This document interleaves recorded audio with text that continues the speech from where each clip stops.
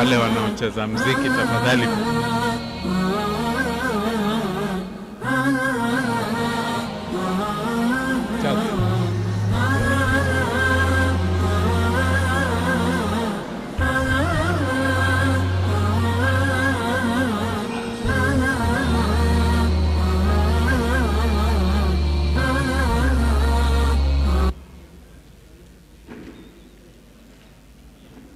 Assalamu alaikum wa rahmatullahi wa barakatuh. Ningependa wale ambao wanaonisikia lakini wako nje, tafadhali tuingie ndani tukae ili tuweze kuanzisha mpangilio wetu wa leo inshallah. Bismillahirrahmanirrahim.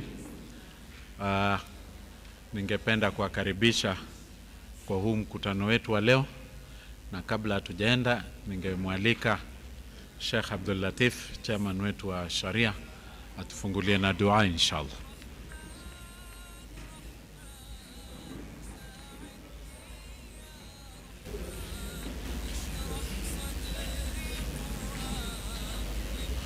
Assalamu alaikum wa rahmatullahi wa barakatuh.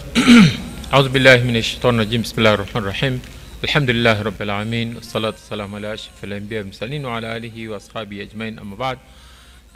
Tumomba Mwenyezi Mungu Subhanahu wa Ta'ala ajalie kikao cha khairi, kikao cha baraka, atutilie taufik katika kikao chetu, atujalie yale ambayo tutatoka nayo ni matunda ambayo yatatufaidi sisi na tufaidi kizazi kitakachokuja.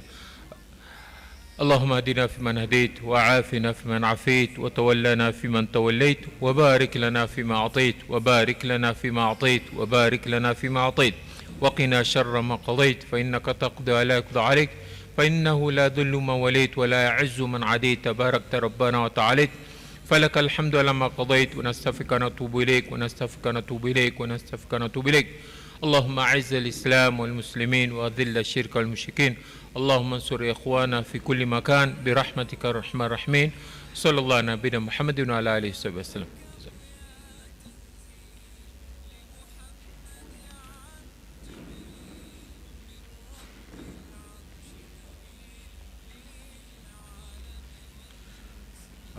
Shukran jazilan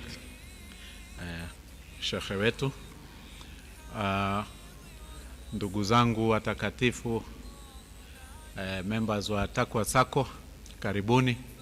Ni matarajio yetu kuwa mumejisajili kwenye meza ya kujisajili, that is you have done due registration, ili tupate kujua wale wamefika. Kama kuna mwingine mwenzako unayemjua na yuko njiani, mwambie atie bidii, maana sasa tushaanza mkutano wetu rasmi. Ama baada ningewaomba wale ambao wanashikilia microphone hizi za kutembea awaje nazo kusudi members wetu wapate kujitambulisha.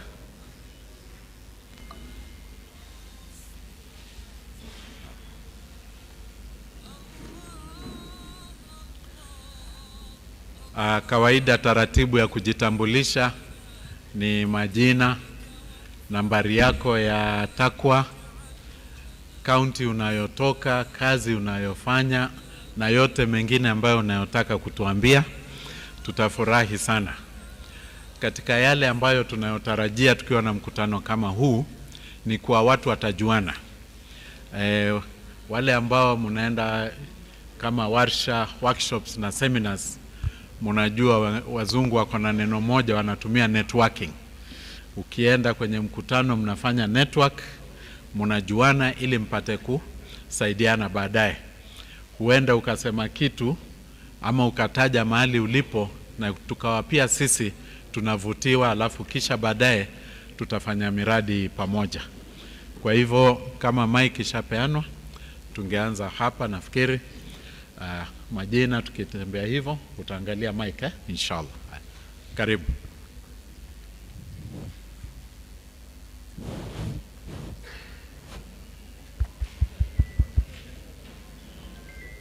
Assalamu alaikum warahmatullahi wabarakatuh. Kwa majina naitwa Sheikh Ahmad Ramadhan Musa, natoka sehemu ya Nguluni, Matungulu sub county. Mimi ni aspiring member wa Taqwa na nashukuru kufika katika kikao hichi. Assalamu alaikum wa rahmatullahi wa barakatuh. Shukran. Assalamu alaikum wa rahmatullahi wa barakatuh. Mimi naitwa Yusuf Juma, natoka Nguluni, Matungulu sub county. Mimi nikiwa ni member wa Taqwa Sacco. Jazakumullahu khair. Assalamu alaikum wa rahmatullahi wa barakatuh. Kwa jina naitwa Sheikh Abdulaziz Nur kutoka Taveta County, specifically Taveta sub county. Mimi ni member number 13695 na vile vile nafanya na shirika lisilo la serikali. Shukran. Assalamu alaikum wa rahmatullahi wa barakatuh. Kwa majina naitwa Kasi Mohamed Gure, businessman, membership number 0892. Asante. Assalamu alaikum wa rahmatullahi wa barakatuh. Abdi Mohamed Omar, mwalimu Makindu, home ni Marsabit County. Assalamu alaikum wa rahmatullahi wa barakatuh. Jina ni Mahmoud Sheikh Ibrahim. I'm retired public servant. Membership ni 063. Assalamu alaikum wa rahmatullahi wa barakatuh. My name is Mohammed Shimui Amin. I'm Taqwa member and I'm a businessman. I'm not just a member.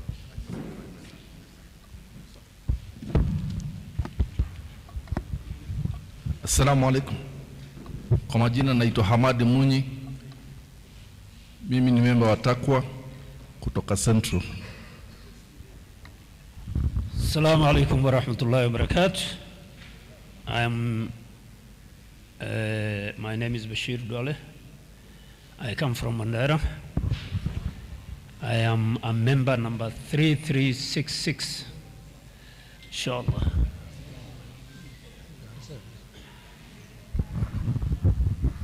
Assalamu alaikum wa rahmatullah. I'm Yusuf Muhammad, member number 189. Assalamu alaikum wa rahmatullah. I am Abdul Nasir Muhammad, member 328 from Garissa County. Assalamu alaikum wa rahmatullahi wa barakatuh.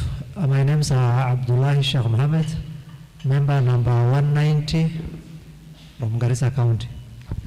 Assalamu alaikum. My name is Bashir Salam, membership 3912 from Garissa Mandera County.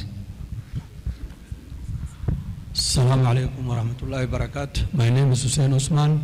I'm a member of Taqwa, membership 2611, Nairobi County. Assalamu alaikum wa rahmatullahi wa barakatuh. I'm a member of Taqwa 476 member.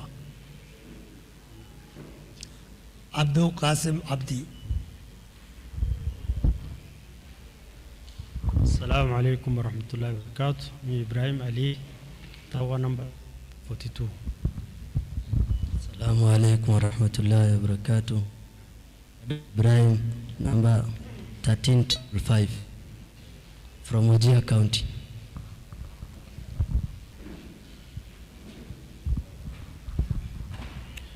Mahmoud Shuriya Mahmoud, membership number 4016, Garissa County.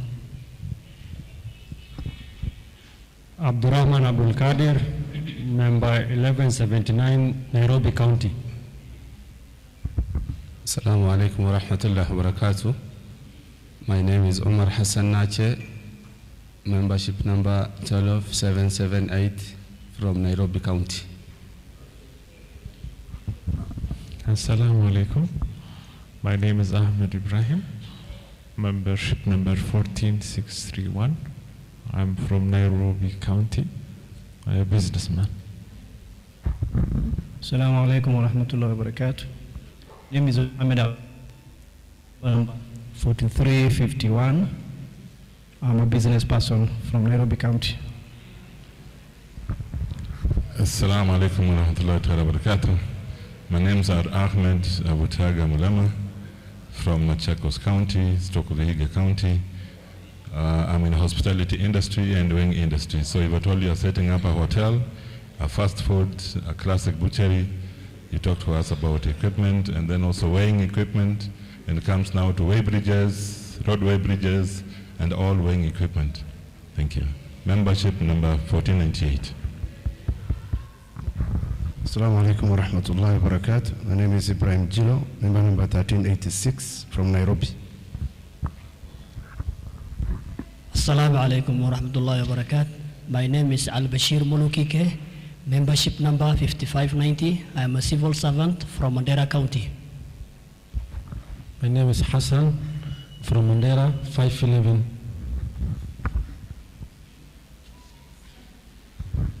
Assalamu alaikum, Fahad Ibrahim, Nairobi County. Assalamu alaikum, my name is Hamisi, membership number 13803 from Nairobi County. Assalamu alaikum, my name is Absalam Were, a business person from Kajiado County, membership number 15669. Assalamu alaikum wa rahmatullahi wa barakatuh. Mimi naitwa Yusuf Idarus, a businessman, Nairobi. Subiri kidogo. Wajua kuna mwenzetu hapa ametueleza biashara yake kwa urefu. Mashallah. Ni muhimu tujuane. Naweza kuwa natafuta wakili, natafuta daktari, natafuta mhandisi. Tukisema tu member number from Nairobi, bas utapotelea hapo hapo. Tusaidieni tafadhali inshallah. Tuelezeni kirefu kidogo tu, hata kama utaki kutangaza biashara yako, basi sema biashara yangu ni ya sufuria inshallah. Ujui nikiwa na karamu next week naweza kukuita inshallah. Sawa. Assalamu alaikum. My name is Aden Adat. Membership 133. I come from Garissa County. I'm a civil servant. Salam alaikum.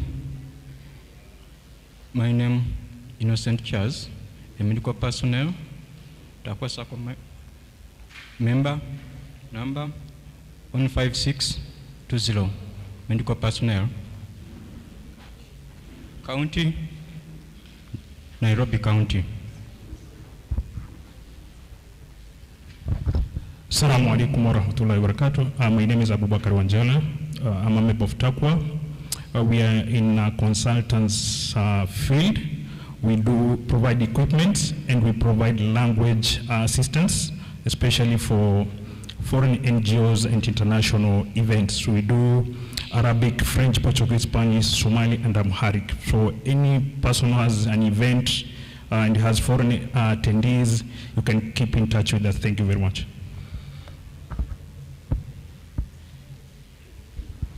Assalamu alaikum wa rahmatullahi wa barakatuh.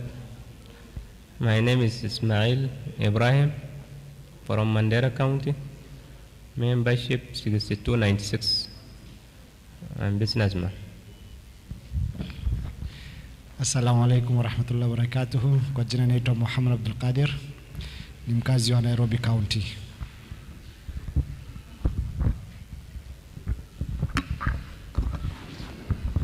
Assalamu alaikum wa rahmatullahi wa barakatuh. My name is Juma Modi, civil servant from Kwale. Thank you.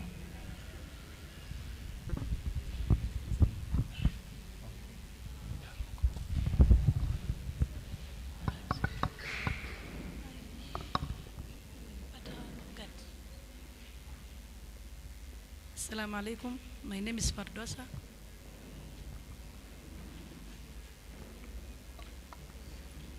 Assalamu alaikum.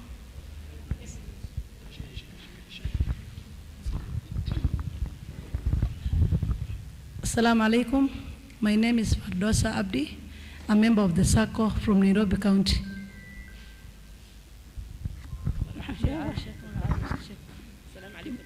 Assalamu alaikum.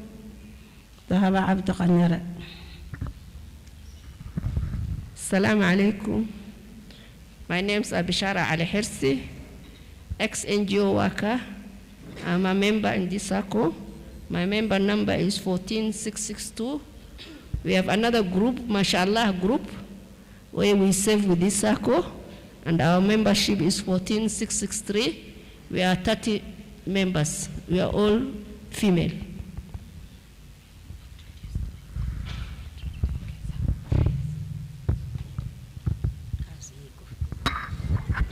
Assalamu alaikum wa rahmatullahi wa barakatuh. Jina langu naitwa Amina Ali, namba yangu ni 348. Assalamu alaikum wa rahmatullahi wa barakatuh. My name is Azina Maalim Hussein, civil servant from Mandera County. Assalamu alaikum. My name is Fahima, member number 4969 I think. Mimi ni wakili, kwa hivyo kama unahitaji wakili nitafute. Hatuwezi kosana juu ya legal fees. Assalamu alaikum. My name is Latifa Kanini Isa. I'm a principal officer at CPF Financial Services. We deal with pension amongst other things. So in case there's a pension under lap trust, feel free to reach us. And member number 640. Assalamu alaikum, Fatuma Sugal, membership 1221. I'm a doctor. Assalamu alaikum wa rahmatullahi wa barakatuh. Imani Huda Hamisi, a teacher at Raila Educational Center, Nairobi. Assalamu alaikum. My name is Nuru Masood. My number is 1162. Assalamu alaikum. Mariam Kusha, membership number 13844, business lady. Assalamu alaikum. I'm Sakina Muga, membership 770 from Makueni County. Assalamu alaikum. My name is Dude Abdi Ali, membership 627, Mandera County.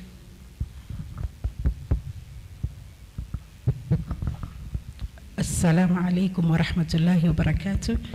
My name is Mariam Muhammad, membership 15768, and I am the director of Najah Integrated and Madrasa in Donholm Visit.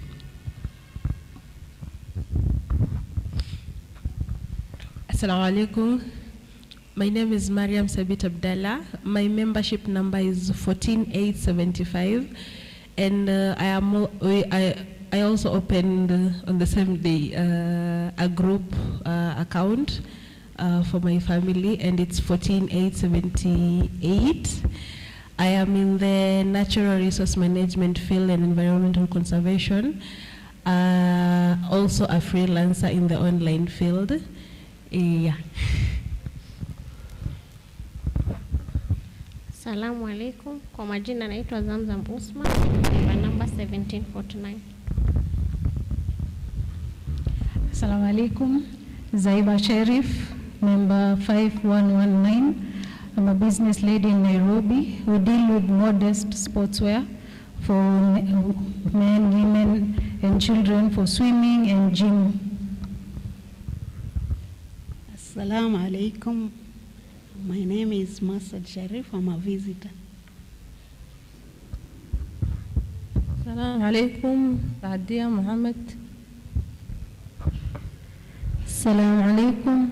I'm called Safia Salam Mustafa, membership number 40005 as a businesswoman lady. Assalamu alaikum. My name is Hadia Salim Abdallah. Membership number 13899. I'm a civil servant stationed in Bungoma County. Thank you. Assalamu alaikum. Hadija Suleiman. I work with Kenya Bureau of Halal Certification from Nairobi.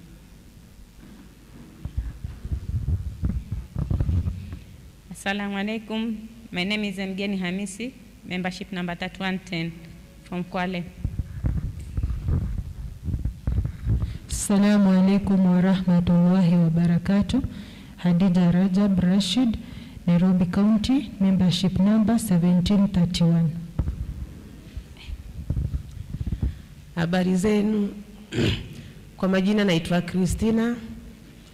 Namba yangu ni 15654, Nairobi County. Mkizungumza mzungumuze pia Kiswahili tupate ya kuelezea watu. Wengine tusikii Kizungu.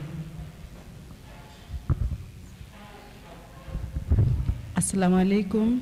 My name is Rafa Osore, membership 11700. Assalamu alaikum.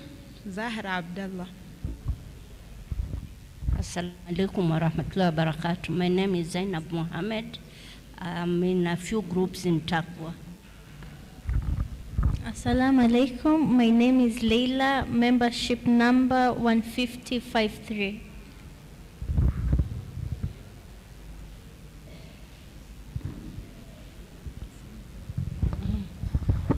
Assalamu alaikum. My name is Medina Ahmed, membership number 4264, Nairobi, and the family group is 13123.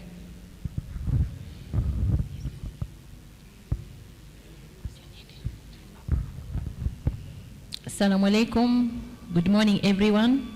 I'm Dr. Hawa Godana, HR specialist.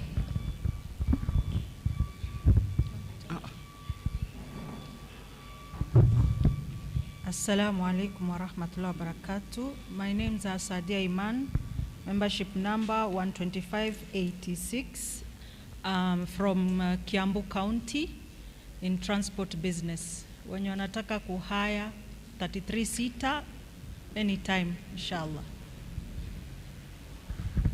Assalamu alaikum wa rahmatullahi wa barakatuh. Mimi kwa majina naitwa Juweri ya Muhammad, natoka Park Road.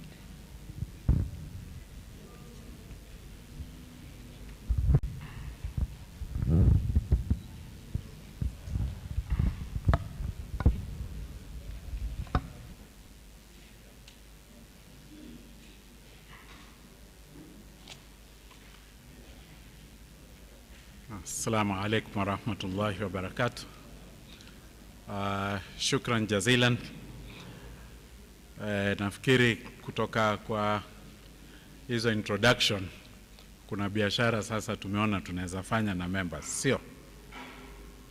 Kama hujaona, kumbuka kuna kitu kinaitwa modest sportswear.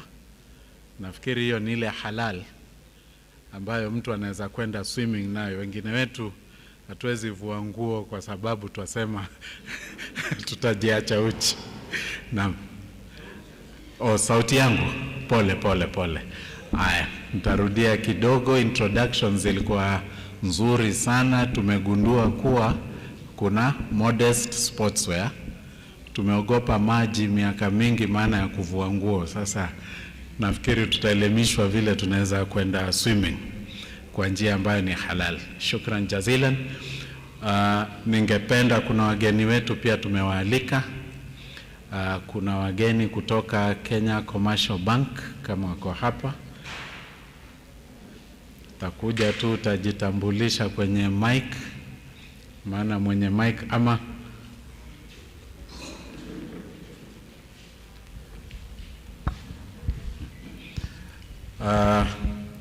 Mwanaisha na Lea Choge kama mko hapo.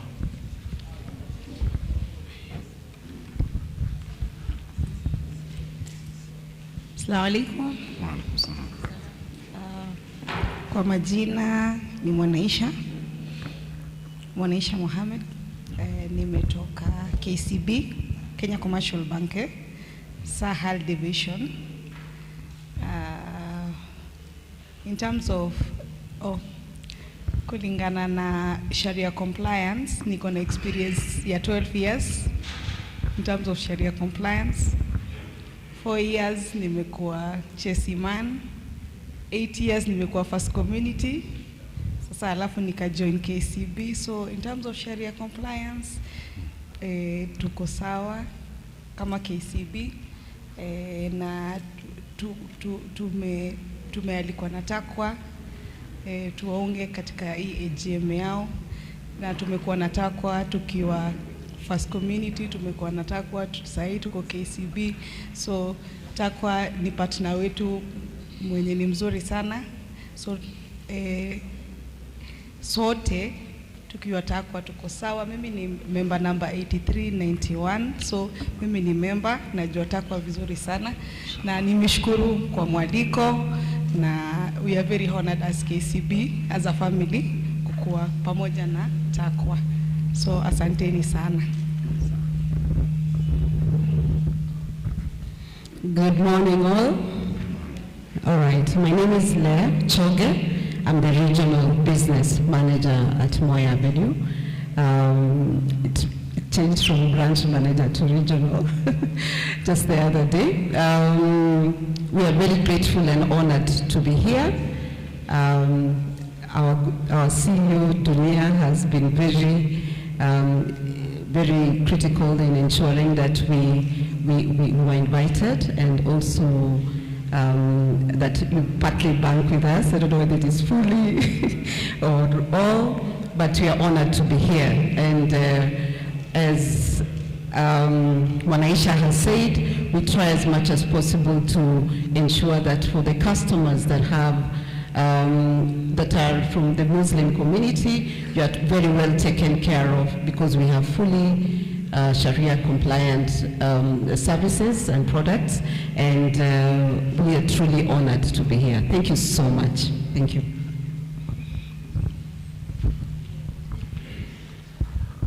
Shukran. Ministry of Cooperatives, we have James Ngaruya.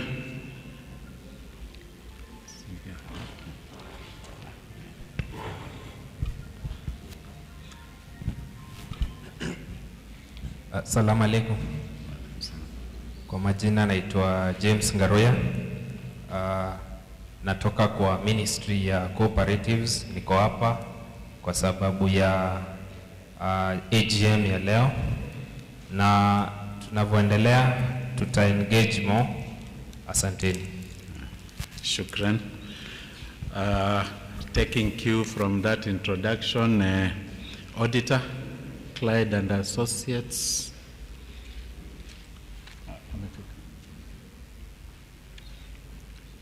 Okay. Sawa. Akija inshallah atajiintroduce. We have a special guest, valuer James Moreithi. Good morning, members.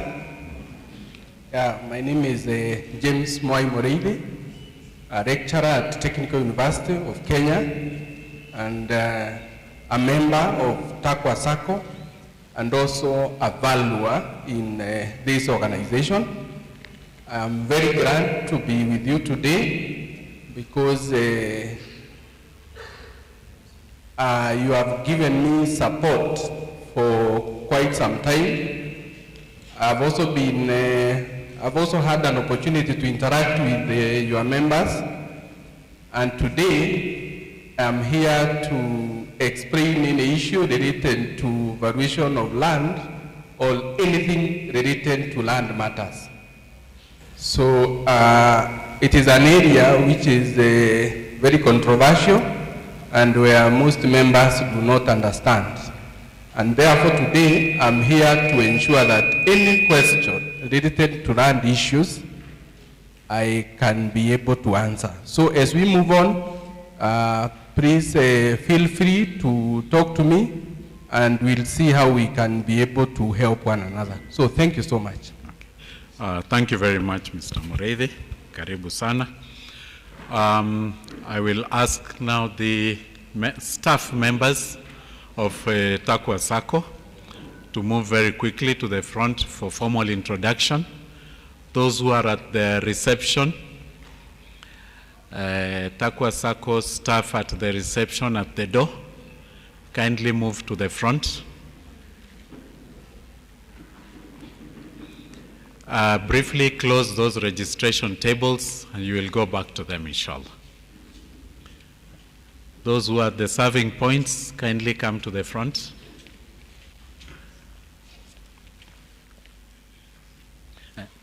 Njoni hapa.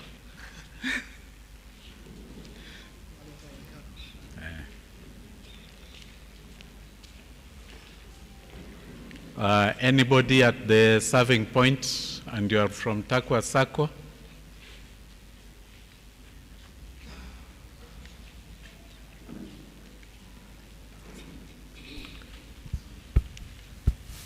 This is the face of Taqwa Sacco that you see on a daily basis. So I will ask the CEO to start off with the introductions, followed by in terms of probably the way they are aligned. But after the CEO, then we can pass the mic to the other side. Please give us your name and the department that you're working in. Any other detail that you think members will be interested to hear. Karibuni. Assalamu alaikum wa rahmatullahi wa barakatuh. Yeah, so my name is Dunia Jarso Abdi. I'm the CEO at Taqwa Sacco. I've interacted with most of you, so looking forward to interact with you more. And karibuni sana. Good morning. My name is Grace Kilunda, ICT officer.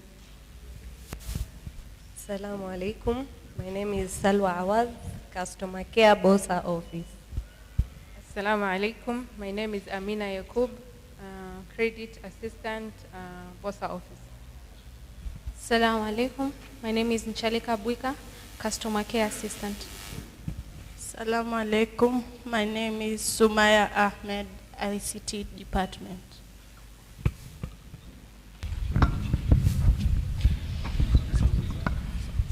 Assalamu alaikum. Mimi naitwa Martin Mukaria, member number 13536. I'm the accountant. Karibuni sana. Assalamu alaikum wa rahmatullahi wa barakatuh. My name is Faisal Abdallah, the assistant accountant under the mobile banking department. So in case of any issues of your deposits, you can just inquire from me. Thank you. Welcome and looking forward to interact inshallah. Bismillahirrahmanirrahim. Assalamu alaikum wa rahmatullahi wa barakatuh. Kwa majina ni Salim Ghalgan kutoka Mombasa branch office, which was opened just about 1.5 years ago. And I'm a consultant stock and advisor at Mombasa, member number 14172, and I'm glad to attend this second AGM of Taqwa, which has huge potential, inshallah. And I'm ready to be consulted anytime to advise customer. I'm available. Shukran, jazakumullah khair. Assalamu alaikum wa rahmatullahi wa barakatuh. My name is Suleiman Yunus. I'm the teller at Fosa office. Good morning, everyone. My name is Hilary Kirui, finance department, member number 15. Utarudia ukishika mic, eh? Good morning. My name is Hilary Kirui, accountant, member number 15668. Assalamu alaikum. I'm Kipto Jafta, assistant accountant. Assalamu alaikum wa rahmatullahi wa barakatuh. My name is Said Mwasasa. I'm the back office supervisor. Assalamu alaikum. My name is Charles Olwen. I'm the deputy manager. Karibuni sana. Assalamu alaikum. My name is Yasir Malik, recovery assistant. Assalamu alaikum. My name is Fatma Tahir, customer care Fosa. Good morning. My name is Mary Muley, office assistant. Good morning. My name is Tabitha Mtuku, customer care assistant Bosa. Good morning. My name is Maureen Yathama, marketing officer. Karibuni Taqwa. Assalamu alaikum. My name is John Keter, credit officer. Assalamu alaikum. Naiwa Ismail, finance. Good morning all. My name is Vincent Sige. I'm in charge of credit department. Welcome all. Shukran sana. Taqwa staff. This is the face that you'll be seeing. You can now go back to your positions. You can see the efforts we are making to ensure that we beef up every department that is serving you so that you can get quality service.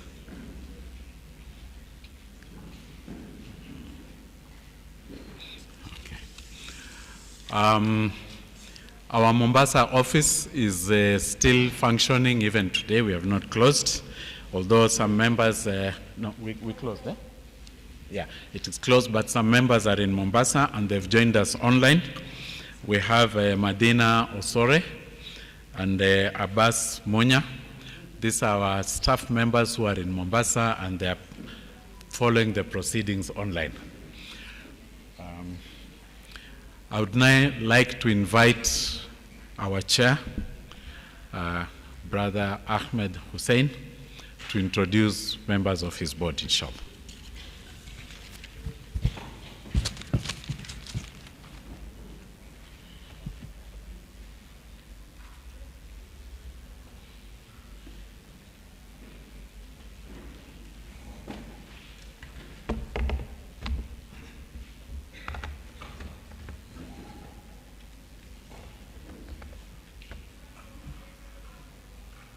Assalamu alaikum wa rahmatullahi wa barakatuh. Let me take this opportunity first to welcome all of you to our meeting today. I'm glad to see all your faces, and I would like you to learn one another so that sometimes when you have problems with grantors, if you know members, you might get grantors among them. But I want to introduce the members of the board. Could you members of the board, please. We'll start with Ahmed Mutanga. Ahmed Mutanga, please greet them. He's our vice chair. We have Zaytun Isa, our treasurer. Roble Mukhtar is a member. Idris Aden. I'm sure Idris is known by everybody. Idris was just here. Idris, can you see Idris? Yes, Saada Abdul. Saada Abdul, thank you. Fahad Mudeh. Fahad.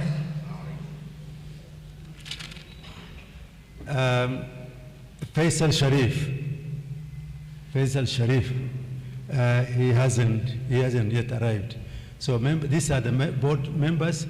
But I think, as you saw, the staff of Taqwa, the staff has grown by almost 50%. So that we are able to attend to your issues. The other thing which has happened in the last financial year, or the last year, number one, I will say it in my speech, but you know we lost our founding chair, Mr. Ahmed Yusuf, and may Allah protect him where he's been taken to. The other thing that has happened is the board now functions under thematic areas. There is the credit committee, Idris, Saada, and Mudeh. Those are the people who give credit. I cannot give you credit. Then the next lot is audit and risk committee, Jawahir, Kainan, Roble Mukhtar, and Faisal Sharif. Please raise up your hands. Thank you. The other committee is finance, HR, technology, and investment. Zaytun, Ahmed Mutanga, and Roble Mukhtar. Some people will be in two boards, committees. Then education and business development, Ahmed Mutanga, Jawahir, and Idris Aden. So all our committees fall within those groups. Then we have the the Sharia board, chaired by Sheikh Abdul Latif Abdul Karim. The Sharia board, Hussein Isaq. Hussein Isaq is here. We have Saleh Osore. Saleh is there. And then we have Tego Wolasa. Tego, my brother, where are you? They cannot see you, you are short, I think. Let them see you. And then we have the supervisory committee. The supervisory committee is headed by Dr. Salah Abdi Sheikh. I think he hasn't arrived, I can see him. And then he is with Rubea Katani. Rubea, alaykum salam. And then we have Muhammad Ja'far. Muhammad Ja'far, has he joined us from? He's online, he's in Malaysia, somewhere in Asia. So our board works, there's a board, there's the Sharia board, and there's the supervisory board. This is to ensure checks and balances for us. Before we go to the next item, I want to thank the people who have joined us today from almost 15 counties, all the counties.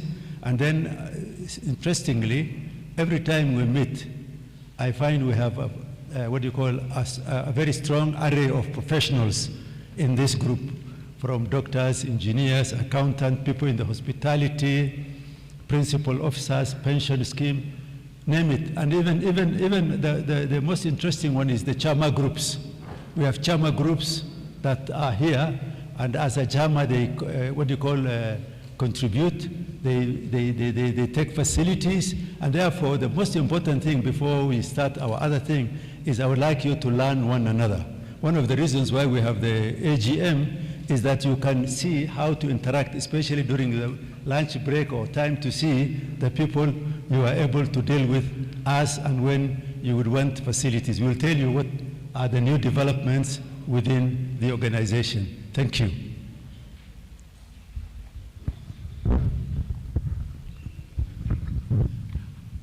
Shukran Jazilan, Chairman Ahmed Hussein. Before we go to the next one, I think I'll make a couple of announcements.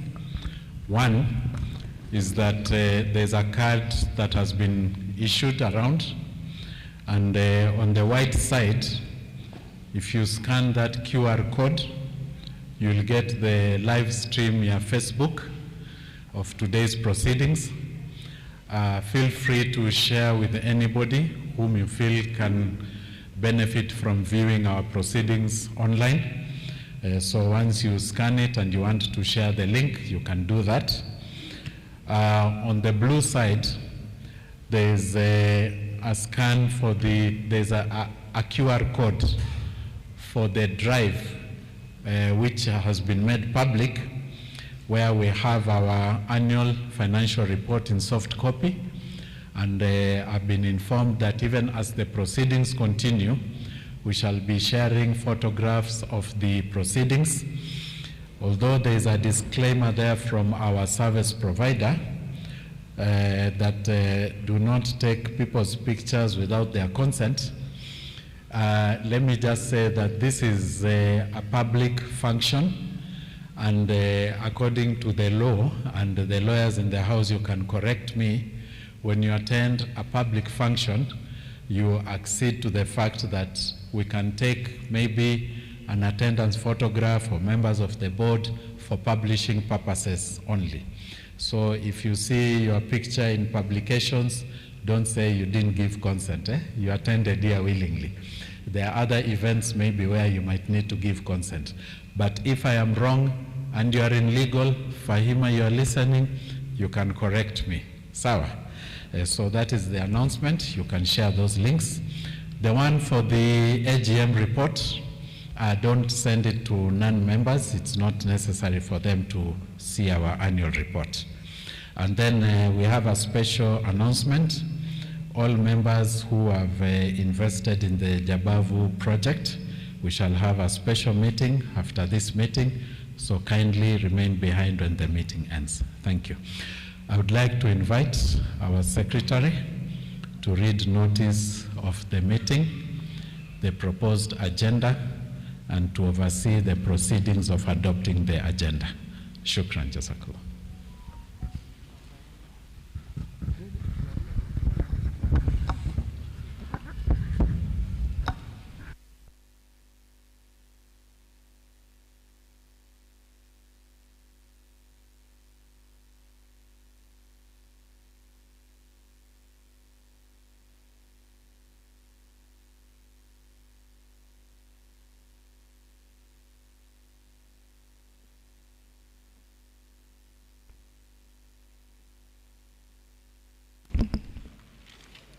Assalamu alaikum wa rahmatullahi wa barakatuh. Members, I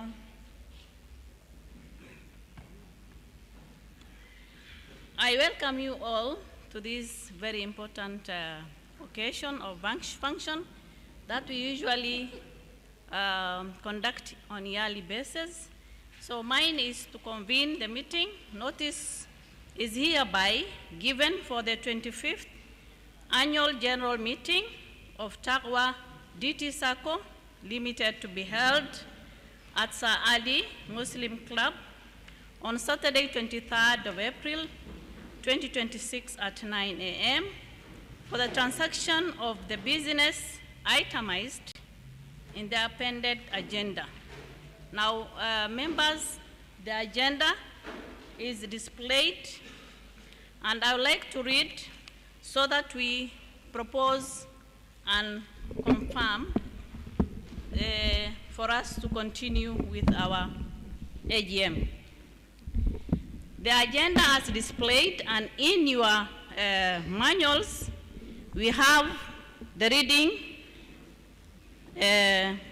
of the notice convening the meeting and confirming the presence of the quorum. We have already confirmed that we have quorum, both physical and online. So we have the quorum with us. Item 2, to confirm minutes of the 24th annual general meeting held on the 26th April 2026, that was last year. Agenda number 3, to consider matters arising from the minutes of the 24th annual general meeting. Agenda number 4, to receive, consider, and approve the financial statements and accounts for the year ended 31st December 2025, together with 1, the chairman's report, the treasurer's report, the auditor's report. Agenda 5, to receive and consider the Shariah-compliance report and supervisory and audit committee report. Agenda number 6, to consider and approve the budget for 2026-2027 financial year. Agenda 7, to consider and if found appropriate, pass resolutions in respect of the below. 1, dividends for the year ended 31st December 2025. 2, appointment of external auditors. 8, to elect 3 board members of the board of directors and 1 supervisory committee member retiring by rotation. And the 9th agenda is to transact any other business for which 7 days notice would have been issued and received. This is by the management committee.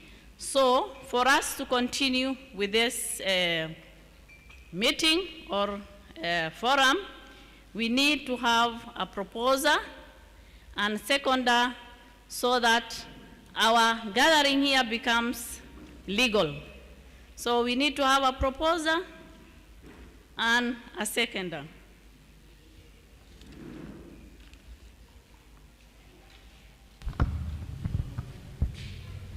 I propose. Thank you. Your name, please, and membership number. My name is Bishara Ali Hersi, and my membership number 14662. I'm from Mandela County. Thank you. Second, who will second the, so that we carry on? Assalamu alaikum wa rahmatullahi wa barakatuh. Alaikum salam. Second, my name is Yusuf Juma, membership number 15148. Thank you so much, members. I think we have now confirmed and proposed and seconded the agenda, and now we are legally starting the meeting. So the next agenda will be confirmation of the minutes of the 25th annual general meeting, 24th annual general meeting that was held last year. And the agenda or the minutes are in the booklets that you have. So we may go through them.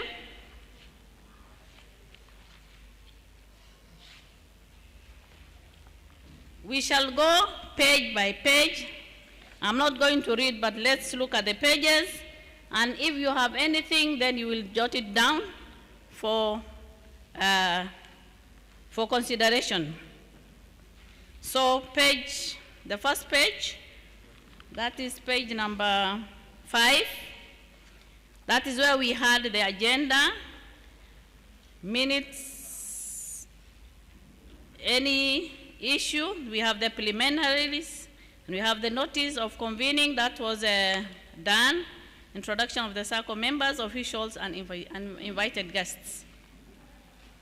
Page 6, we have agenda 4. This was the reading and confirmation of the previous annual general meeting that was in 4th May 2024. Agenda 5 on the same page. Agenda 6, that was where we had the chairman's report. Page 7, I hope we are together. Page 7. We have the operating environment and the chairman's report. Then page 8. Number 6, investment opportunities and innovations. It was discussed, and those were the key initiatives included. You can see on that page. On the same page, number 7, we had Taqwa Foundation. Number 8, digitalization and MIS upgrading. Page 9, we have the item discussed there.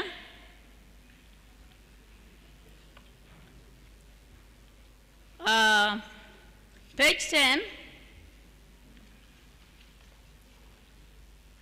we had the Sharia committee report, that is minute 7 on Sharia committee report, whereby we discussed several items were discussed under Sharia, which is on page 11.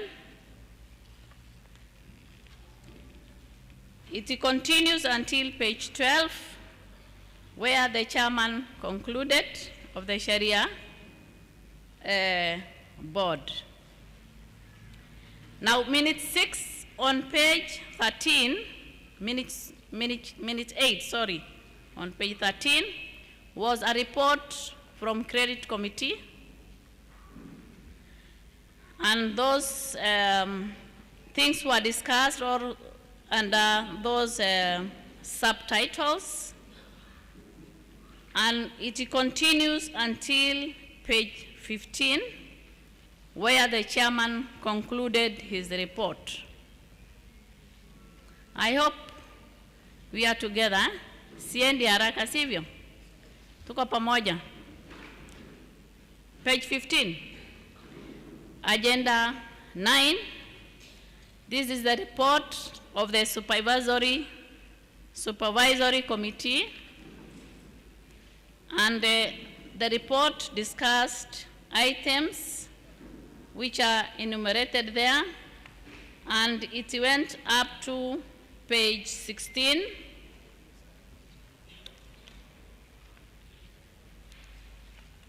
Page 17, which is agenda 10, we had the treasurer's report, and the treasurer took us through all those items which are itemized in that page up to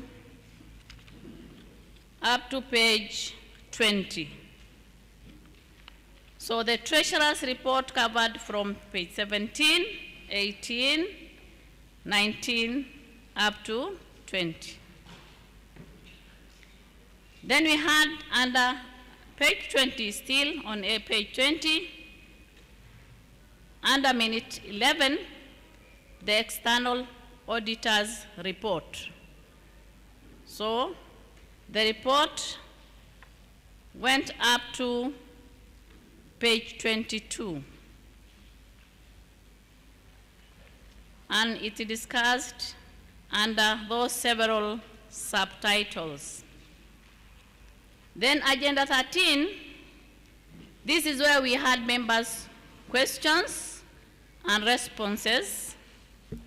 So we had several questions and they were responded to, which ran from page 22 to page 24. And then on the same page, page 24, we had minute 14, which was about annual general meeting resolutions. The resolutions that we made as members of Taqwa Sacco is well enumerated on page 24 and 25. We also had the minute approved by the chair, you can see. On 26, page 26 to page 28, we had the members who were present at the AGM. Then, page 29, so that is all about last annual general meeting.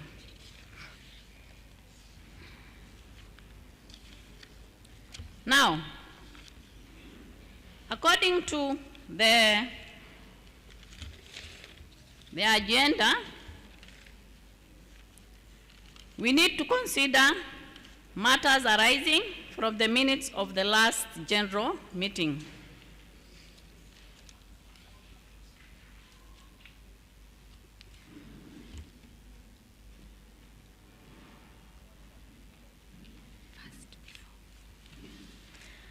So before we continue with our agenda, let's have a proposer and a seconder so that we confirm that really what is indicated here is what we have deliberated on last general meeting.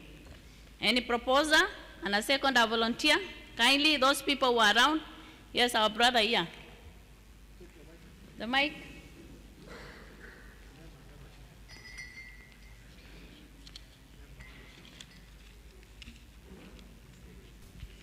Assalamu alaikum. I, Mahmoud Adam, membership number 989, I propose. Thank you so much, Member Adam. A seconder from maybe the ladies' side. Yes, sister.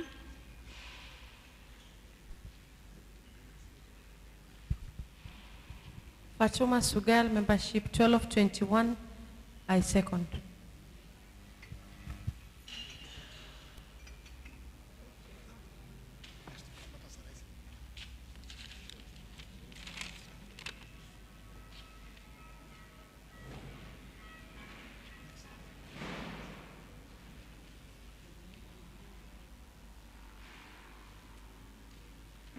Now we shall go to matters arising.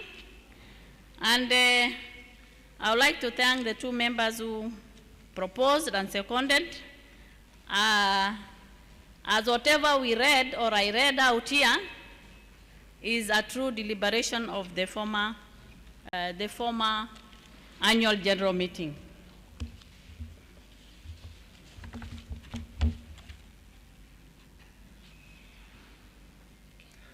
So there were matters arising from the minutes.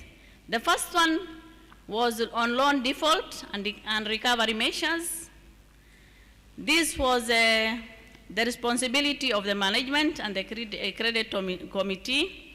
So on loan default remains a concern. So many of us are defaulting. It is a great concern which is affecting our loan books. So I'll urge kindly those people who are, securing loans, make sure you prepay the loans because it is of great concern to us. Issues on education, we are still educating our members on daily basis on the website. In case you visit our office, we usually have members or staff who are accredited to do that, for members to have the necessary education about the Sacco, how it functions, and whatever services that is provided by the Sacco. So on matters education, it is a continuous thing. And in case a member has some concern on some products or services that are rendered by the Sacco, then you are free to maybe ask, so that we educate. Education is a continuous process. It doesn't stop, because we always have innovations and something new come up, always. So we encourage members who get loans to kindly adhere to the rules, the set agreement, because remember, this is a Sharia-compliant agreement, and once that agreement is contravened, then it may raise some issues on Sharia. So kindly, members, let's adhere to the agreement that we usually sign with the Sacco. That is on loan. And in case you have a problem with, the other issue was on guarantor challenge and loan accessibility. Some people or some of the members were complaining that it is hard for them to access loans because of guarantorship. And this was something that was deliberated on by the credit committee and the secretariat. And guarantor requirement maintains to safeguard members' funds. It is to your own good that we need a guarantor whenever you want to have loan or a credit facility with a Sacco. So it is something that is a requirement, and the Sacco is exploring, especially the credit committee, is exploring alternative collateral options. Remember, we also have the FOSA with us. In case you cannot get credit from the back office, then you can always secure credit from the front office, where the FOSA facility means to sort the problem of guarantorship. That is why we have the FOSA with us. Kindly, if guarantorship is a problem, of which most of the members are saying it is a problem, and including myself, but we always have an alternative. That is the FOSA facility, which only requires collateral to secure some facility. Then another matter which arose was member savings post-loan disbursement. That was a responsibility that was undertaken by the management, and members noted to reduce or stop savings after loan disbursement. You see, some members come for loans, and then after they secure the loan, they stop, contributing towards their savings.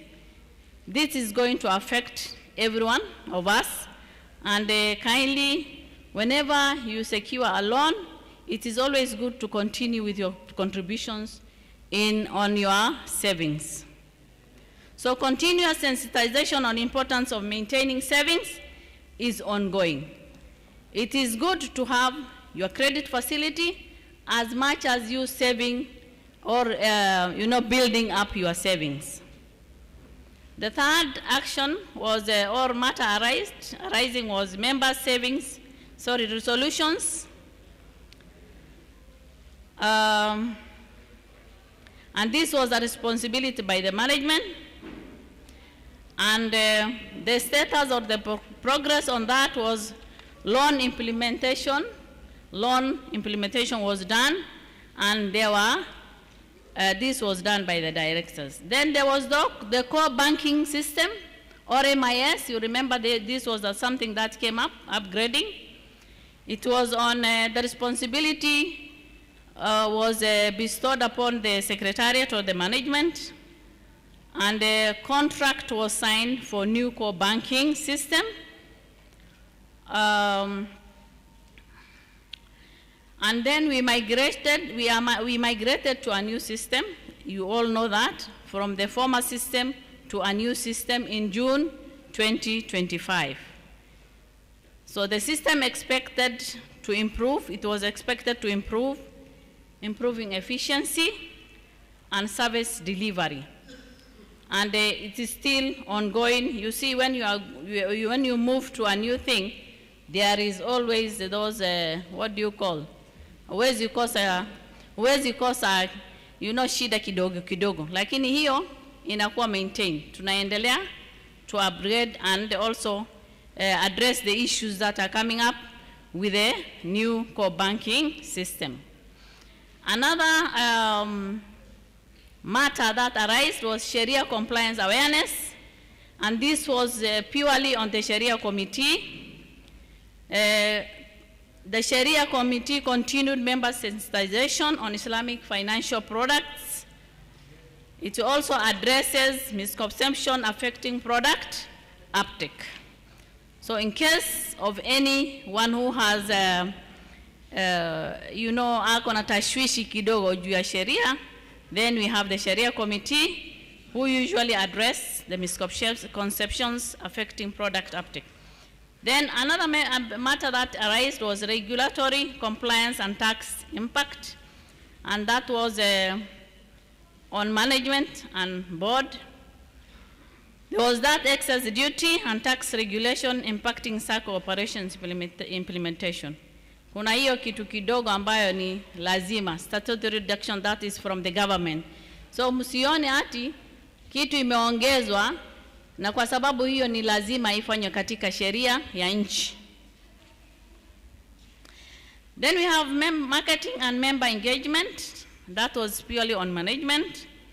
And there was recruitment of marketing officers or staff, and we completed that. And therefore, there was increased use of social media platforms to enhance visibility, targeting inactive members for reactivation. So this is the marketing department. Tuliwa engage na staff wamekuwa recruited, wameajiriwa, na purely this was so that they can use the social media platforms to enhance the visibility of our Sacco.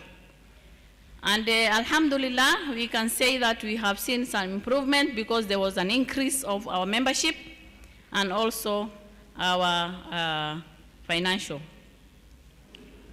Then there was investment and product diversification, whereby we had sukuk and halal investment, and this was purely on the board in conjunction with the management. So we are still exploring the exploration of sukuk investment, which is ongoing with regulators. Development of halal investment product, including mortgage, different FOSA facility product. The other matter that was arised was system efficiency and reporting challenges. There were some challenges that were identified, and this was supposed to be tackled by the supervisory committee and management. And therefore, we have the existing system noted as inefficient and outdated, and therefore we transited from the previous, which was identified as inefficient, then we transited to a new system, which is already in existence. And therefore, we expect to enhance accuracy and operationalize our efficiency. I think those were the matters that arose from the former or the previous meeting.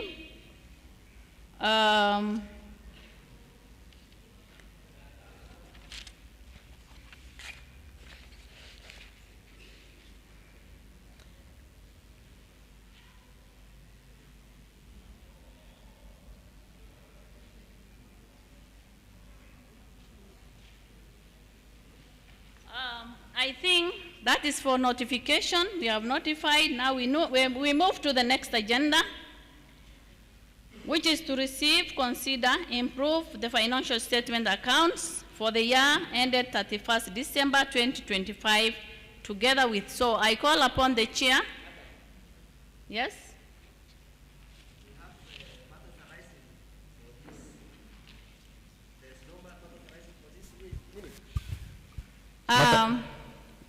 If somebody have a matters arising from now, can we consider that? Matters arising ambayo umetusomea ya last year. Okay, I think it's okay if anyone has something before I call upon the chair, then we can raise the matters that arise, and kindly let's stick to the matters which are at hand. Strictly.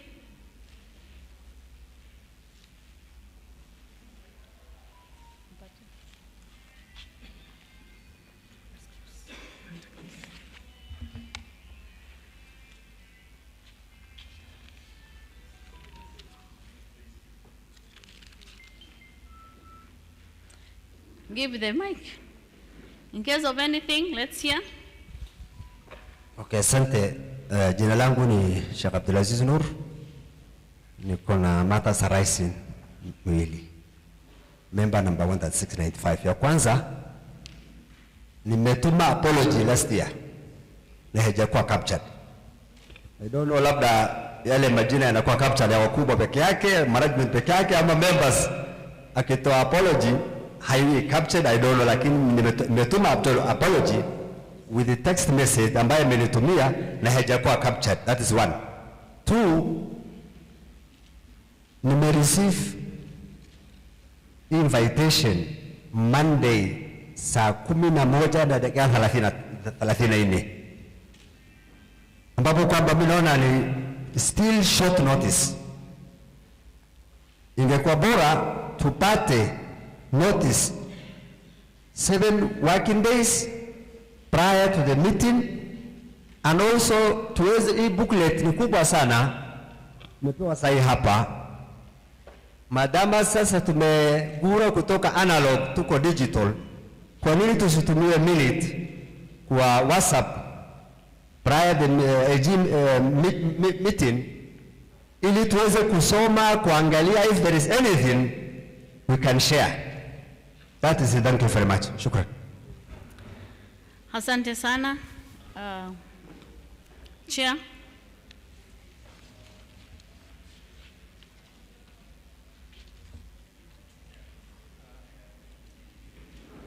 Thank you. Thank you. Wait, Salama. No, I want to read, so I can't.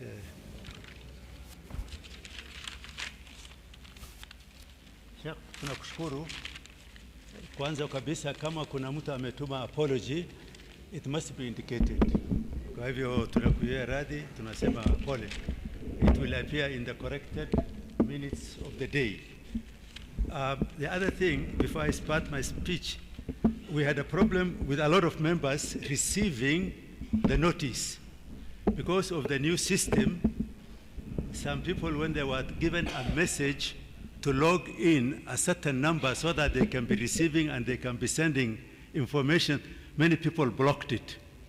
And so we had to go to social media, we had to go to your telephone numbers, because we realized there are many people who are not receiving the message because you are not compliant with the new system. So you will apologize for that. Before I start my speech also, I would like to say that Dunya, Jarso Dunya, where's Dunya? That lady was acting CEO for a long time. Currently, she is CEO confirmed, and therefore you are dealing with the CEO of the organization, Dunya Jarso. She's been acting for a couple of years, but we found she could not continue to act, so she is now confirmed. The gentleman who is here, I was talking to some members, Ahmed Mutanga. Ahmed Mutanga is at the back, he's educating some members on some issues they have raised with him. Is now the vice chair of Taqwa. And Jawahir is the Secretary General of Taqwa. and I was appointed chair after the meeting when our brother Ahmed Yusuf passed on. So those are a few changes that took place within the organization. And I just want to repeat before I start that if you looked at our members, the staff that are dealing with the members' issues, the number has almost doubled. We have over 20 members dealing with all our issues, and therefore we're able to deal with your complaints at the shortest time possible now. If I give you an example, a week ago, a gentleman wrote from Marsabit that his money is not reflected. He had a lot of problems. I called him, we talked to him, tuliongea na yeye, tukaona kulikuwa na shida ya kutoelewana. The money was found in the suspense account, and he has not been sending regularly, but he wrote back to appreciate that we were able to deal with that matter. So let me start my today's report. Bismillahirrahmanirrahim. Distinguished members, Board of Directors, Supervisory Committee, Management Staff, partners and guests. Assalamu alaikum wa rahmatullahi wa barakatuh. On behalf of the board, I'm delighted to welcome you all to the 25th General Meeting of Taqwa, the annual General Meeting of Taqwa DT Sacco today, Limited. Today is not just a statutory meeting, but also a moment of reflection, gratitude, and renewed commitment. We thank Allah for granting us the opportunity to witness another year and to come together as one Taqwa family. Your continued trust and support remain the foundation upon which this Sacco stands and grows. This AGM marks a significant and emotional milestone for our institution.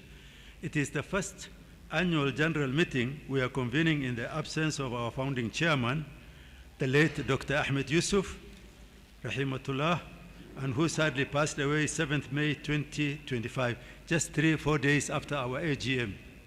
He was in hospital during our AGM. The departure left a profound void within our institution, as he was not only a visionary leader, but also a pillar of strength, wisdom, and inspiration to all the members. Dr. Ahmed Yusuf will always be fondly remembered as the #1 member, Taqwa Sacco, a title that reflected his unmatched dedication, commitment, and belief in the vision and values of the society.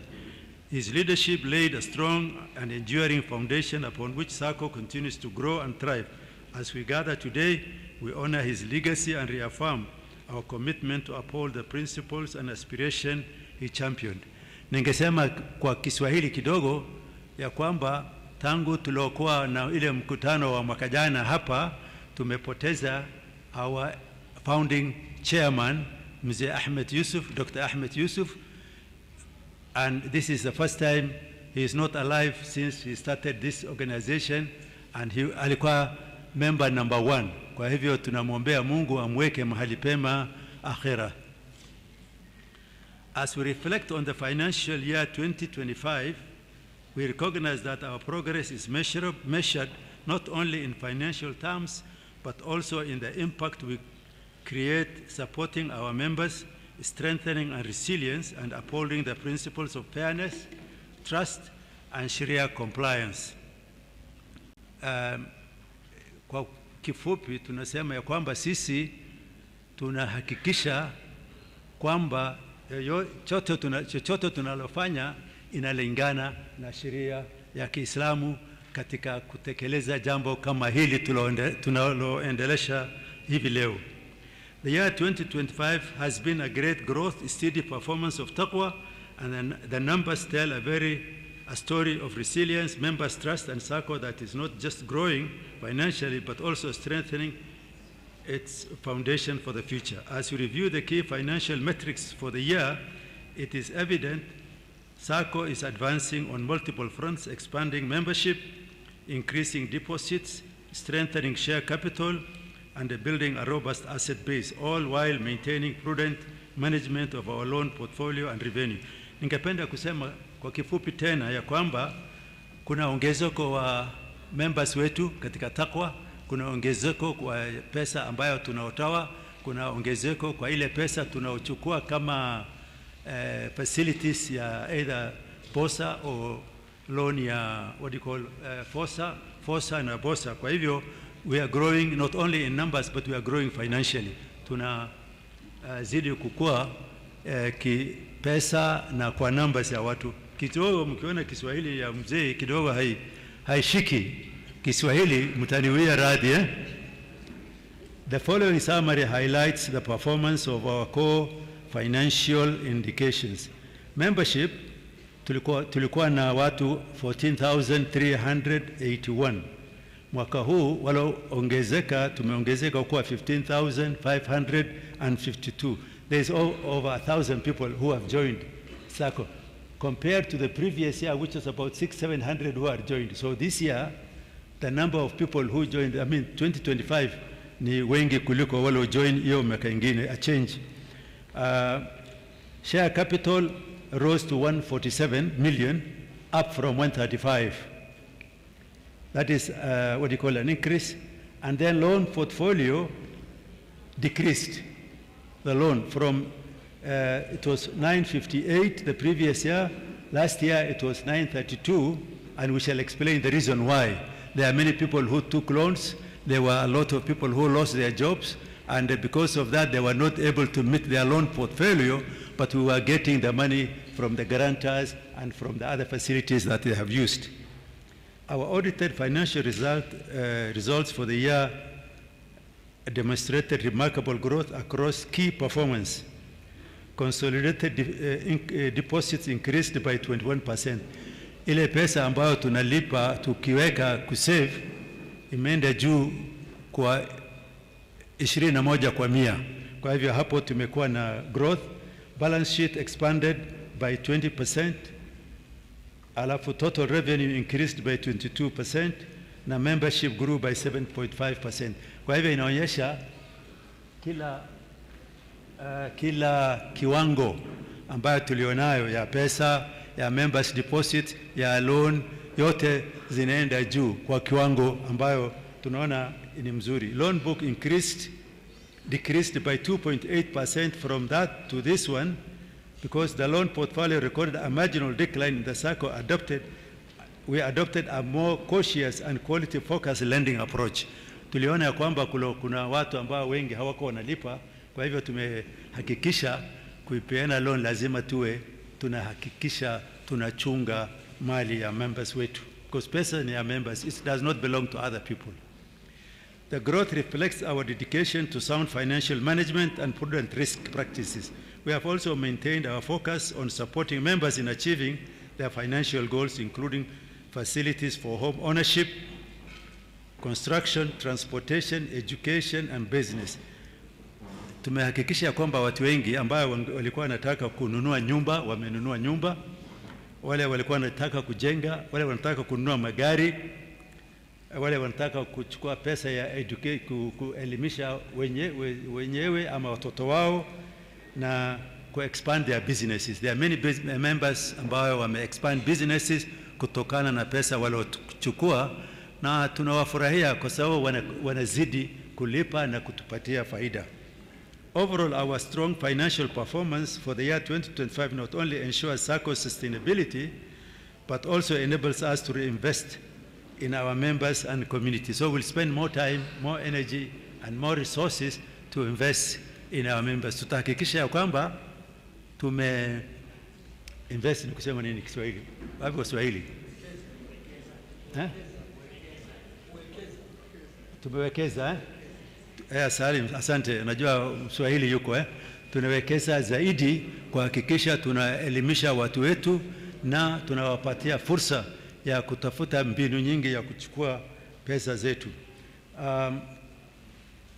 Overall, our strong, based on the performance, the board is pleased to recommend the following member approval. 1, dividends of 15% per share on fully paid up shares as of December 31st, 2025, translating to 2.44 thousand. Now this is before tax. You know, these days, serikali ina tax kila kitu. They taxed us when we got the profit. Now when we are giving dividends to the members, they tax us a little. So what may come to your account if we approve this is 2,319. We will explain why it is slightly lower than last year. The total dividend payout will amount to 23 million.93 compared to 25 million.63 in 2024. This is because there is an item in our financial regulations that we must submit a certain percentage in our reporting to SASRA every month. And for that now, instead of giving us 80% for dividends this year, we are earning 30%, 70% dividends. So there is a reduction of 10 to improve our other financial situations. The total dividends, yeah, I think I've read that. And then we go to technology. During the financial year 2025, the Sacco achieved a significant milestone in its digitalization journey through the successful upgrade of its management information system, MIS, to the Centurion Limited core banking system. This transformation has enhanced transparency, strengthened reporting capabilities, enabled timely and accurate data-driven decision-making. Now, it is easier for us to use that system to make decisions. And it is also easier for you, if you follow the instructions, to follow all the matters relating to your thing. This transformation has enhanced the transparency. I think where was I? Yeah, the system has greatly improved service delivery, particularly for mobile users through enhanced digital access and the introduction of internet banking service. It has also streamlined loan processing and reinforced recovery mechanism, contributing to improved efficiency, portfolio performance. Furthermore, the upgraded platform supports the Sacco's strategic direction of offering digital Shariah-compliant investment solution and allows seamless integration with fintech growth, innovation, and improved members experience. Tunasema tumenunua mtambo mpya ya kuhakikisha ya kwamba tunatumia katika Taqwa ili tuweze kuwahudumia kwa vile ilivyo, ili you can use, unaweza tumia mobile banking, unaweza fuata ile mambo yako yote. Kwa hivyo hiyo system ili tukarimu ndio, lakini we are happy that it is making life easier both for the members and also for the organization. Please, and I want to say here also, if you have an issue, we have a more robust, members, especially at the customer service now. You can raise issues, and even if you don't get immediate response, you can call me, you can call the vice chair or the CEO, and we are sure tutahakikisha umehudumiwa. Branch expansion. The Mombasa branch continued to strengthen Sacco's presence in the coastal region, contributing to membership growth and financial inclusion. Additionally, the agent in Garissa has extended services to previously underserved areas, reinforcing our commitment to accessibility and inclusive growth. Registration of an investment wing of the Sacco is ongoing. We haven't finished. We want to finalize the registration of an investment wing, because we cannot do certain things. We cannot buy properties. We cannot buy plots anymore as we used to do. So that is undergoing, and Mr. Roble is spearheading that process. The initiative is aimed at creating a structural platform through which the Sacco can undertake Sharia-compliant investment on behalf of its members while optimizing returns and enhancing institutional sustainability. The investment wing will focus on opportunities in areas such as real estate development, halal business ventures, and other ethical investment avenues aligned with Islamic finance principle. Hii ni kusema ya kwamba tukiregister hiyo wing, the financial, investment wing, tutajaribu kupata mbinu za kuhakikisha we can go into maybe real estate without anything. We can invest in other profit-earning ventures as long as they are Shariah-compliant and they are financially acceptable to our board. The establishment of this investment wing marks a strategic shift from a purely deposit-taking and lending institution to a more diversified financial cooperative capable of generating additional income streams and increasing value to members. Once fully operational, the investment wing is expected to enhance revenue diversification beyond traditional lending activities, provide members with access to structured Sharia-compliant investments opportunities, strengthen the Sacco's asset base and long-term financial stability, position Taqwa as a leader in innovative Islamic cooperative finance solutions. So tunasema hii tukiweza kutekeleza tutakuwa na mbinu nyingi za kuhakikisha ya kwamba tunakuwa na opportunity ya kusaidia wanachama kupata mbinu nyingi za kuinvest money in different forms of things. To sum up 2025 is proof of Taqwa's tenacity, development, and steadfast dedication to its members. We are motivated by the vast prospects that lay ahead as well as how far we have come when we consider our accomplishment. With a strong foundation based on creativity, trust, and Sharia-compliant values, we continue to have faith in our capacity to face the future with strength and purpose. Further, we will keep developing, innovating, and producing enduring value for our communities and members.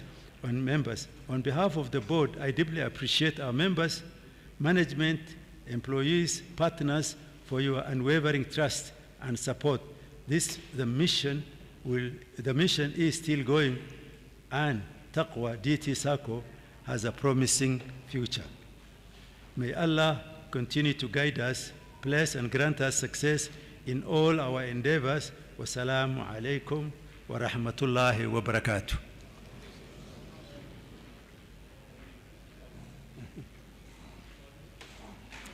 Thank you very much for listening.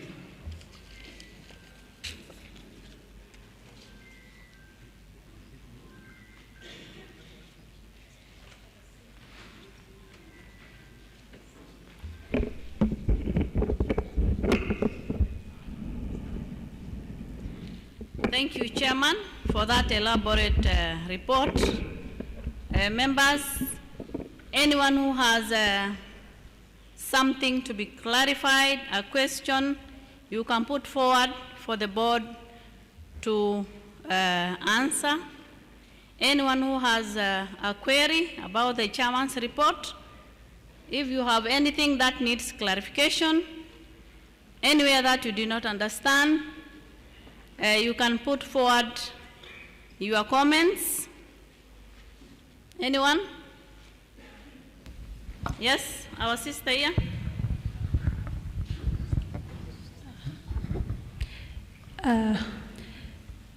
The last report that we're talking about the financial portfolio, if you check at the E, where you said logbook decreased by 2.84 from 958.5 million in 2024 to 932 billion in 2025. Kindly clarify, is it a million or a billion? Because if it's a big increase, it will be a billion, but if it's a decrease, not a million. Thank you so much.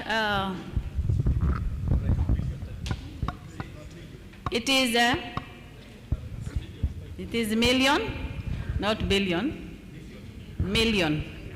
Yes. Thank you. Any other query? Any other observation? So let's propose and second the chairman's report before we move to the next agenda. Someone to propose? Yes, our sister here. Before proposing, you have another query? Okay, give her the mic. I have seen where the chairman was talking about in coalition, and he also discussed about SASRA. And one of the requirements of SASRA is to have a delegate for the Sacco. Do you guys have delegates? Any board member?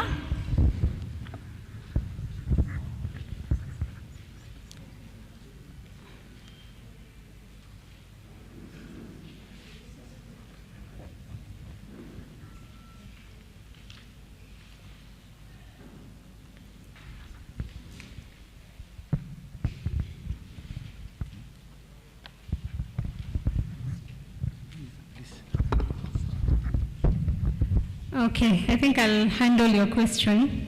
On the delegates, it is recommended, but it's not compulsory. For now, we are dealing with the entire membership, but when it comes a time where we need to deal with delegates and elect delegates, we'll do that. Thank you so much. I think it's clear. Any other person who has a query? Yes, there's a brother here. Thank you, Chairman, for the elaborate report. I just wanted to ask for clarity on the issue of investment. I know you said that we are coming up with an agency for purpose of investment as per the requirement of SASRA. Just update members on the status of this. What's the progress in the development of that agency, so that we know that what's coming for the members. Thank you. Thank you. I think that one can be taken by the CEO. 24-23. Kindly, she wants you to repeat the question. The chairman, I think, when he was presenting, we are not doing any investment because of SASRA requirement that we have to have an agency that is purposely responsible for investment and property. So we wanted to understand, you say there's a progress in establishing that agency. So we wanted to understand the progress, where are we now, and what investment do we expect? Thank you. Okay, thank you. I think as we are aware, we are a SACCO, which is Savings and Credit Cooperative Society. So the core activities of a SACCO is savings and credit. At the moment, we're in the process of registering a SICO, which is now a savings and investment cooperative, whereby now hapo we are not limited mahali tuta invest. And as we are aware, kuna a bit of challenges when it comes to Shariah-compliant products. So as we are trying to finalize the registration, we are also looking on how we can bring on board different Shariah-compliant products where members can invest in. That is still in the pipeline, so inshallah we are hoping kabla mwaka ishe will finalize with that. And the board can guide on whether we'll also call every member to announce so that we can also launch the products that will be there. Question nyingine? Any swali?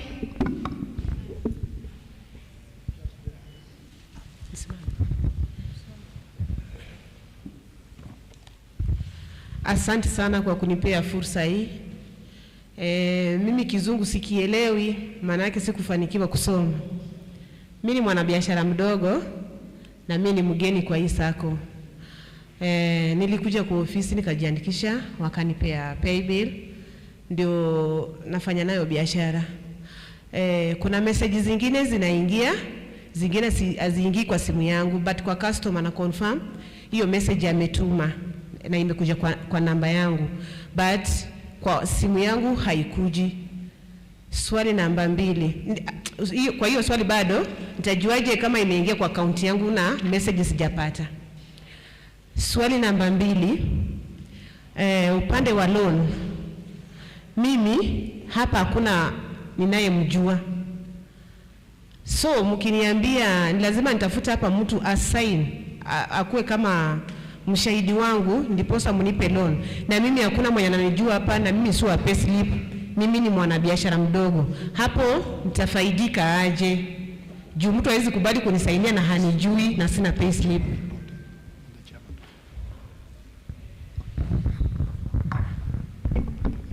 Okay, so nitajibu hizo maswali 2. Ya kwanza, on the message, tuko na our IT team, so please after the meeting you can see any of us tutafute mmoja wetu, we'll see mahali maybe shida iko kwenye account na kwenye namba, tuweze kuitatua.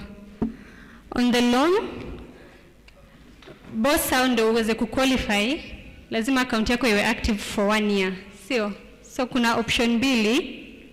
Ya kwanza, within your 1 year, you can introduce members so that you help each other when it comes to the time unataka kuapply loan, ndio muweze kusaidiana. Ya pili, tuko na FOSA products, mahali ya uhitaji mthamini as a member. Pale kama collateral waweza tupatia logbook yako ama title deed. Hiyo yaweza tumika kama security. Kwa mfano kama hauna any member mwenye anaweza kudhamini. Sawa?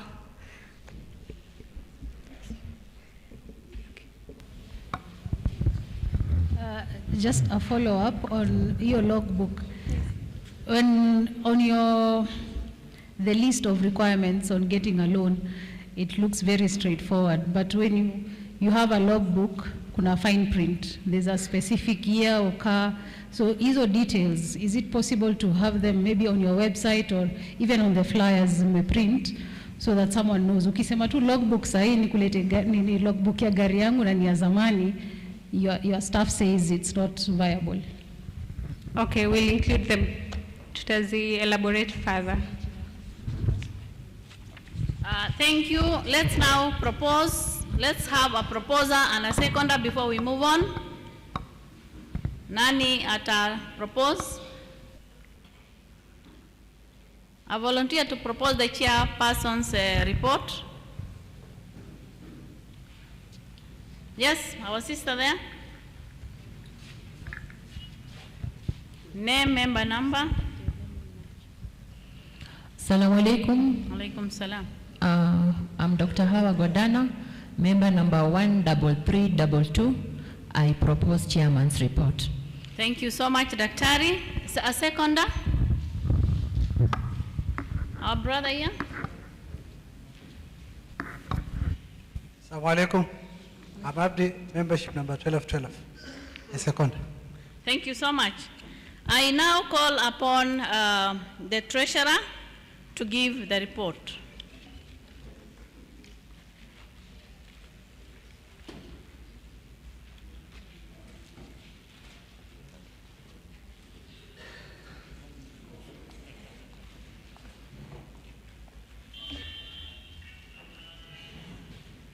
Assalamu alaikum wa rahmatullahi wa barakatuhu. Members, turn to page 44. That's where the report is. Members, twendeni ukurasa wa 44. Report iko hapo 44. So I present my report. Distinguished members of our great Taqwa Sacco, it is my pleasure to present to you the financial report for the last fiscal year ended 31st December 2025, highlighting our performance and stewardship. Despite the economic challenges characterized by climate change, inflation, war in Middle East countries, etc., I'm pleased to report that Taqwa Sacco DT Savings and Credit Cooperative Society Limited continue to register steady financial growth since inception. Our persistent focus on profitability, liquidity, and operational efficiency enhances our commitment to delivering value to our members and stakeholders. We remain keen on this positive momentum. Kwa hivyo members, twasema japokuwa kumekuwa na changamoto ya economy iko mbaya, kuna vita, vitu bei yake inaenda juu, lakini chama alhamdulillah chaendelea kukua. Japo si kwa ile speed tuataka, lakini alhamdulillah chakua. Number 1 on financial performance overview. The Sacco financial performance for the year ended 31st December 2025 was as follows. Share capital. In 2024, it was 135,318,890. By the end of 2025, the share capital had grown to 147,200,000 215,222. This share capital members, I think you understand, it is the money invested to own part of the SACCO. Hii share capital ni ile, unakumbuka ile 15,000 tunasema unaangalau share moja. Hiyo ndio share capital. So alhamdulillah ili grow. Share capital kwa wale ile Kiswahili, Kiingereza ni ile pato, hisa. Ni hisa. Kwa hivyo kila member anaambiwa angalau na hisa moja. So ili grow kutoka kwa 135 million point 3 to 147.2 million. Members deposits. In 2024, member deposit was 1,453,269,968. As at the end of 2025, it had grown to 1,846,536,456. Hii member deposits ni zile pesa sasa tuna save, ile savings yako ya kila mwezi ndio member deposits. So alhamdulillah ili grow kama mnavyoona. Na hii ndio ambayo tunatumia kupeana loans. So iki grow tunapata pesa nyingi za kupeana loans. Statutory reserve funds by 2024 it was 30,246,361. It grew to 39,209,758. These statutory reserve funds they're the funds set aside as required by the law. It's regulatory. So we must set some funds aside. Members, hii ni hifadhi lazima iwekwe kisheria kando. Kwa hivyo hata kama tunapata mapato, tunapeana loans, lazima SACCO iweke pato fulani kando in the event of anything. Manake mara COVID za kuja, mara mambo siasa mbaya, lazima kuwe na pato ya kuendelezesha chama. So hii hifadhi ya kisheria ndio imegrow kutoka 30 million point 2 to 39.2 million. Revenue reserves. Revenue reserves were 70,271,856. They grew to 82,193,564. These revenue reserves, they're the profits retained from a SACCO, and they are not shared as dividends. Zinawekwa, they are profits. Members, hizi reserves ni ile faida yani, the revenue reserves, zile faida chama kimepata. So ili grow kutoka kwa milioni 70 to milioni 82. Total assets therefore now, they grew from 1,729,526,789 to 2,174,182,449. Sasa kwa ujumla, hii total assets ni mali gani? Taqwa iko worth pesa ngapi? Zile pesa zote tukichukua za loan, tukichukua hizo shares, tukichukua nini, we are worth how much? So alhamdulillah, by end of 2025, tuli hit the 2.1 billion mark. Alhamdulillah. Next, loans to members. Loans to members 2024 ilikuwa 958,509,400. It grew to 932,048,690. Loan to members ni mkopo.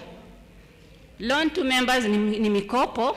So mumeona tumetoka kwa 958 million to 932 million. Na sababu mnaona kidogo haiko vile ikugrow sana. Na sababu ni zile zimetajwa. Inflation, biashara ziliharibika, kuna sijui protests, mambo mara kuna flood, members wameachishwa kazi, hawezi tena kusave. Sasa ilhali ika-affect hata wao uwezo wao kuchukua loan. Mtu akwambia nichukue loan nilipe na nini na kazi nimefunga. So that is why you can see that there is a variation there. Then the next is cash and cash equivalents. Cash and cash equivalents grew, or rather came from 748,733,630 to 747,445,035. This is the money that is available, cash in the bank. Zile pesa zinaweza kupatikana kwa urahisi, ndio hizo ziligrow hivyo. And then the next is shareholders funds.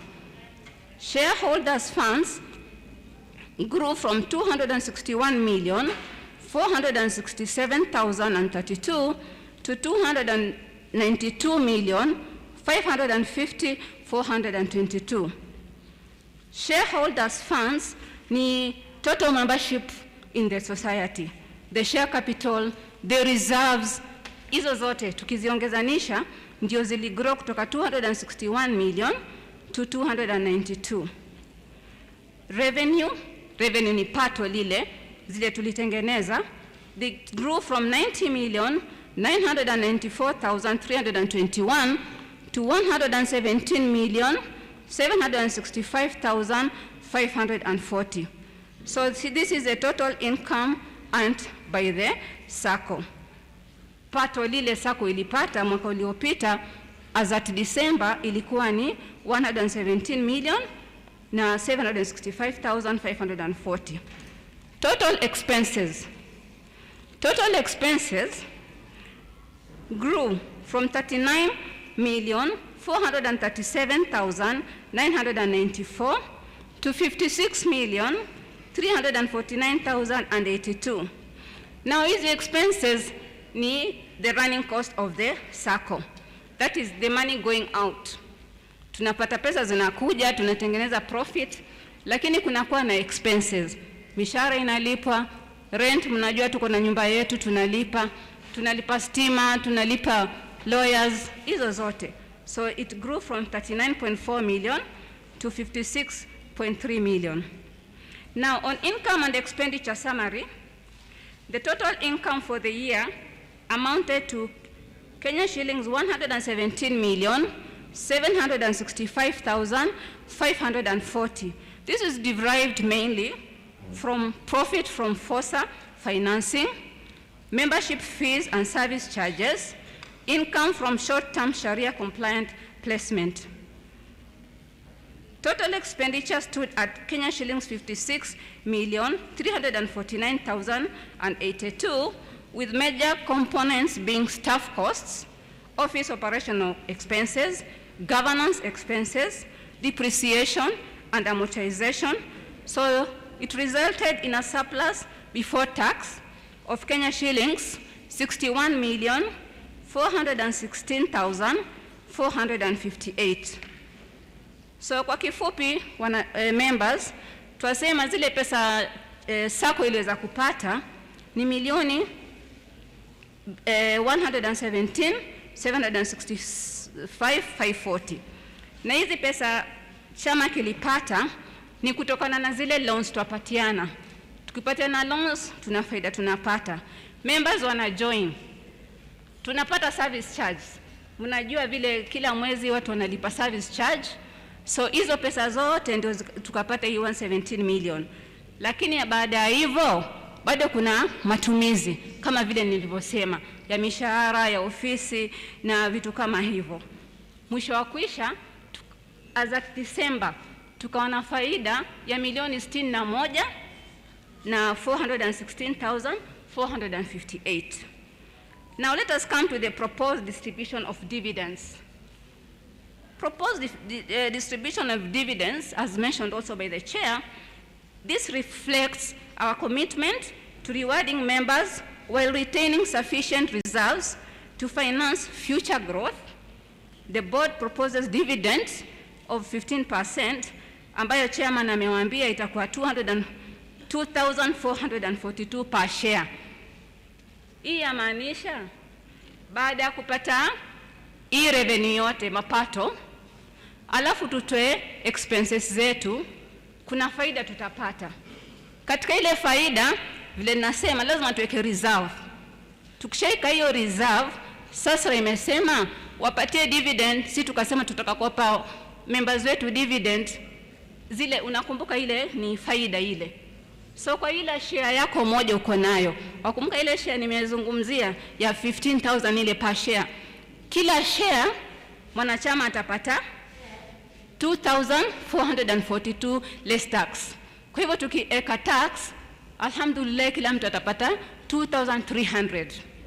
So inshallah by the end next week kama they are about, mukipitisha mpaka mukipitisha kila mtu katika akaunti yake atapata 2,300. So siri ni kwamba endelea kununua shares. You know the way you buy from Safaricom, from Kengen, tumenunua Kenya Pipeline, sijui tumenunua za KCB, tumenunua wapi. Endelea kuinvest, nunua share. Ukipata lipa kidogo kidogo tu, lipa Taqwa, ndio kusudi uwe na shares nyingi. Inshallah mwakani badala ya kupata hizi 2,300 pengine upate 5,000 share mbili. Infikiria wale wana 10, kuna wengine wanataka 15, kuna wana 20. So hizo washachukua calculator, wana calculate. Hiyo ni investment. So siri ni anza kuinvest, ndio kusudi kila mwakani ukasema hebu nikasikie ndapata pesa ngapi. So on financing and loan portfolio, the Sacco disbursed a total of Kenya shillings 484,506,509 in Sharia-compliant financing across various products. Hiyo ni loans zile tulipatiana. Na hizi loans ziko tofauti. Kuna Kadru Hassan, kuna murabaha, diminishing musharaka, kuna ijara na nyingi ambazo watapatiana loans. Alafu on capital adequacy and reserves, the Sacco has maintained adequate reserve and capital cushion in line with the regulatory and internal policies. This ensures Sacco's long-term sustainability and risk absorption capacity. The table below shows comparison of the year 2025 and 2024's performance. Kama mjuavo, Taqwa inamulikwa na serikali. Kuna zile sharti lazima wakiangalia tuwe tunatimiza, ndio wajue hii Sacco yajimudu, karibu itaanguka, yaweza kupatiana loans ama iko vipi. So every time the government through the regulatory body ambao ni SASRA uwe inakuja na chunguza, wanaangalia kila kitu kile kinaendelea. So according to that we must meet some things. For example, core capital vis-a-vis total asset. Kisheria yafaa kwa 10%. This measures how much of the Sacco assets are funded by strong internal capital. So kama sheria inasema yafaa kwa 10%, last year 2024 tulikuwa 15%, at the end of 2025 we were at 13%. So the regulatory minimum is 10, but our performance was 13%. This means Sacco is financially stable and above required level. On core capital to total assets, we stood at 16%, ambayo inatakikana it's 8%. So you can see we are still above. So that shows how well members' deposits are protected by Saccos core capital. When you go to the institutional capital vis-a-vis total assets, it's supposed to be 8%, na sisi tumestand at the end of the year at 6. Hapo inakuonesha kidogo tuko below because tunafaa kuwa at 8. But that because of the loans, so we are going to do so much to give loans and to recover from members, so that hii ratio itafika hiyo 8% ambayo inatakikana na sheria. On total expenses to total revenue, we are okay because it shows how much of income is used to cover the costs. How efficient is the Sacco in controlling the expenses? So in other words, that means for every 100 shilling that we earn, tatumia 48%. So what happens to the 52%? It's a profit. So that is what it means. So it means Taqwa Sacco as we stand, total expenses to total revenue tuko sawa. When you go to the core banking and alternative channels upgrade, that is number 6, during the year, Sacco implemented a plan to enhance our operation through upgrading the system and training staff on the same. This led to acquisition of a robust system from Centrino Technologies, which went live in June 2025. This has enabled Sacco to improve on customer service and operational efficiency. So members, hapa twasema kama mjuavo mwaka uliopita around June, the system tulibadilisha system. Manako tulikuwa tushapata challenges na system. Members wana complain mambo ya deposit yako hivi, nikiweka pesa ziko hivi, balances, vitu kama hivyo. So alhamdulillah, we decided with your approval to bring on board a new system. And alhamdulillah, from June 2025, it went live. And so far, I think muna enjoy your system mpya. It's still settling. So if there are any issues, I believe when you bring them forth to the office, they are sorted. On budget performance and cost management, the overall expenses increased by 42% from 39 million in 20.4 million in 2024 to 56.3 million in 2025. This is largely driven by the increase in administrative and personnel expenses, which increased due to recruitment of additional staff to meet staffing gap, as well as the amortization expense for the new system. So expense for sure ilipanda kutoka kwa 39 million to 56. Na zingine ni kuhusiana na hiyo upgrade ya system. Kama mlivyoona, alhamdulillah tuko na staff, ilibidi tuongeze staff, ilibidi tutafute marketing officer, tulete watu wa ICT. So because of that, the cost went up. Governance expenses also increased due to increase in oversight, especially after acquisition of the new system. However, Sacco remained within the approved budget for the year 2025. Now, when you go to operational challenges, the year presented several external challenges that affected operations and outreach. Kama vile, nationwide floods, makumbuka, they disrupted a lot of things, the transport, businesses in the field. There were Gen Z issues up and about. We were in that shaky situation. Adverse drought in some areas. To date, some areas have not recovered from drought. Volatile political temperatures, they in a way affect the way members save. Because if we are not very okay, we cannot do well in businesses and otherwise. So, hivyo vote pia vili affect our challenges in savings for our members. So members, kama mjuavo, last year kulikuwa kuna vitu changamoto tofauti.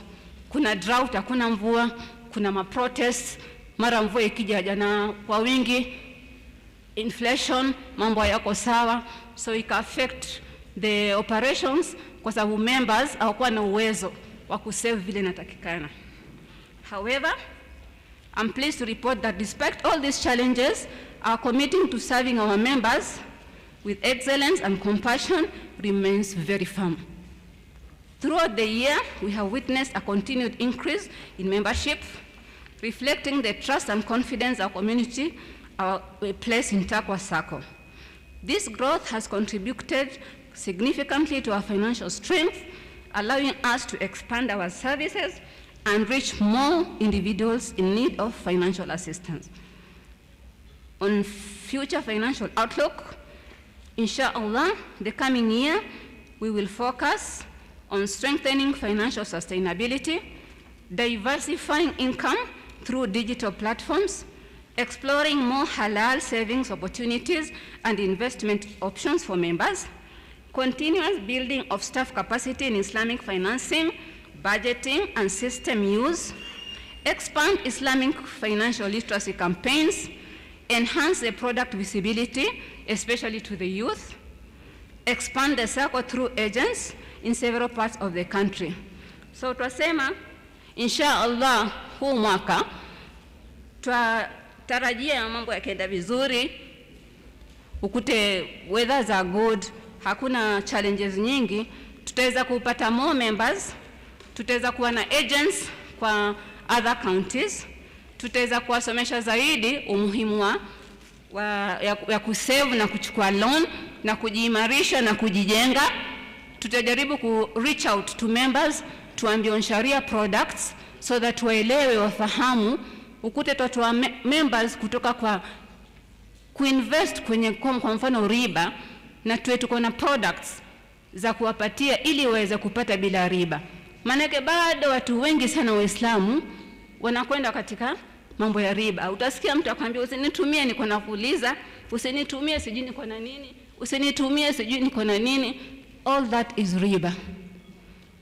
Ama wacha mimi nitachukua chama ndalipo 2000 ndalipo 2500. Kwani hiyo si riba? Ukiwa kwenye chama cha mama uchukue 1500 ulipe 5500, hiyo si riba. Wajua watu wafikiria riba ni kwenda bank. Riba sio kwenda bank. Interest, it can also be right in your own house or with your neighbor. Anakwambia kwa 10,000 ni 11,000. Hiyo ni riba. So inshallah tutajaribu ku reach out as much as possible, tuelimishane na sisi wenyewe pia tuelimishane manyumbani kwa mandugu na kila pahali. So in conclusion, esteemed members, I would like to conclude by expressing my deepest gratitude to Allah for the remarkable achievements and growth of our Sacco in the year 2025. I also extend my sincere appreciation to all members for your continued patronage, trust, and unwavering support. Your commitment remains the cornerstone of our success. The board and management wish to assure you that Taqwa Sacco is firmly on a strong growth trajectory, having demonstrated impressive financial performance in 2025. We hit the 2 billion mark. We remain steadfast in our focus in strengthening our institutional capital ratio, enhancing credit risk of oversight, diversifying our revenue streams, and maintaining disciplined cost control to further improve profitability. To my fellow board of directors, under the capable leadership of our chairman and the secretariat team led by our CEO, I thank you for your dedication, hard work, and the commendable results we celebrate today. I pray that we continue working together in unity and purpose to take Taqwa Sacco to even greater heights. Wanachama, tuendeleeni kuwafanya kazi pamoja, tuaminiane, mtuamini, na sisi tutaendelea na jitihada vile vile tulikuwa nayo tangu tulipoanzisha the first Sharia-compliant financial institution in this country. Because we came forward, others followed. Lakini sisi tutaendelea tu kuiunga, na tunaomba tuendeleane kusapotiana, suggest, comment, sema tuweza kuendelesha vipi, na kwa pamoja tutaweza kuikuza. Shukran.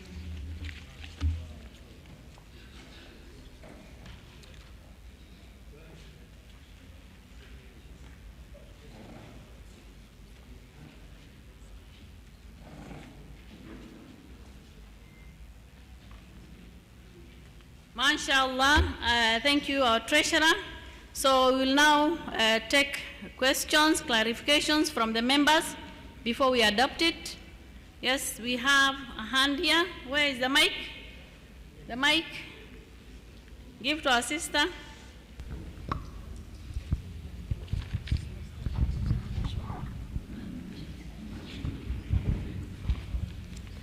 My name is Pardosa. Congratulations for the asset growth.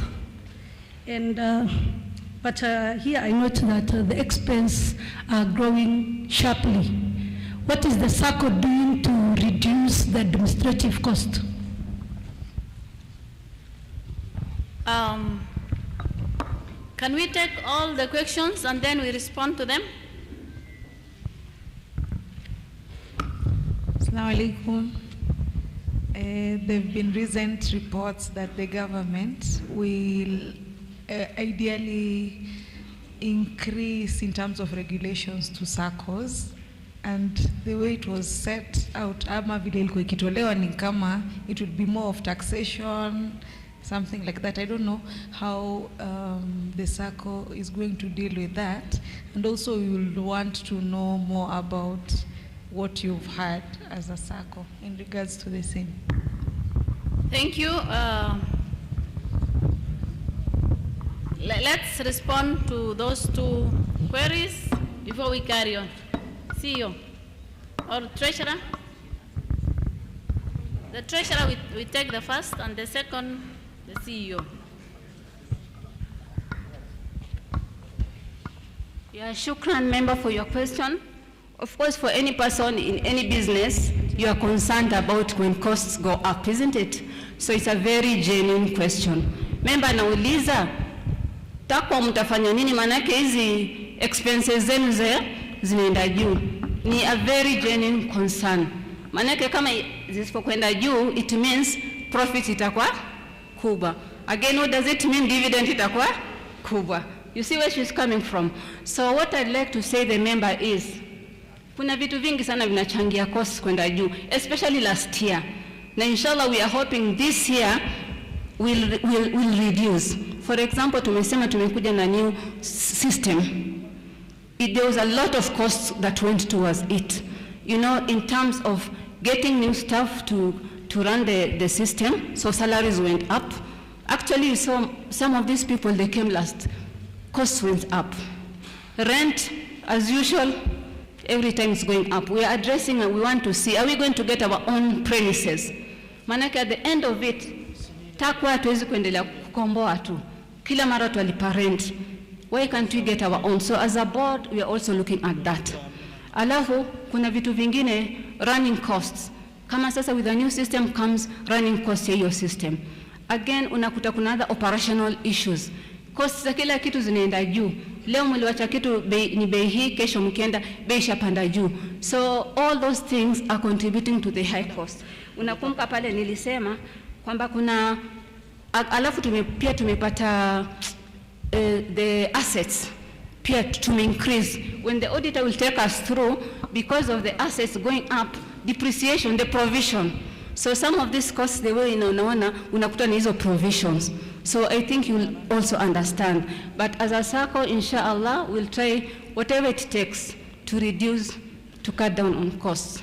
A very genuine concern.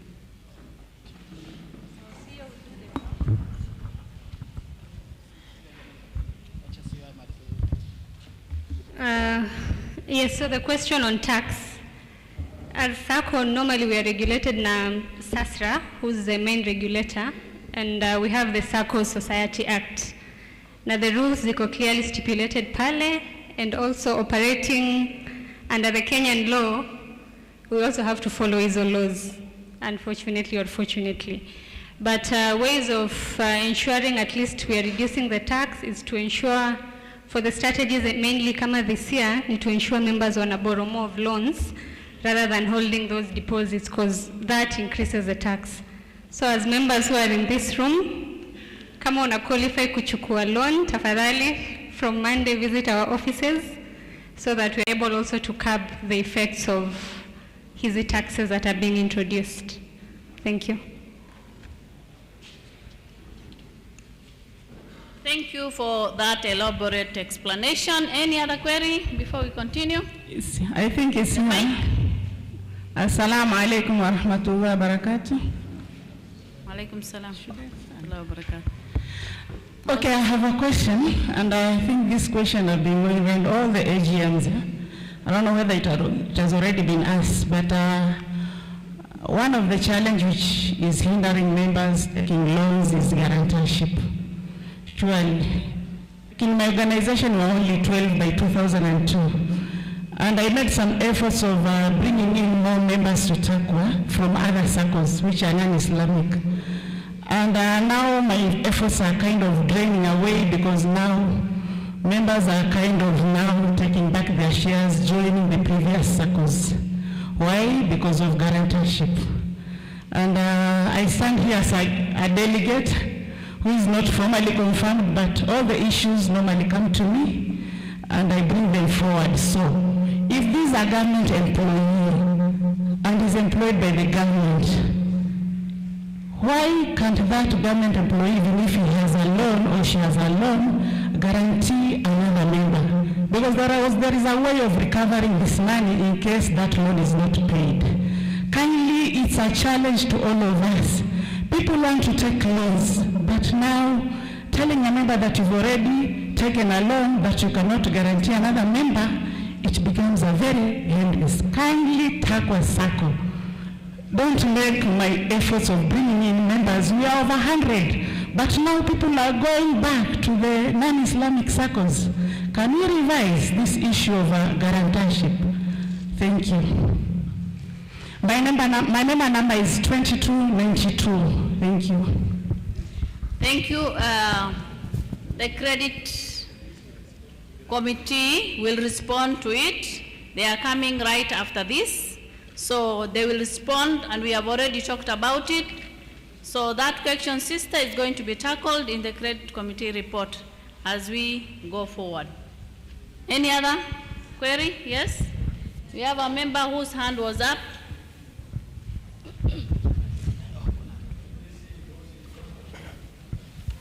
Mine is clarification about the dividends. Tumesema faida ni 2,300 kwa share, na share ni 15,000. Nauliza wale ambao share yao ilikuwa 12,000 watapata the same? Wale wa zamani wale walinunua share wakiwa 12,000, ama wanatakikana pia wa update hiyo 12,000 ifike 15,000? Okay, let's take another question there. Assalamu alaikum. Yeah, from your presentation, from the chairman and the rest, we talk of growth. The membership has gone very high, and the income to the Sacco is not commensurate to the growth. And this is because of lack of marketing. You are only talking of a branch in Mombasa. What of Mandera, Wajir, Isiolo, Marsabit? You talk of people who are employees that are doing marketing. What is the council doing? What is the Sacco doing? Is it that we are just employing people and we are sleeping on the job? Have never seen Sacco employees going marketing to Mandera, to Isiolo or Marsabit. So I think if you want to increase the income, because if the cost is going up, there must be loan which members collect to increase the income to the board. So as a board and management, what are you doing? Are you also sleeping on the job, or you are helping the Sacco to grow in wide areas of this country? Thank you. Thank you. Let's respond to those two questions, board members. And maybe we can take the third one.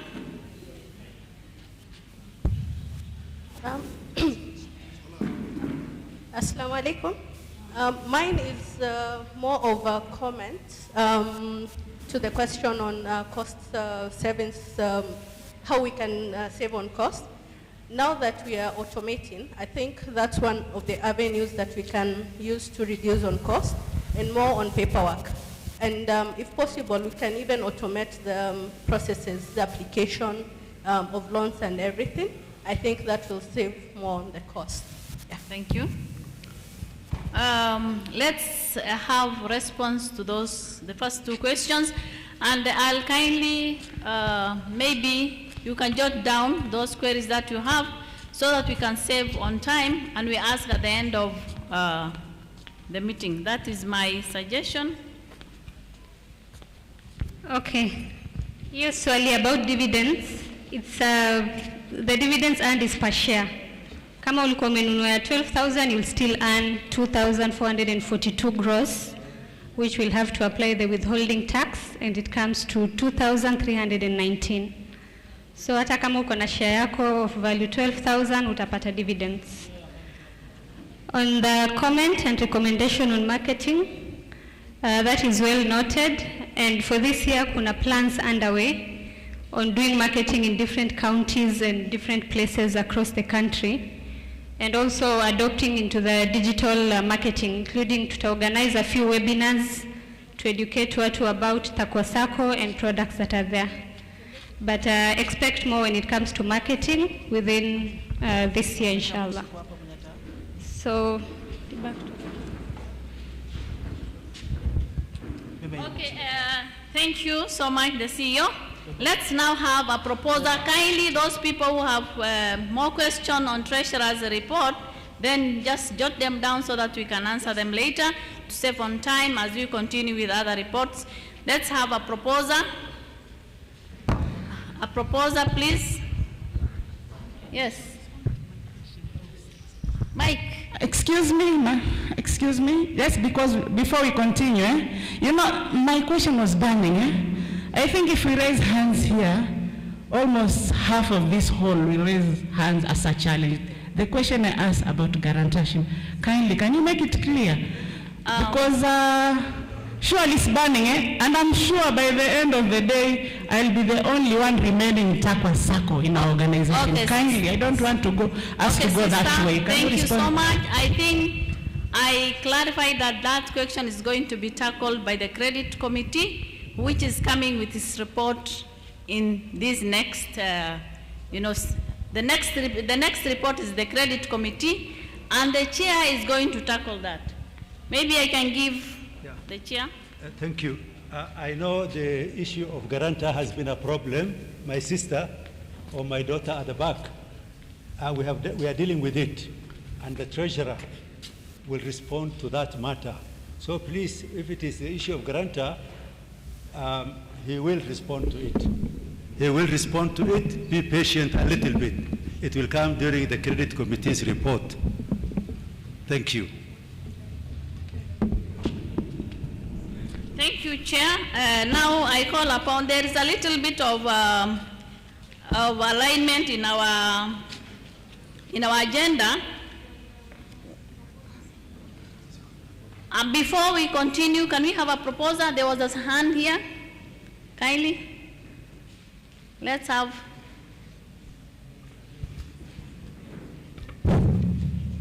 My name is Mahmoud. Membership number 63, I propose. Thank you. Someone to second? Yes, our sister here. Assalamu alaikum wa rahmatullahi wa barakatuh. Alaikum salam wa rahmatullahi. My name is Asha Bahati. Membership number 1178. I'm the second. Thank you, Asha. There is a little bit of rearrangement of on our agenda. If you look at the agenda that we have, there is the chairman's report, the treasurer's report. So before the audit report, I'd like to call upon the credit committee so that they give us their report. Thank you so much.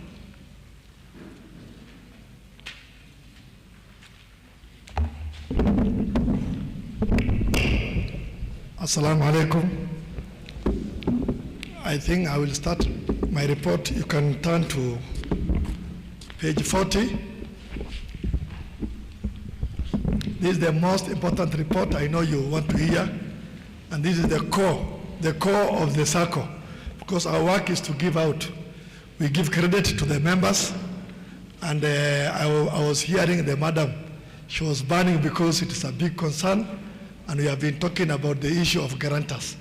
Also me as a chairman, I normally get challenged because people want to get credit, they want to take some money from the Sacco, and they have challenge in getting guarantors. First and foremost, you must understand, guarantors is must. It is in the policy. All Saccos, if you are on BOSA, back office, you must have a guarantor because of the risk involved. You cannot just walk in and say, I want to take money, and you are saving as a back office. So it is a policy within the cooperative. He is there with us. The cooperative guy is here, and he will tell you, any member taking a loan must have a guarantor. And that's why it is must that he must have guarantor. But we have seen of late that members are not even trusting each other, because anaona kwamba if you sign or guarantee him, this person can default, and therefore it becomes a challenge.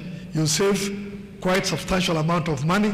You want to get a loan, unataka pesa, lakini kupata mtu ya kuguarantee, because you must get times 3, so inakuwa challenge. But we came up as the chairman and my board and my committee are here, Mr. Fad, Madam Sada. We came up with alternative channel where now we allow people who are on payslip, through checkoff. Most of those who are checkoff, civil servant, teachers, we know. If you are on checkoff, you apply, and maybe you have a challenge, write to the CEO. Then the letter will come to us. We look at it and say, this member wants some money, loan, but he has challenge in getting grantor. Ameshinda, but he's a good member. He has taken loan from Taqwa, not once, not twice. We look at that history. Then we recommend and give you based on that payslip. We also have, other groups. If you are groups, they said, the way the madam was saying, you are in a group, then you write letters and say, me, I belong to this group, and therefore I wrote and I brought. Or sometimes you even come with a logbook. We said, I want a loan, I don't have a grantor, but I have got my logbook, and I want maybe my car or my title deed to help me get the loan. So we normally give out those options. Of late, we have been very flexible, and we have been giving members that option. Hamuko mnajua, but please, if you can get grantors, you can get grantors. You know each other. But if it is a challenge, please make sure you do apply, write to the CEO, and attach those documents which we have said, we give you those options. Having said that, I will not read word by word, because you have the report, and I'm sure you will read. I will just scan through, and you have it on the screen. It's very simple. And so, welcome to this AGM. And this year, we got a decline. You can see, last year, because of reduction in both the number of loan accounts and the overall loan portfolio. You can see the loan account decreased to 1,884 last year. From the previous year, that was 2024, it was 2,913. While the number of member loans declined to 932 million from 958. Performing loan also decreased to 892 million from 908, reflecting a slight decline in repayment discipline among members. Despite these challenges, the Sacco continues to play a vital role in empowering members by providing accessible and affordable credit facilities. Dear members, the Sacco loan portfolio remains a key driver of financial empowerment, supporting members in business growth. We do support business growth, education, asset acquisition, and also other financial goals.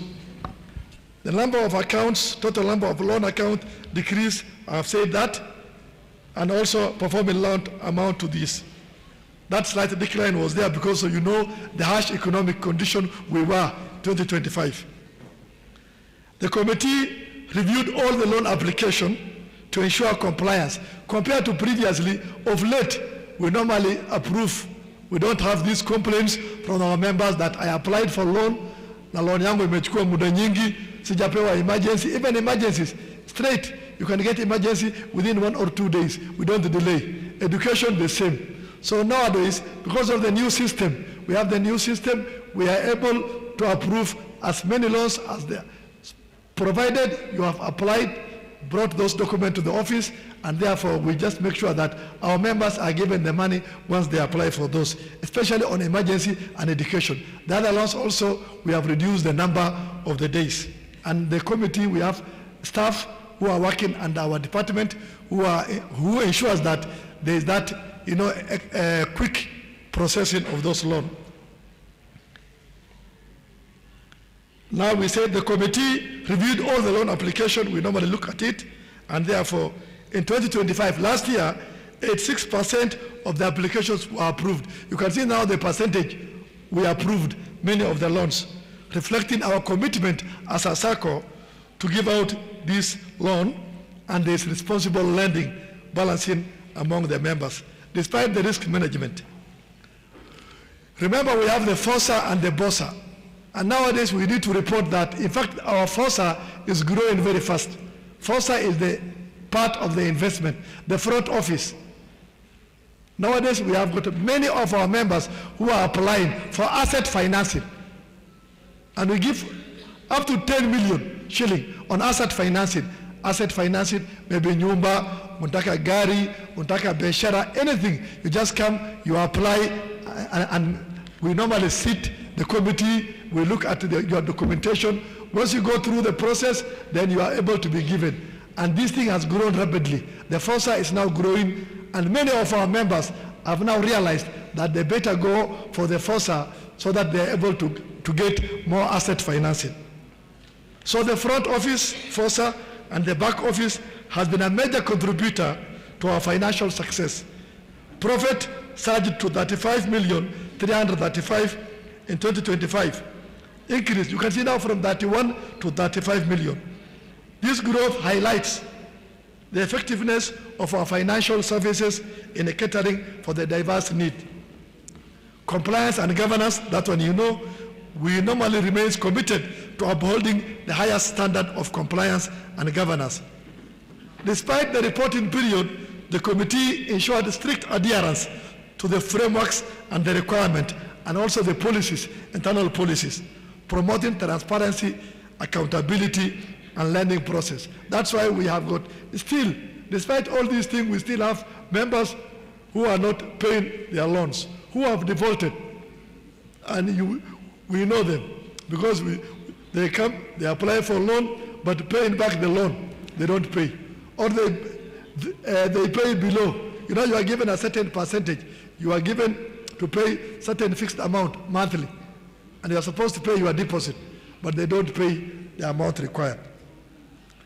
So the metrics, performance metrics, this one also, we have positive trend in terms of loan performance, demonstrating strong repayment, though with a slight decline in loan issued. This decline is largely attributed to shortage of grantors. You have explained, we have got shortage of grantors. We have also economic instability. Squeeze kuna shida economic because of taxes and the problems we have. Risk aversion among members, and members even fearing guaranteeing their colleagues, and also increased competition from alternative lenders. Those are what we have. The committee also observed the guarantor fatigue. The fatigue is there among the guarantors, where a small group of members is overburdened. What happened is that limiting their capacity to support additional loan application. Because you have a guaranteed one, you guaranteed somebody. So you cannot even, give out your shares, because already you have guaranteed your colleagues, and therefore you are limited, you are overburdened. While celebrating our accomplishment, we remain committed as a committee to continuous monitoring and also process improvement to enhance portfolio performance. Moving forward, as a committee, we aim to optimize our loan approval process, introduce innovative financial products, and also enhance the risk mitigation strategies. Risk management. As a committee, we continue to adopt proactive approach in managing these risks and safeguarding the quality of the loan portfolio. While most of the members, we concur and say almost most of the members meet the repayment obligation, but we have some few accounts, some few members who are not meeting that obligation, and therefore those needs the close monitoring and follow-up. That's why if you are given a loan, you don't pay, we give you a grace period of 1, 2, 3 months, and then the third month, what happened? The recovery process starts. You are given, you are called, we also call your grantor that so and so has guaranteed you, and he is not paying the loan. So after that, now we start getting the money back. Because this one, we must do it. Because if we don't pay the loan, we must go and make sure that we attach the guarantors and get the money from them. So we must be very sure that once you guarantee somebody, ensure that that person is paying the loan to reduce the risk. Others also, sometimes we share the list. Because if you don't pay the loan and you become a defaulter, sometimes we normally, as a member even, if you want to get other facilities from this financial institution, sometimes we can share, which is very bad, sharing your details to the CRB, Credit Reference Bureau. Ikienda jina yako huko ya kwamba umechukua loan kwa Taqwa na umekataa kulipa, then you stand. Even becoming an MCA, becoming a village elder in your place, it becomes a problem because your name has been tainted. You are already in the list of the CRB that you are a defaulter. So make sure you avoid place. The other issue is we also continue to strengthen the loan recovery mechanism and also the tracking. We normally do tracking the loan performance and also report the decision-making process. We have challenges and opportunities. The key challenge, that one you know, all of you, is availability of grantors, but I told you we have that alternative we have introduced, where if you have a challenge, please approach the CEO, come to the office and say, I have a challenge and I want some money. She will advise you properly and you are given those alternative options we have. The committee also further observed delays sometimes in obtaining or getting some those documents. Sometimes you are told, if you may be enforcer, you must go and get some document, which is go to the lawyer, go to the valuer, go and get those documents. It's a requirement, and please make sure if you are given the guidelines for you to get asset financing, make sure you produce those things, because it will help you. If you are told to bring your title deed, you must bring it, and therefore you are told to go to the valuer, go to the law, and you do all those things. Those are the requirements. You must look into it. The committee also observed delays in loan processing, and this thing is because of the competition. We have a lot of competitions from digital lenders, and therefore, as a Sacco, that's why we came up with our own system, improved system, which is now very fast compared to the previous system or software we had. However, these challenges present opportunities for innovation, and therefore we are exploring. I have told you, we are exploring and we have started. So many of our teachers, civil servants, we assisted them through the check-off system, because once you know you are a teacher, civil servant, and you are giving us money through check-off, and you have problem in getting grantors, we can also help you. So we are exploring alternative security options such as movable, immovable assets. If you can bring your maybe assets, we can help you. Group lending, I said, if you are grouped together, then we can look at that model, group lending. We also have the check-off arrangement where you are on check-off. We can also look at that one will reduce the guarantor requirement. In response to these challenges, the committee recommend reviewing and possibly relaxing guarantor requirement without exposing. We are a bit relaxing now as a Sacco. Because of a lot of challenges on guarantor, we are now relaxing. But not just relaxing, we are relaxing those requirements without exposing the Sacco to excessive risk. So we have to balance. We have to look and try to know you, know the customer, know the member. If this member, if it is Mohammed, if it is Fatuma, is it Abdi, we look at you. How long were you a member? You have taken how many loans? How was your repayment? Once you look at all those and say there's no risk, this man is going to pay this loan, give him times 3 and he will pay, then you are given the loan. But if we know that you are somebody who have been defaulting, don't even come to the office, because you know your history is bad. If you know yourself that you are not paying, you don't even pay the monthly deposit. Hata ile pesa ya monthly huweki. Unaweka mwezi hii, mwezi 3 hakuna, you are not active on the system, you don't pay some money. And you know we have many options. You can do through the M-Pesa bill, you can do the deposit through the bank, you can even come and walk in, go to Suleiman, to the teller, keep your money if you are in Nairobi. If you are very far, you have the bill. You know, every time you can just send the money through your bill and follow your statement, but you don't do it. So you want to come and then unapata pesa kidogo ya contract ama mahali, then you want to do bulk deposit. Unaweka mara moja. Sema nimeweka pesa yote mara moja na sikuwa nimeweka mbeleni, I want money. We cannot do that. Please make sure you do it saving your money monthly. That kama ni kila mwezi, all of us must do that. In fact, in the back office, we just give you loan for free. We only charge small amount of money, loan processing. Hakuna pesa, ni kama tunakupatia pesa And you know, we have increased, last AGM, we increased from 2 to how many?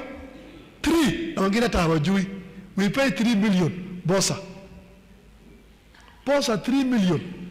Kama uko na 1 million kwa Bosa, you apply times 3, already you have your 3 million you can take. Lakini if you are not depositing, if you are not paying, not saving, it becomes a challenge. So we look at a lot of things before we approve and say, huyu mtu amekosa granta, lakini from the recommendation, he's a good person, he has taken loans, he has paid, and therefore CEO will recommend. And once she recommend, it comes to the committee. Once it comes to the board will say, yeah, so and so. In fact, we have approved, we have given out so many loans without guarantors, but we know with the strength of the recommendation, and we know this is a customer, and he will pay. But if you are somebody ambaye hatujui, then please improve and make sure you become a good customer. And just in conclusion, as a committee, we are leveraging on digital transformation. That's why we are moving. Everywhere you are, even right now we are live. We have got a lot of, we invested a lot on the digital transformation so that we are able to access and get more, many members are able to go. Previously, we used to have problem with even our mobile banking. Nowadays, mobile banking, you can even get your money, deposit and get your money every time by just, you dial. Ilikuwa ni *8, *879 hash. Then you can link your balance, your statement, your deposit. You just follow it through your mobile phone. You save, you take your money through your mobile. It's very easy nowadays. But please, we must invest and make sure we save. So, reflecting on the accomplishment of last year, the committee is pleased with the progress we have made in strengthening the loan portfolio and enhancing financial services. We sincerely thank our members for their trust and your continued support to the Sacco. The committee also tried to express their appreciation to the board of directors, the staff, the members for also their support.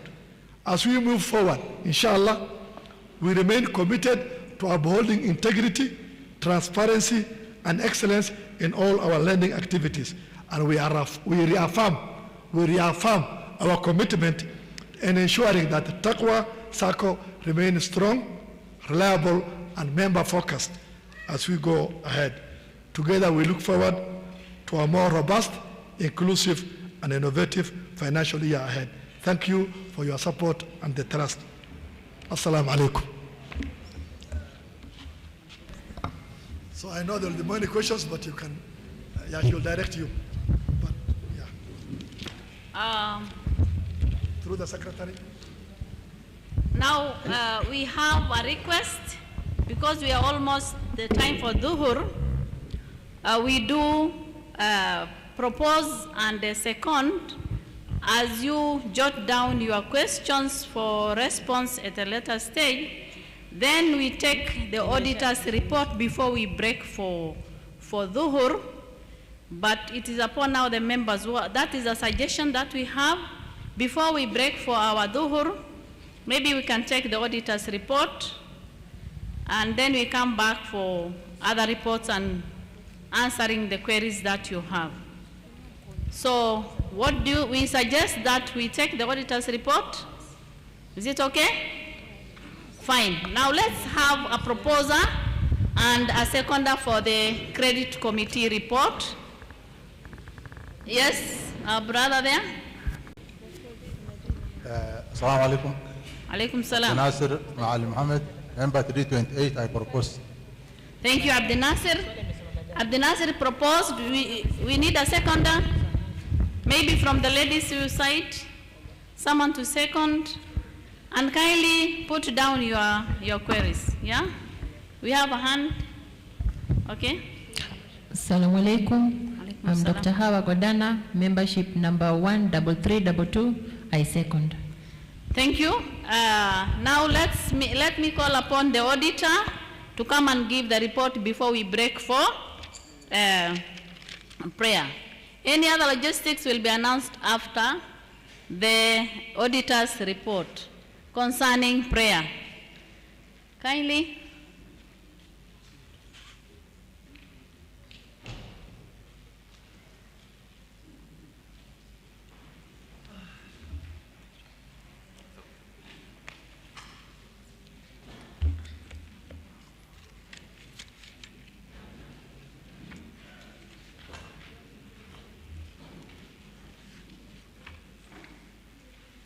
So to all of us, good afternoon. My name is CPA Mololo from Clyde and Associates. I'm the technical partner there. I've also come with my colleague there. He's called Kevin Maganga. He's our quality control and review partner. So once again, I would like to thank you, members, and the entire Taqwa Sacco fraternity for giving us this opportunity to serve you as the Sacco auditors. So, I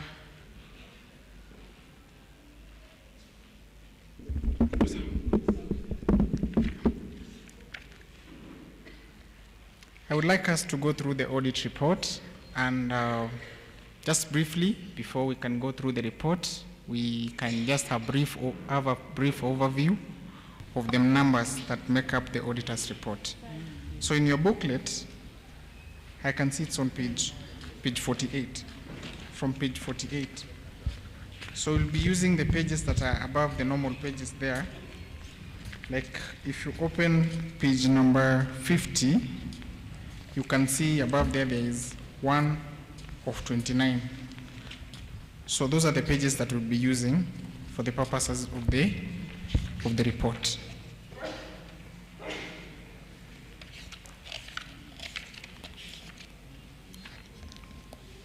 So before we start, I'll just like us to remind ourselves of a few things.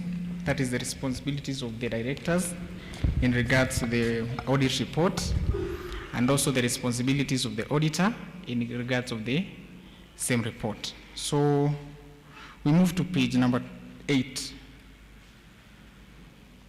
Page number 8.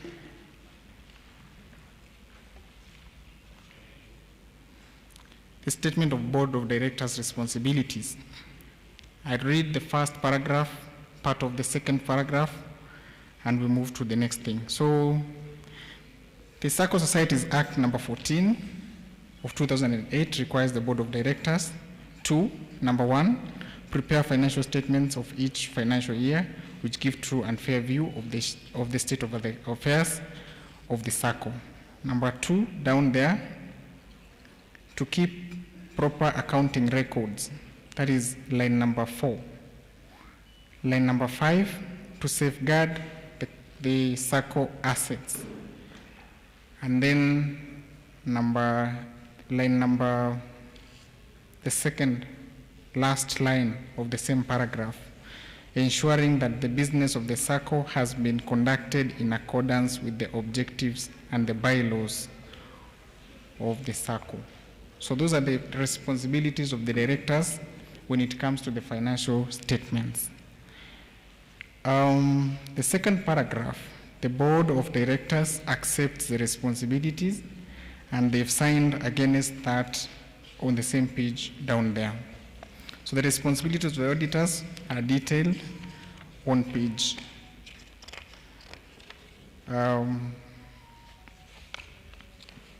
11 of the same report. So we go now to the performance of the year, and we'll be looking at different reports: the statement of comprehensive income, the balance sheet, the changes in equity, and the notes that make financial statements. And I'll start with the statement of comprehensive income. That is page number 13 of 29.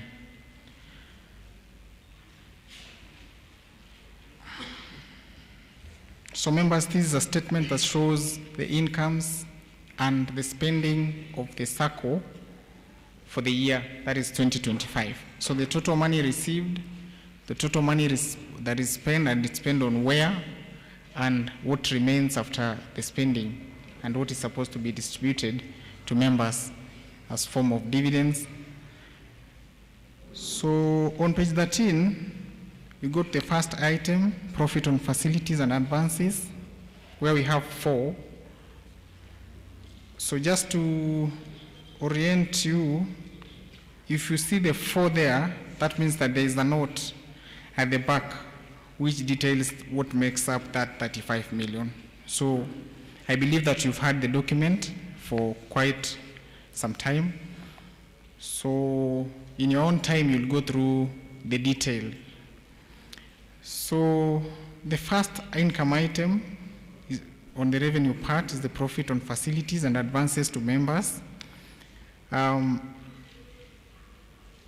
The previous, that is 2024, we had 31.9 million, and in 2025 we had 35.3 million. That is an increase, and you see when you have revenues increasing, that means that that is a positive performance movement. That is an increment of around 11%.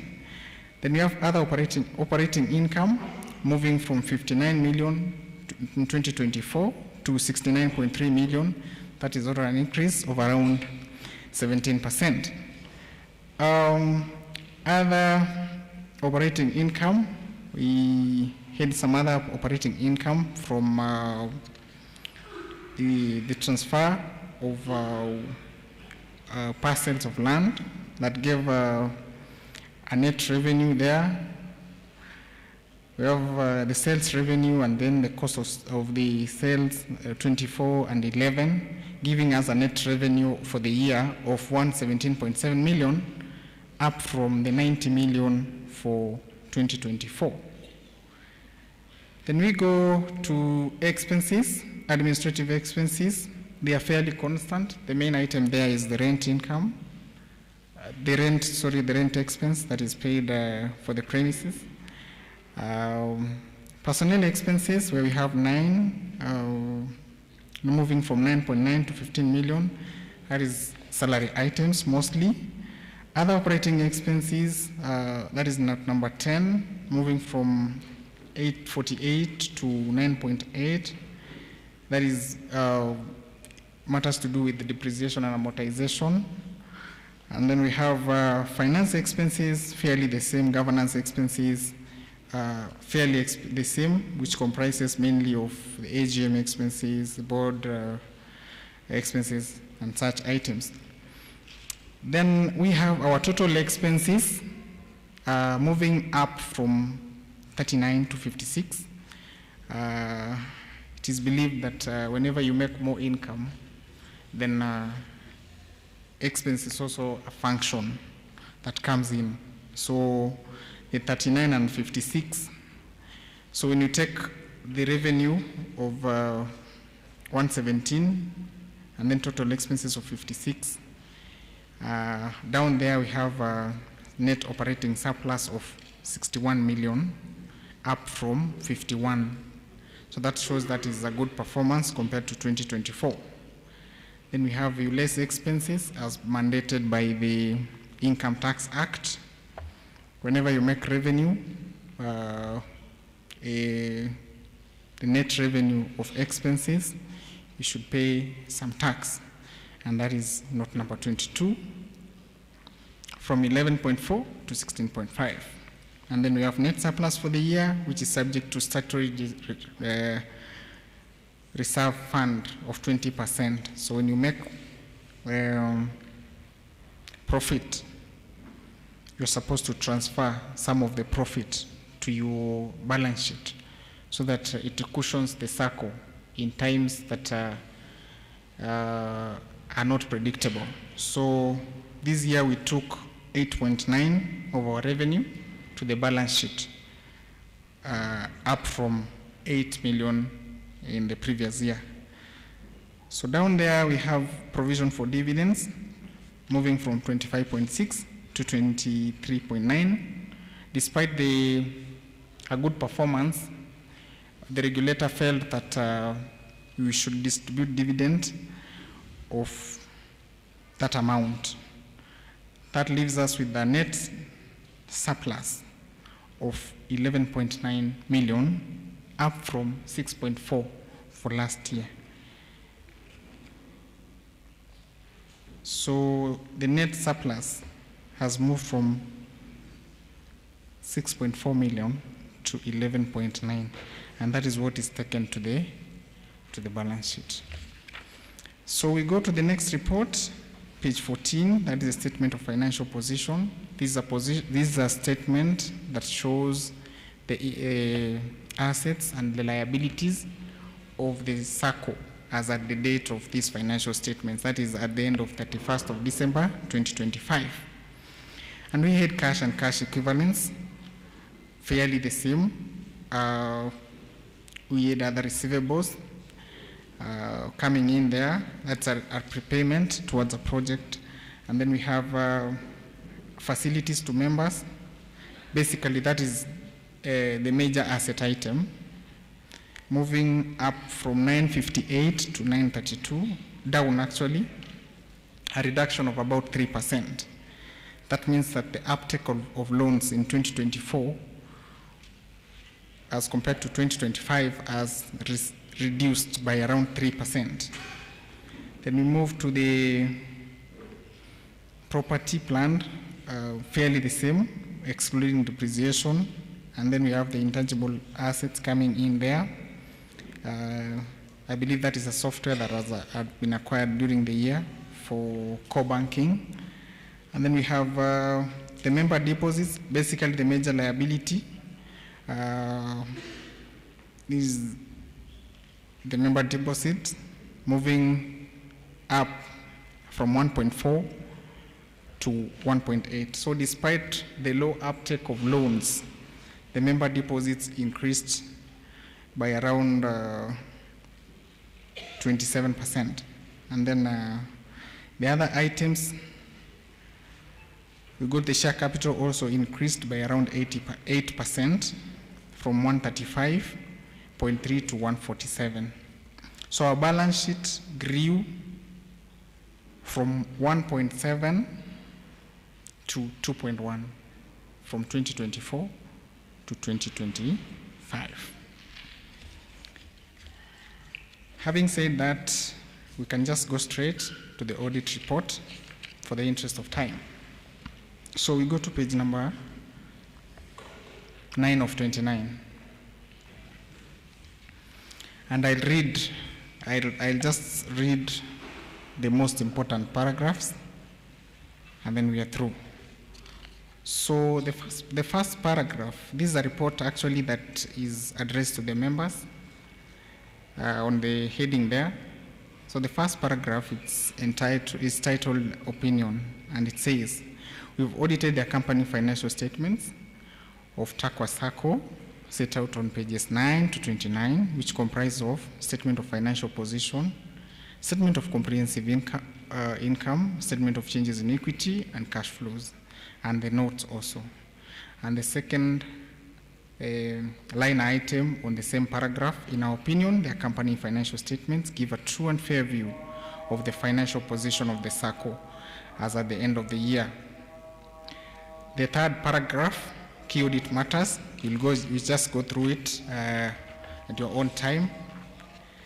And then we go lastly to what we call the matters of the 7th schedule of the Societies Act.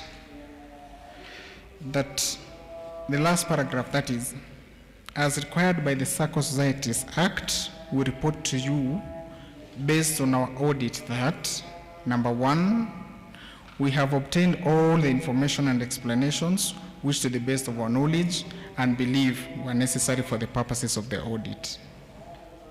Number 2, in our opinion, proper books of accounts have been kept by the SACCO so far as it appears from our examination of those big books. And then number 3 of the same paragraph, the SACCO statement of financial position, statement of comprehensive income, that is the P&L and the balance sheet, are in agreement with the books of accounts. The engagement partner responsible is Clyde Atsango Mutsoso, number 1623. And the audit report has been duly signed. So thank you so much again for giving us this opportunity to serve you as the SACCO auditors for the year that ended. Thank you so much. I'd like to welcome the next speaker.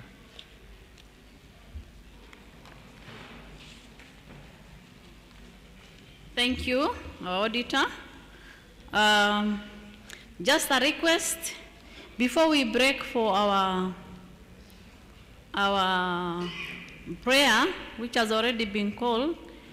Now I'll request the Chair, Sharia Committee, to give us a brief of his report, because he has some engagement elsewhere. And before we do that, let's adopt the auditor's report by having a proposer and a seconder. Any query, kindly jot it down for later response. A proposer? A proposer, please. Someone to propose the report? Yes? Assalamu alaikum.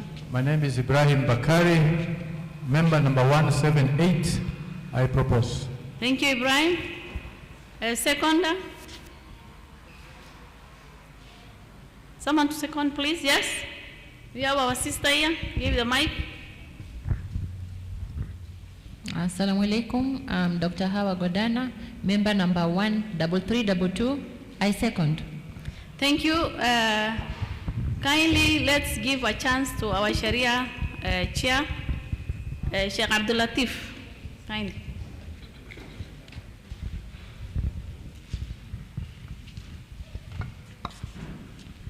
Assalamu alaikum wa rahmatullahi wa barakatuh.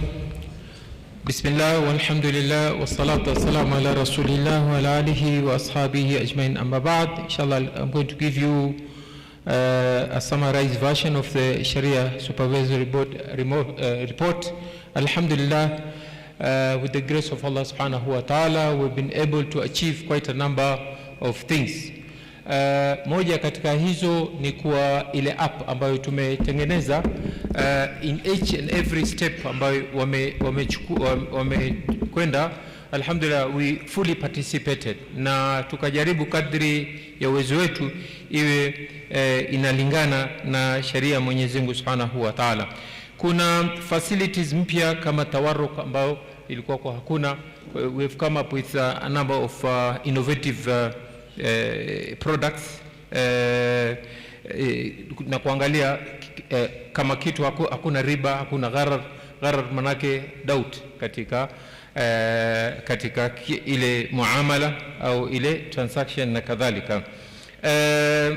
Alhamdulillah, tumekuwa na sensitization seminars au meetings kadhaa kwa board, kwa management na pia kwa members, na alhamdulillah quite a number of members wamekuwa wakiparticipate, na baadhi ya maswali utaona ni yale ya kariri kwa sababu pengine watu hawa attend ile education day, na natilia mkazo kuwa kuna umuhimu sana siku ya education day tuhudhurie, kwa sababu kuna watu wengi wako na maswali kuhusu masala ya kisheria, na hiyo ndio opportunity ya sisi kuuliza maswali yoyote ambayo mtu yuko na dukuduku katika issue yoyote. Hiyo ndio siku munasib, kwa sababu huwa ni siku yenu ya kuuliza maswali yote ambayo yanakusumbua kuhusu masala ya kisheria. Pia tumeweza kuintegrate zakat katika ile app na kuwa ikifika kiwango kile katika sheria inaitwa nisab threshold ya kutoa zakat, kwa inshallah itakuja prompt katika account yako kuwa umefikisha hadi ya kutoa zakat. Na lakini hiyo ni katika ule mfuko ulioweka katika Taqwa Sacco peke yake. Iza kuwa taban tunaangalia vipi, utaona katika page 37 ni kuwa jambo la kwanza maulama wa Kenya wameafikiana kuwa the base ya zakat iwe ni silver, fedha, kwa sababu base yaweza kuwa dhahabu au gold au yaweza kuwa ni silver. Silver kwa sababu watu wengi zaidi watafaidika kupokea zaka, na watu wengi zaidi watatoa zaka, na namna ya kucalculate, na alhamdulillah tulikuwa na very successful zakat awareness program, na ilikuwa katika mtandao, na wale ambao walihudhuria walifaidika, na tunasema kwa the Sharia department au committee inatoa services za bure au bila malipo kwa mtu akitaka kufanyiwa calculation yake ya zakat. Na of course tuko na Sheikh Tego, Sheikh Hussein, Sheikh Tego huyo, Sheikh Hussein na Sheikh Saleh Usore, tuko sisi. Kwa hivyo tumesema kwa mtu yote ambaye ataka kuuliza au kufanyiwa calculation za zakat zake, inshallah we are offering free service for that. Kitu ambacho nataka kusisitiza ni kuwa ile prompt ni ya Taqwa peke yake. Kwa hivyo huenda ukawa na savings zako katika benki ya kwanza, ya pili na kadhalika. Kwa hivyo ni kama mtu ameweka pesa zake katika mfuko huu na nyingine huku na nyingine huku, zote ni pesa zake, ziko tu mfuko tofauti tofauti. Kwa hivyo usiseme kwa mimi sijafikisha nisab katika akaunti yangu ya Taqwa, kwa hivyo sitoi zaka. Kwa hivyo hii ni ina focus katika Taqwa Sacco peke yake. Na namna ya kucalculate tumeweka ni kuwa nisab ya fedha ni 595 grams, na thamani ya fedha ni 349 as of 31st of 3rd 2026. Kwa hivyo kwa sasa angalia tu, siku hizi mambo yamekuwa sahali, angalia tu katika mtandao silver, price ya silver in Kenya shilling itakupatia, so and then multiply by 595, hiyo ndio itakuwa nisab. Kwa hivyo ikiwa savings zako zimefikisha hiyo, itakubidi utoe zaka, ambao wakati ule wa March ilikuwa ni takriban 207,655. Kwa hivyo mtu yote ambaye ana savings za 200,000 or 200,000 and 7,000, 207,000, let's say 200,000, inakupasa kutoa zakat. Na pesa zako zote sio za Taqwa peke yake, pesa zako au savings zako zote, sawa. Kwa hivyo ikiwa baadhi ya saving katika Taqwa uko na 150,000, utasema bado hujafikisha, lakini katika mfano Gulf African Bank au Premier uko na another 200,000. Kwa hivyo utaziadd zile za Taqwa, zile za Gulf na zile za Premier, zote kama inafika 207,000, then inakupasa kutoa zaka. Tumefahamiana? Na dhahabu na vitu na kadhalika, hiyo inshallah itakuja. Kama uko na gari ile unatumia haitoi ile zaka, lakini gari ya biashara mathalan matatu au taxi au inatolewa zakat. Nyumba ambayo wewe unaishi hautoi zaka, lakini ile ambayo unaifanyia biashara kwa BNB au umekodisha na kadhalika utaitolea zakat. Kwa hivyo hayo maalumati inshallah ukija, we are offering free services katika hayo kadri ya uwezo wetu. Kila muamala, kila transaction ambayo inapita mashallah inapita kwa Sharia department na kuthibitisha na kuhakikisha kuwa iko sawa. Tumejaribu kadri ya uwezo wetu, na mengine tumewachia Mwenyezi Mungu kucalculate mpaka ile karatasi ya photocopy. Kwa hivyo we have tried our level best mpaka ile karatasi ya photocopy thamani yake, ili kadri ya uwezo tusiguse riba kabisa. Tumefahamu. Kwa hivyo tumejaribu, na iliyobaki Mwenyezi Mungu Subhanahu wa Ta'ala atatulia taufiki. Kwa hayo na sisitiza tena katika education day msikose kuja, iwe hall sio hivi, iwe kama hivi na ziada, lakini katika education day wanakuja watu kidogo, kisha ile maswali yanakuja kuulizwa katika AGM ambao si pahali pake. Ala kule hal haimaanishi kwa hatuwezi kuuliza. Jazakumullah khairan wa barakallahu fikum, wassalamu alaikum wa rahmatullahi wa barakatuh.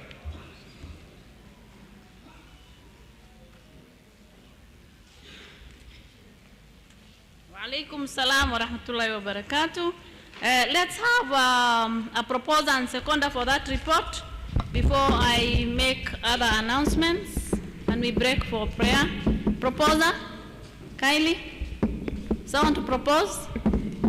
Yes, our sister there at the mic.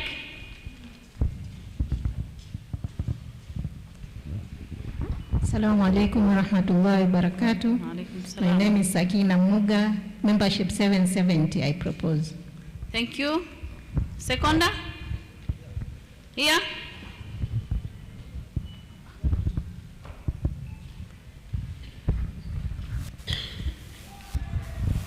My name is Sauda Mohammed, membership 2897, I second. Thank you. Thank you so much, members. I would like to make some announcements before we break for prayer and lunch. The first Duhur prayer for brothers, you will pray at the main mosque. There is also a place for wudu. You can take their sisters to pray in the space provided behind the main mosque. You can take your wudu at the ladies. We shall convene again here at exactly 2 p.m. Kindly let's observe time as we continue. I wish you a very nice lunch and prayer. Thank you so much.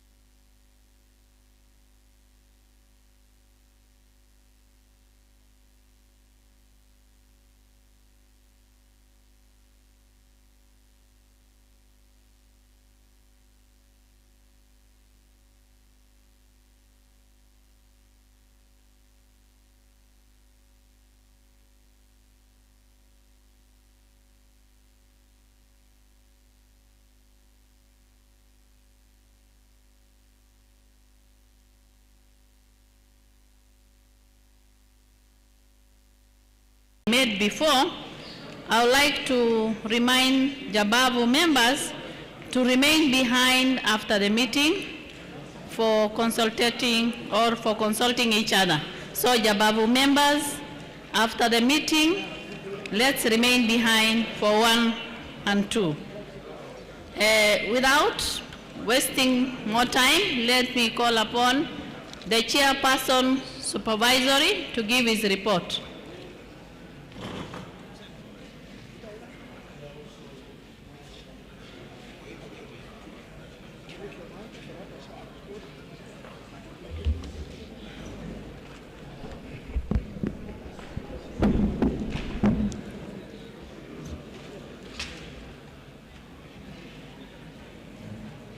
Assalamu alaikum wa rahmatullahi wa barakatuh.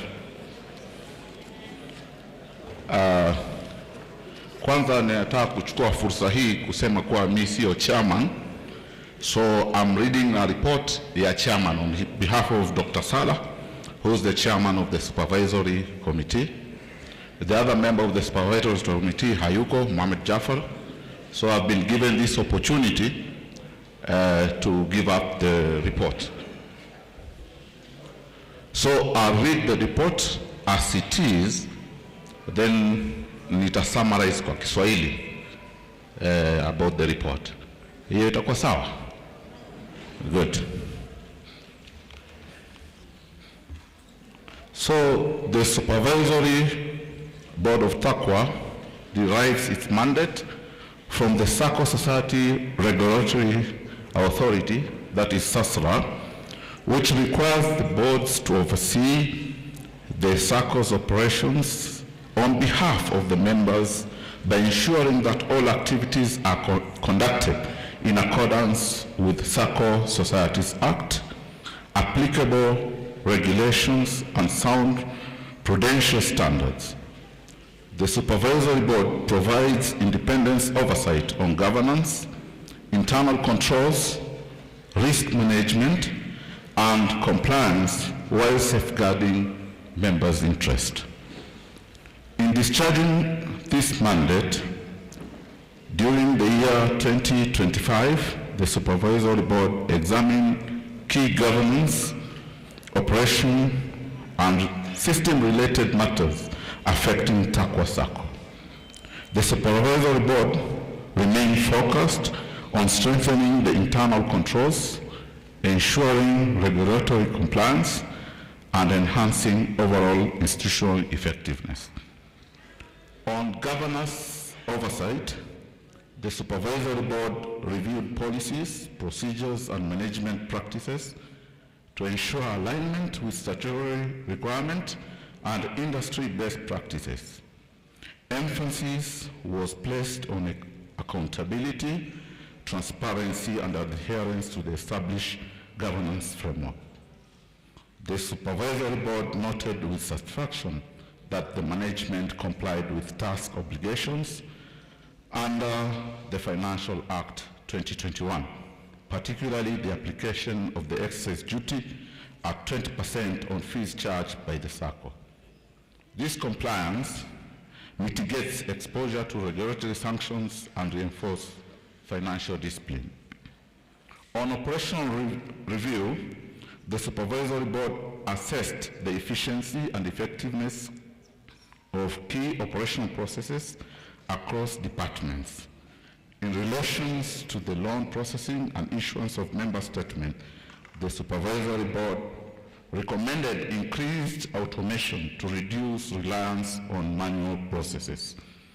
Automation is expected to improve turnaround time for loan disbursement, enhance real-time monitoring of repayments, and ultimately increase member satisfaction and credit uptake. On system and internal controls, the Supervisory Board evaluated the adequacy, reliability, and security of the Sacco information system and internal control environment. It confirmed that the acquisition of the new system adhered to the prescribed procurement procedure. The Supervisory Board further emphasized that the system must support proper segregation of duties, strengthen authorization protocols, and mitigate risk associated with the system vulnerabilities. The outlook of 2026. In the year 2026, the Supervisory Board prioritized compliance oversight with particular focus on the adherence to application laws, regulations, and prudential guidelines issued by SASRA. Any identified gap will be addressed through structured recommendations and continuous follow-up with management to ensure timely remediation. So that is the report.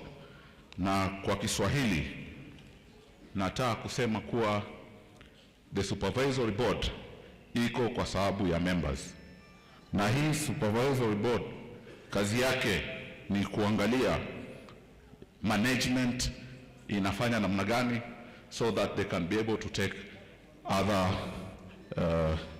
measures ambazo zinaweza reduced risk, because kama the management will not be able to follow, hawataweza kufata ile maadili ambayo inahitajika kwa zile sheria na kanuni ambazo zinahitajika kwa SASRA, then the Sacco may not go well.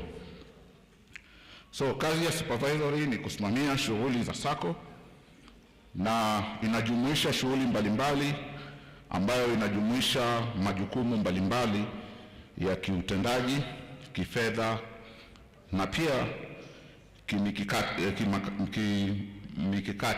yani something that can be able to ensure that kila kitu iko sawa. Na kwa hivyo inahakikisha that hii shirika ya Sacco ama ambayo ni Taqwa inakuwa na kuwahudumia nyinyi kama members kwa wakati ulioko ambayo ni mwafaka. Na katika hii report iko mapendekezo ambayo the chairman ambaye anataka kuweza kupata kwa hii 2026, na one ya kwanza ni kuzingatia na kufuata sheria na kanuni za Sacco, that is hii Taqwa Sacco. Ya pili ni kuangalia kuna gaps gani ama mapungufu gani ambayo yako katika management ya Sacco, so that tuweze kuya-address na yaweze kufuatiliwa na kuweza kutatuliwa kwa muda ambao ni mwafaka. So the supervisory kazi yake ni kuangalia hizo vitu zote na kuensure that wana advise the management on the proper address, yani ama kufuatilia ile mikakati ambayo imewekwa na kisheria.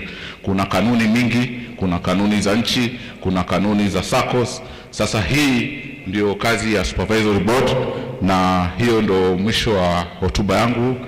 Na pia nataka kuwashukuru last year kwa kunichagua kama member of the supervisory committee. Mimi najua watu wako hapa ambao walinichagua last board, na nashukuru sana. Asanteni.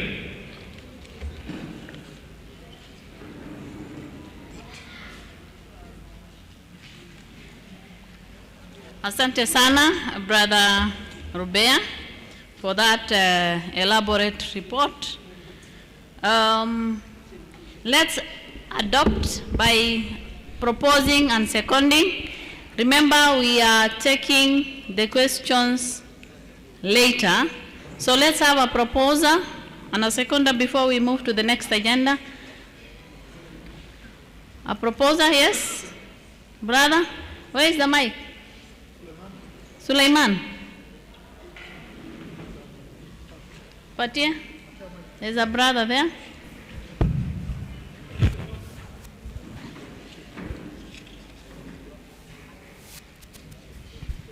Bismillah. My name is Bashir Duale. I support. Thank you, Brother Bashir. My number is 3366. You propose? Yes. Thank you, Brother Bashir. So, seconder? At the back there, or do we give her? Let's give this.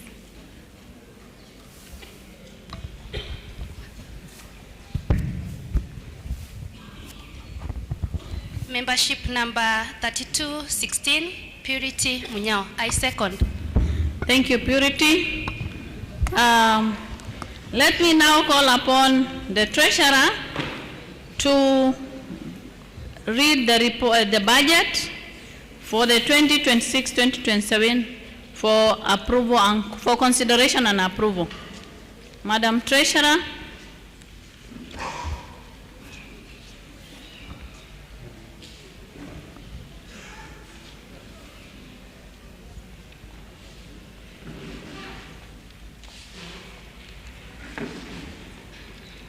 Assalamu alaikum wa rahmatullahi wa barakatuh. So I'm back again.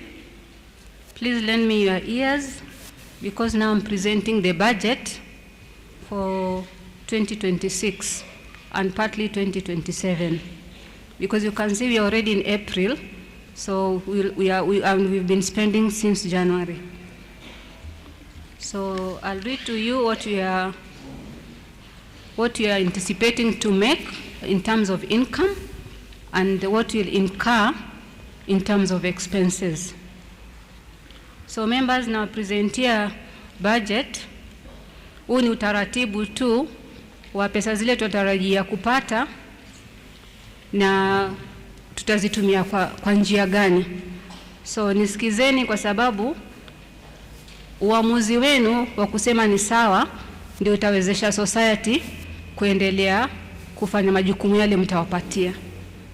So on income, service charge, we are hoping to make 21,840,000.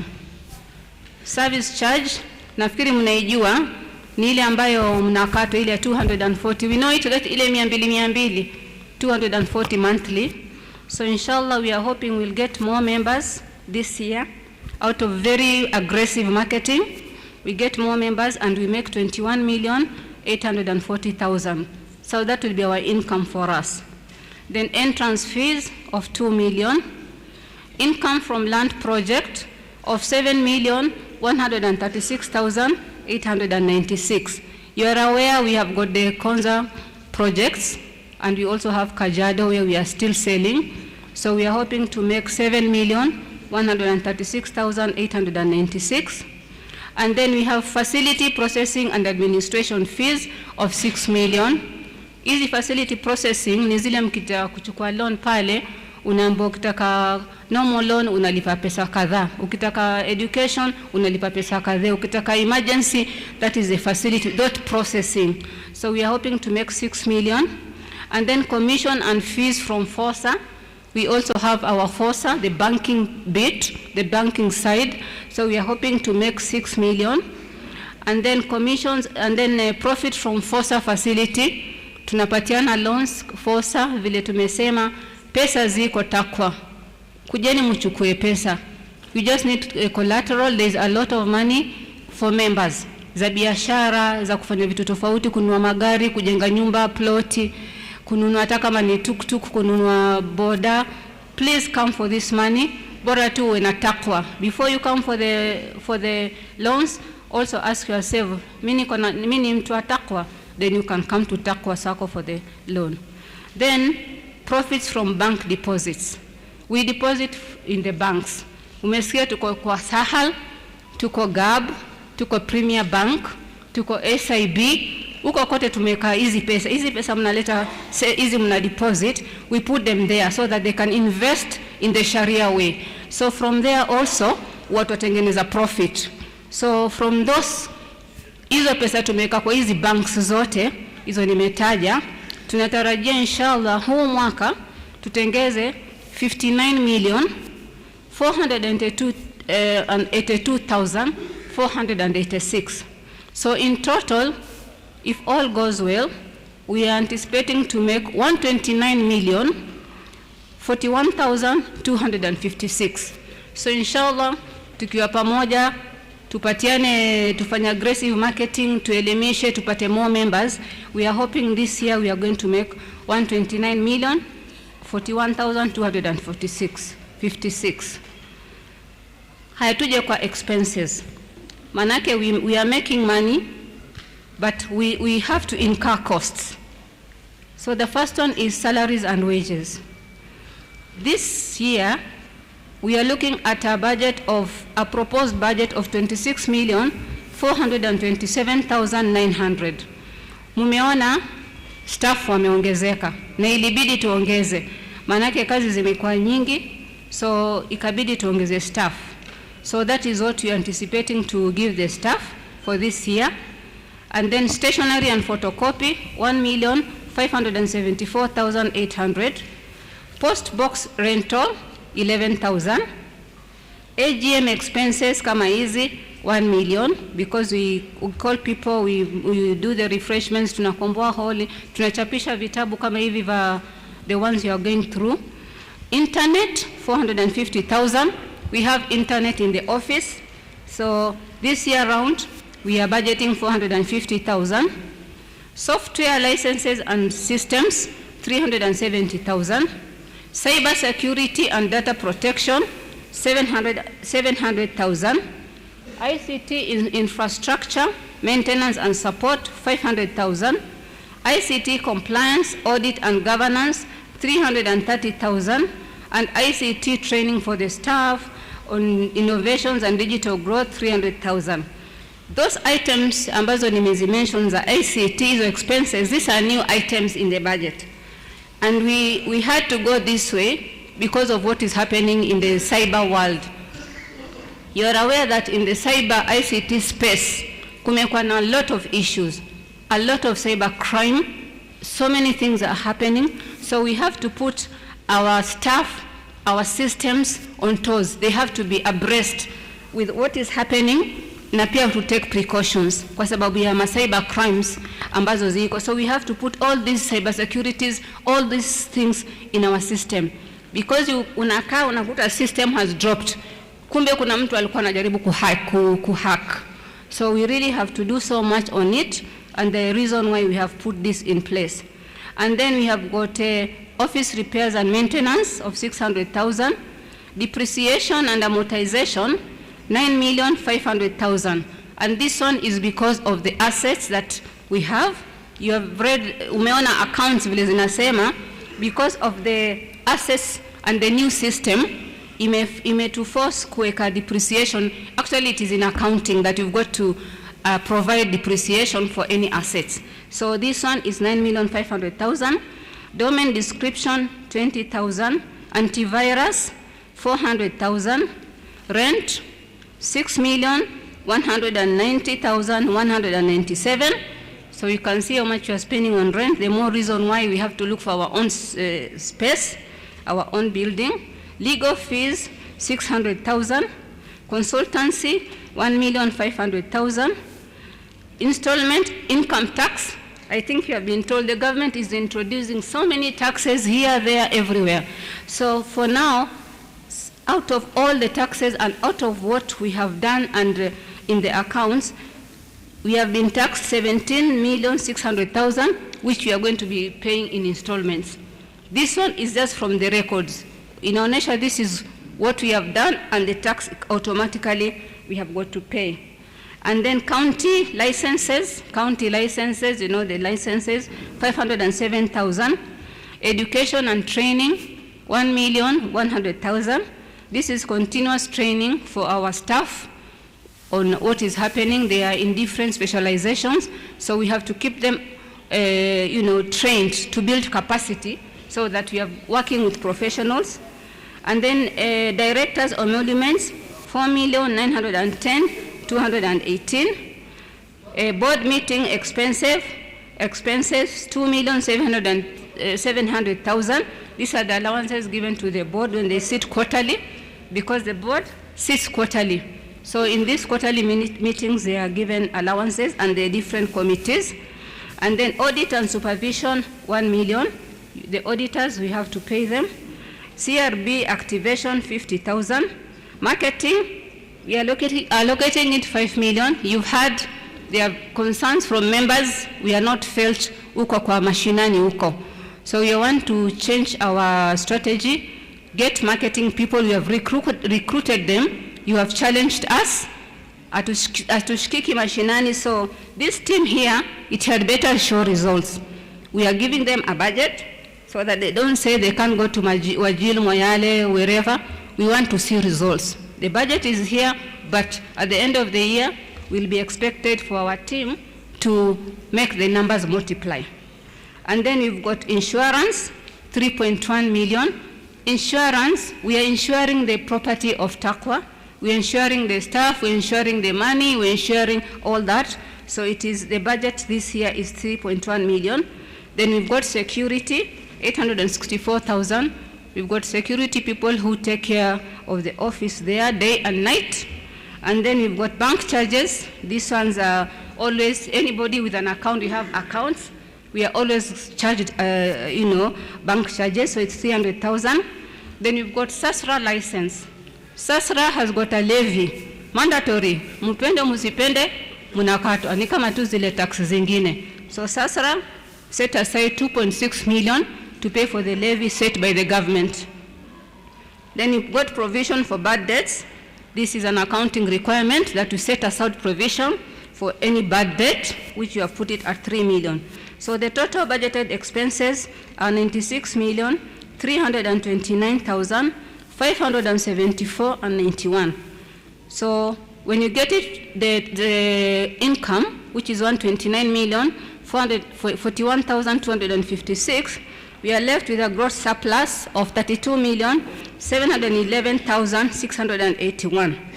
On the capital expenditure, we have furniture and fittings, which we have provided for 500,000, because you've seen we've increased staff. We have got to buy furniture and all that. Computer and accessories, 2 million. And then ERP, we have mentioned we have a new system. So as we're implementing it, we've been implementing it in stages. So we still have 20 million to go, so we have given it a provision.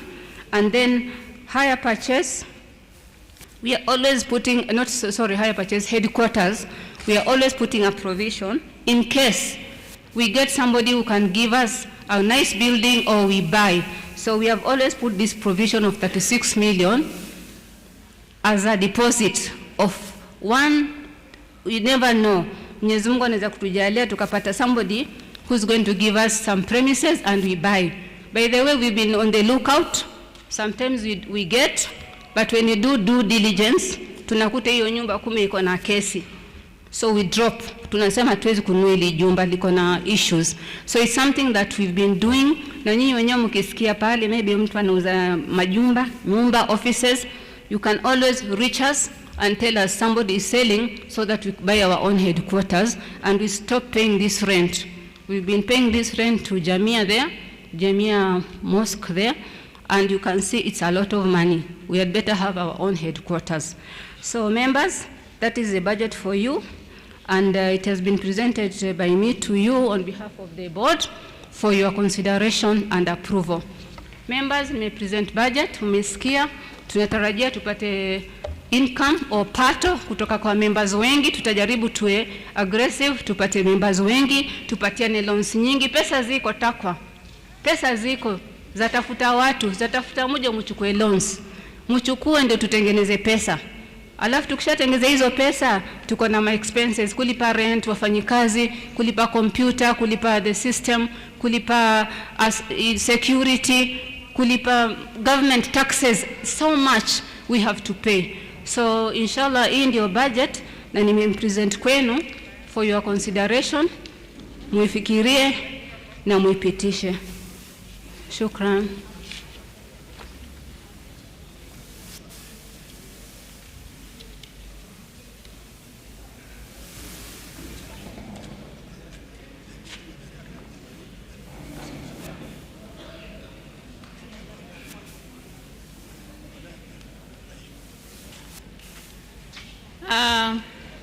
Thank you so much, Treasurer, for putting across the budget for 2026-2027 financial year. Members, we need to adopt through a proposal and seconder, and then we shall react to it later on. So let's have a proposal and a seconder to adopt the budget for the next financial year.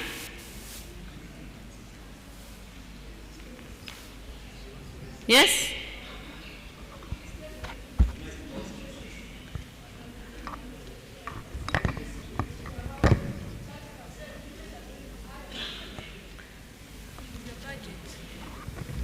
I'm saying, when I checked the financial statement that you provided, you are even going higher according to your expenses. You were at 42%.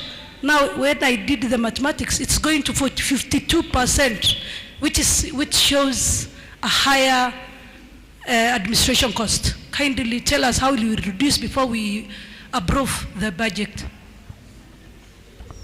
Thank you. Let's have another question. A reaction? Yes, there is a hand here. The mic. Thank you very much. My name is Mohammed Hassan. The bit I've looked at in terms of the budget presented now, I really like the budget. It is lean and sincerely, what you are doing according to plan, you are on the right trajectory. However, I have got two observations on the expenditure side. Where you have enlisted the depreciation as an expense item in the budget. I don't think whether depreciation will entail a real cash outflow in terms of payment. So maybe you explain more to the members for us to understand why the depreciation item, which is non-cash item, is listed as an expenditure in the budget under the expenditure side. Number two, on the bad debt provision, is it the recovery expense that the Sacco will incur when they are looking to recover the loan, or it is a refund to the Sacco or to the members when a bad debt is incurred? Please explain to the members. Thank you.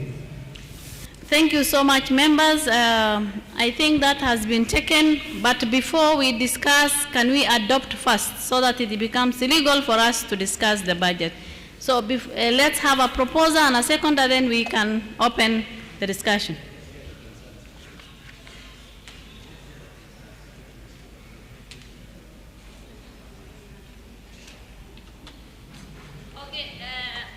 I'm guided. Let's have any other person who has a query or a concern or an issue. Yes?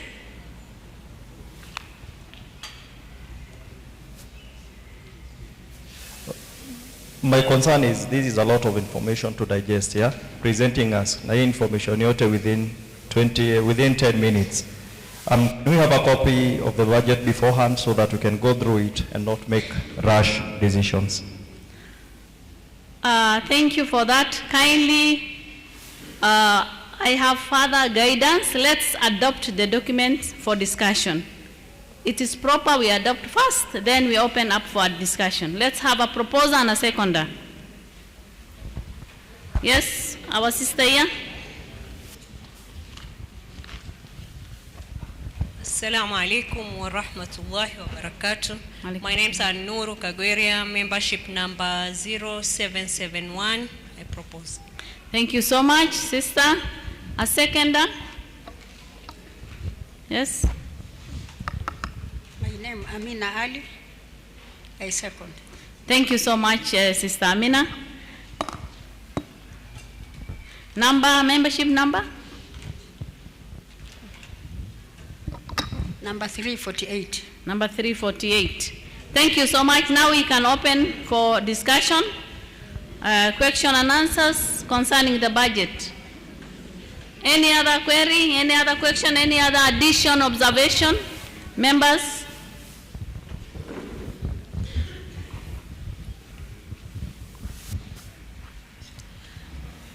Mimi niko na swali. Swali langu ni hili. Kuna mtu huko nje nilimwambia kuhusu hii sako. Nikamwambia 2000 ni saving monthly na nikamwambia 240 unalipa lakini hairegeshwi. Akaniuliza inaenda wapi? Swali la pili. Mimi for example ninaenda kwa ofisi nataka loan.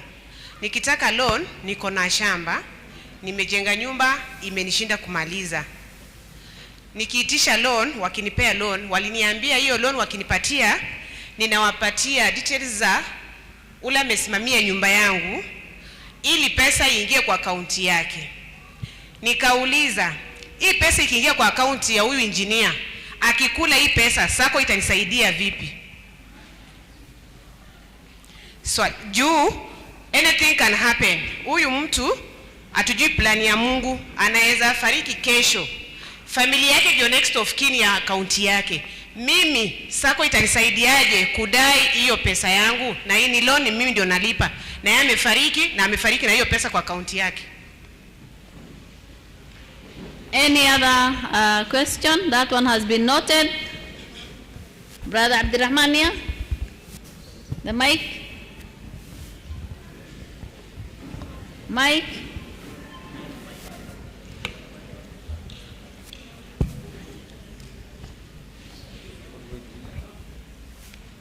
In your income, you stated that you are making income from depositing in a fixed deposit account. So members are concerned if that's the correct statement, because depositing in a fixed deposit account and making income, that's an interest. Unless you are telling us that you are investing or you are involved in certain investment which you can say 1, 2, 3 that we expect to make an income. So members are concerned how this is an halal making financial institution, and your statement reads that you are depositing money in a fixed deposit account, and out of the deposit then you are earning income. That income is directly an interest. We want clarity and further explanation on that. Thank you. Thank you. That one has been noted. Any other reaction, question? Okay, I think we have exhausted. Bado moja. Assalamu alaikum. My name is Mohammed Fofana, member number 12280. Assalamu alaikum. Alaikum salam. My name is Mohammed Fofana, member number 12280. Mine is just a concern. According to the document, I've noted that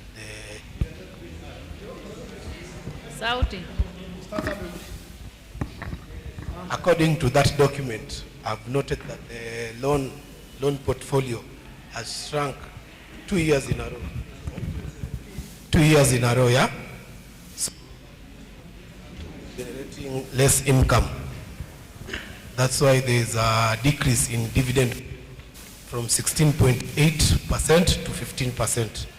So I want the Sacco to kind of like tell us the direction they are taking to make sure that more members have access to loans, and the procedure of receiving those loans, we should make it flexible according to the skills of the members. Okay, thank you. Let's Assalamu alaikum. I'm member number 1098. Before I ask my question, I have a quote. Money is a scarce commodity. Man has legs. The reason you find the money, then you put in the Sacco, tie them. Now, my question is, have followed all the proceedings and about cost, it is too high. So my question is, does the Sacco have the committee adopt procurement, or they just do things without such process? Thank you. Thank you. I think we can respond to those questions as we go forward. There's another concern. The mic. One more question and then we continue. Yes. Who's the mic? Chukua mic. In addition to what he asked, mine is also about the charges. He told us whenever you take money, you have to pay like 10% of the capital. So I wanted to confirm, what difference do you have with the other banks? Because they're also Sharia-compliant like ECB. Yamesikikwa, thank you so much. Let's have the questions responded to. From the Sharia committee to the CEO.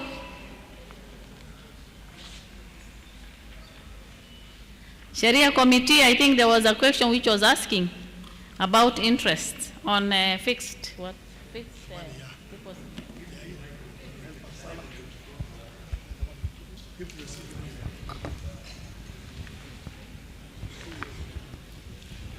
Assalamu alaikum wa rahmatullahi wa barakatuh. I think there are two questions that I've received from the Sharia aspect. I think I'll start with the one that was asked by the member on my extreme right about the paying of 10% of the facility amount. As far as we are concerned, when you come to, it depends. I don't know if she meant FOSA or BOSA. But either way, for BOSA facilities, we don't charge a percentage of the facility amount. We charge a service fee that is put in blocks. I think if you go to the office, you're able to see on the notice board. So it's not a percentage of the principal. And in BOSA, we give Qard Hassan. We don't earn anything as benefit in BOSA, as the chairman alluded earlier. Kwa Kiswahili ni ya kuwa katika unapokuja kuchukua mkopo kwa BOSA, amesema member hapa ya kuwa tuna charge 10% kwa hiyo loan ambayo inachukuliwa, lakini kwa ukweli ni ya kuwa hatucharge 10%, ila ni tunaweza kucharge members katika ile service ambayo tunaweza kutumia katika FOSA, na chairman alikuwa ameeleza haya masala. Lakini kama ni facility upande wa FOSA, ni ya kuwa facility upande wa FOSA ni biashara, na biashara unaweza ukacharge vile ambavyo unataka, ili mradi kama member ameridhia. Member akiridhia kuchajiwa katika FOSA, hiyo ni biashara na inakubalika. Lakini katika BOSA hatucharge a percentage kwa principal vile ambavyo ameuliza member. Swali la pili ni juu ya fixed deposit accounts katika Islamic banks. FDR ambayo tumeona hapa ya kuwa profits from bank deposits. Bank deposits hizi ni fedha ambazo zinawekwa katika benki. Na kila benki ya Kiislamu iko na mkataba maalum ambao wewe kama mteja unaingia ndani ya huo mkataba na benki. Ima uwe ni mkataba wa wakala, agreement ya kuwa wewe kama mteja, yani Sacco kwa hivi case kama Sacco ndio mteja inaekeza fedha katika benki, basi hiyo benki inachukua hizo fedha kama wakili ama agent wa huyo mteja, na inaweza kuchukua hizo pesa na kuwekeza katika njia tofauti tofauti ambazo zinaambatana na sheria, na ile faida ambayo hupatikana katika ule uwekezaji ndio inagawana ile faida na mteja wake. Kwa hivyo iwe ni mteja rasmi, mtu shakhsi yani kama wewe, au awe ni mteja ambaye ni organization kama Taqwa Sacco. Kwa hivyo for fixed deposit accounts, there are Shariah-compliant banks that run fixed deposit, and fixed deposit basically means the investment that you've done with the bank is fixed for a period of time. Could be 3 months, could be 6 months, could be a year. So the bank becomes your agent in a Shariah-compliant contract called a wakala contract, or some banks use mudaraba contract, whereby there is a fund provider who is the customer, and then there's the fund manager who is the bank, who is able to invest these funds in Shariah-compliant investments. Then you're able to share the return. Or it could be on a wakala model, whereby the bank becomes the agent for the customer to invest those particular funds in Shariah-compliant models, and then they're able to share the profits to the members. I think this is sort of forum to discuss the difference between profit and interest, but I think we can do this on an education day. But be rest assured that the Sharia Advisory, the Sharia Supervisory Committee is on toes to be able to ensure that your returns are Sharia compliant. Thank you.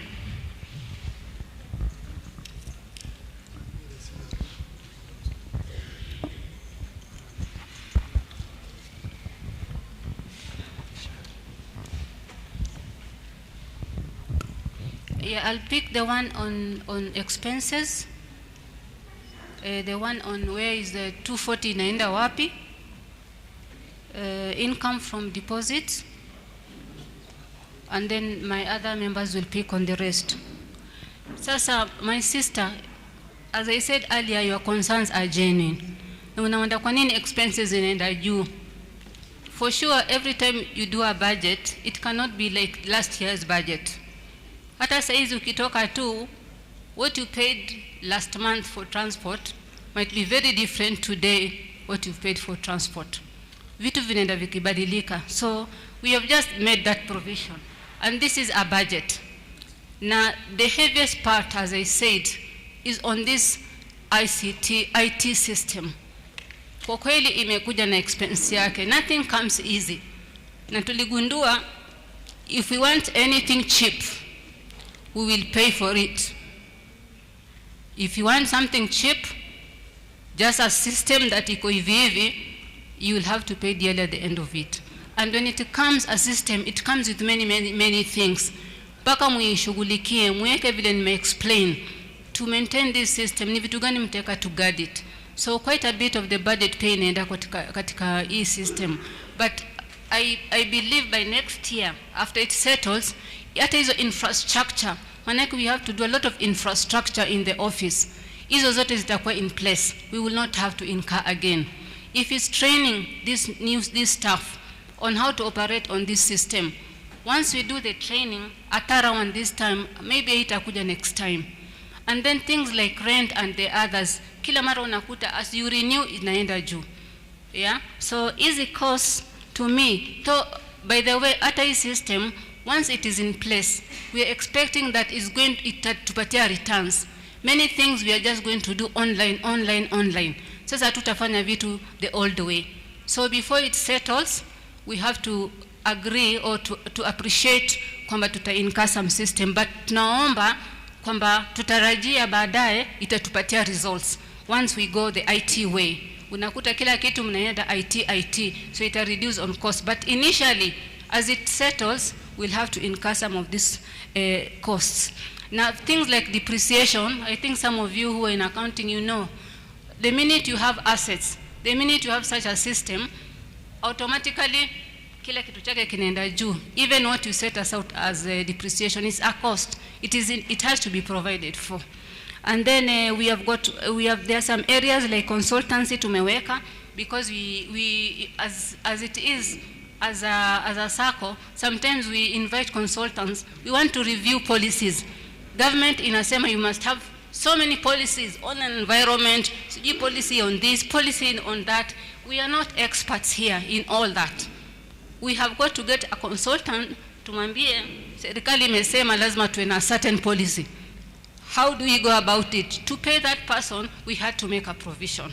So some of these things, ni vile it's dictated by the times as they are going. But alhamdulillah, we'll do the best way we can, apply the taqwa that we have to make sure that those costs are reduced. Kwa sababu compare the budget of last year, what we had budgeted for is what we incurred. So inshallah, we won't go on a shopping spree, on a spending spree. Tutajaribu ku exercise as much taqwa as possible, inshallah. And then on the other one, on the 240 mwenzangu ulikuwa unauliza, hii service charge inalipwa 240 yaenda wapi? Manake ukitoka tutakuhesabia tukurudishie. You see, this service charge was an agreement of an AGM like this. Walisema taqwa does not get interest. Services zetu hatupatiani na interest. Sasa wakaanza kuuliza, nyinyi mwatengezaje pesa? Mtoto wapi pesa ya kulipa rent, kulipa wafanyikazi, mtaka kulipa maji, mtaka kulipa stima? How do we make if we are not taking interest? Because other SACCOs, they make a lot of their money from interest. The interest they make from the loans that they give. Lakini sisi we are riba free. So members in a gathering like this one, wakasema inshallah tutakuwa tukilipa 200 shillings. Kupatia tu hii SACCO nguvu. So that is how hiyo 200 ilikuja. Ni 200 ya kuwezesha taqwa ijimudu kwa expenses. So na wairudishwe. Hiyo 200 hairudishwi. And then the other one that I'll take, the last one, is the income from deposits. A member is concerned. I'm saying in my budget that one of the areas that we are going to get revenue, ama pesa, ama pato, itatokana kwa bank deposits. What does bank deposits mean? Unaona hizi pesa mnatoa monthly. Zingine tunapatiana loans, zingine tunaziweka kwa bank deposits, fixed accounts. So his concern is this ya attract nini interest? How are you getting it? So from the Sharia board, before we invest, wanaangalilia mna invest wapi? Say Sahal for example, mna invest wapi? Premier Bank wako na fixed deposit. GAB, we invest in GAB. GAB wako na fixed deposit pia. SIB, some of you who've heard of SIB, they're also investing in the Sharia way. You can also go and look at how they invest. Before we invest, the Sharia board wanaangalilia, where do you want to invest? Kwa mfano, let's say SIB ama Sahal. How are they investing? Pesa zenu wanapatiana watu wanalipana interest? No. How are they investing? This is how they're investing. They are giving mortgages, they are giving what? In the Sharia way. In the Sharia way. And that is how you'll get your profit. Wakipatiana loans kwa Sharia way, hizo profit na nyinyi mtapata kama Taqwa Sacco. So that is how we've been investing. So please rest assured kwamba hatu invest ambapo ni interest, tunapata interest. Tuna invest in Sharia compliant vehicles ama investments. So I hope I've answered you. So I'll give the CEO to respond to any other or one of the board members. Okay, assalamu alaikum once again. I will respond to 3 questions. Ya kwanza, kuna member ameuliza about depreciation, mbona tumeiweka kwenye income statement. Kawaida depreciation ni cost of using an asset to generate income for that year. Kwa mfano, one of the assets tunayo ni the co-banking system. It's an asset and na tutatumia hiyo co-banking system ku generate income for the year. So normally depreciation ni cost ya kutumia lile asset ku generate the income. So in accounting you need to depreciate. Na tukidepreciate, hiyo depreciation inaenda kwenye income statement and then the asset itself goes to the balance sheet. So, And then the tax, it's an allowable tax for that asset. The other question yenye imeulizwa na one of the members is on the provision of bad debt. Again, hiyo pia iko kwenye income statement as required in accounting standards, and it's particularly guided by the IFRS 9 of the accounting standard, which is like a global standard yenye yatumika. So it has to be provided for. Na hiyo inakuwa kawaida ni provision of loans that might not be paid or loans that will not be performing. So you don't, si lazima we incur that cost, but lazima we provide for it just in case we'll have loans that will not perform. The other issue is on tax, I think, on the installment tax. So tunayo installment tax for the income we generated 2025, yenye tutakuwa tunalipa quarterly. April, June, September, December, by 20th of every month. And ukiangalia kwenye financial, total installment tax tuafa kulipa ni close to 17.6 million. But badala ya kulipa yote mara moja, because it's a huge sum of money, we will be paying it quarterly. So kila quarter, we divide your amount mara 4, so kila quarter tutalipa close to 4.5 million, which is also incorporated kwenye income statement, kwenye hiyo budget imepresentiwa. I think that is it.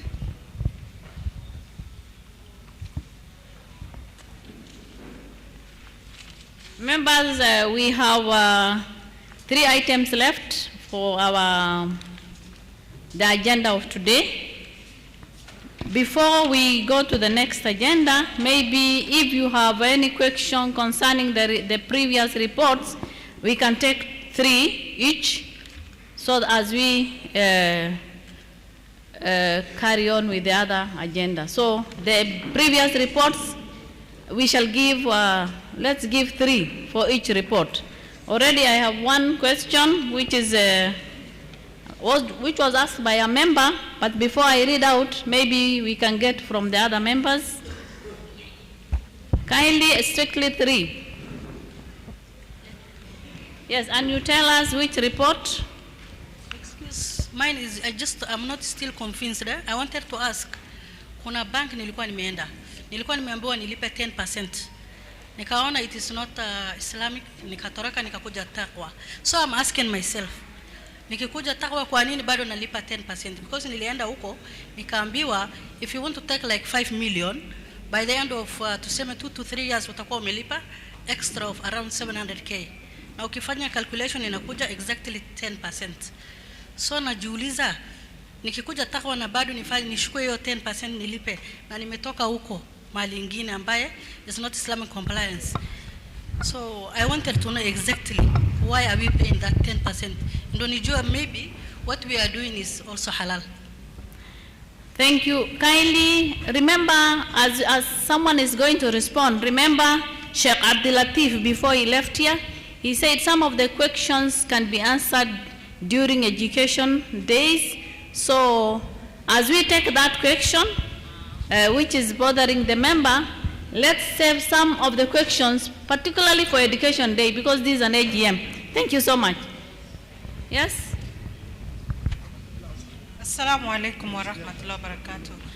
This is about asset financing. Kama vile huyu member amesema about asset financing, that pesa zilikuwa ziende kwa contractor. Sasa mimi nilikuwa na another issue, kwa sababu I had all documents, lakini hapo kwa valuation ndio ikanishinda, because I'm paying 100,000 for valuation. So I was asking, is it possible to have an in-house valuer? Kwa sababu nilikuwa na logbook na documents zote, na pia barua ya fraternity yangu kusema kwamba wananijua. But sasa nikaona spending 100,000 on valuation ya logbook, to me it didn't make sense. It was too much. And then another thing about dividends. How does someone know that they have their dividends? Because I've been a member since 2022. Na sijawahi pata. So I was asking, what qualifies or disqualifies you from getting dividends?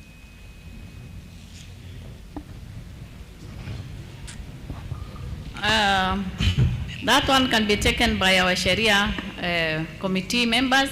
Any other question? Assalamu alaikum. My name is Abdul Samad Mahmoud, representing my parents here. And the questions I have about the of the independent auditor, specifically under the recognition of the housing project. Wengi wetu ambao tuko hapa, we are members of the Jabavu project. Now, from the independent audit, kuna a few concerns I have, and I would like explanations about it. It states that kuna payments that were only recognized later on and zilikuwa zikilack support or entries. So swali langu ni, kwa vile project ilikuwa ishaanza kitambo almost 2020 I guess, and kumekuwa na payments ambazo hazijakuwa recognized in the financial statements in the year of payment or subsequent periods, and they were only coded in 2025 and trade and other receivables. It also indicates that the accounting entries recorded during the implementation of the Sacco's new system were unclear. No supporting journal entries, reconciliations, or evidence of board and member approval. Could you kindly elaborate on this, because it is not a small issue, and where could this discrepancy come from, even if it means we talk about it later, specific to the beneficiaries of the Jabavu project? Thank you. Thank you so much. I think that will be handled when the Jabavu team will remain behind. Those are some of the questions we are going to ask ourselves and discuss. Thank you. Any other person? Yes? Assalamu alaikum wa rahmatullahi wa barakatuh. Ahmed Sabutaga, member number 1498. Mine goes to the credit committee. I have got a request.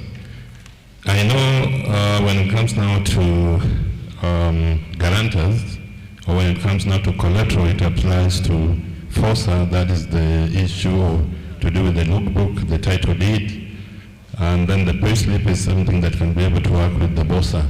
However, is there a way or a mechanism that this also can apply at the BOSA office, the logbook, the title deed? And then also is the request that I understand that when it comes to repayment of the loan, it has been spread to 48 months. Is there a way it can also be spread all the way up to 5 years, so that it can accommodate those who can be able to afford to pay within 5 years as compared to 4 years? The other thing is that when it comes now to the 10% profit at the FOSA, you'll find that that one probably hinders guys by not understanding how does the 10% reducing balance works.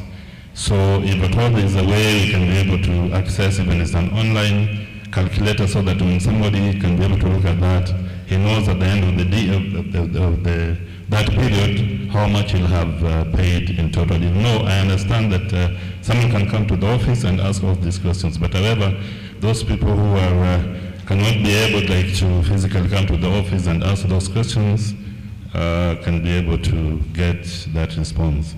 The other thing is that if we can be able to, the marketing team can be able to spread their wings, just to support what one of the members said, across the board, because you'll find that like Western region, we have got Kisumu, covering Kakamega, Mumias, all the way to Eldoret. If at all can be able to get an office or representation or a proper marketing, that will be okay. Thank you so much. Thank you so much. Now, let's those be answered by the board because we have 3 important, agenda that is remaining. So we are not taking any other, maybe later on. Let's the 3 questions be answered as we go ahead.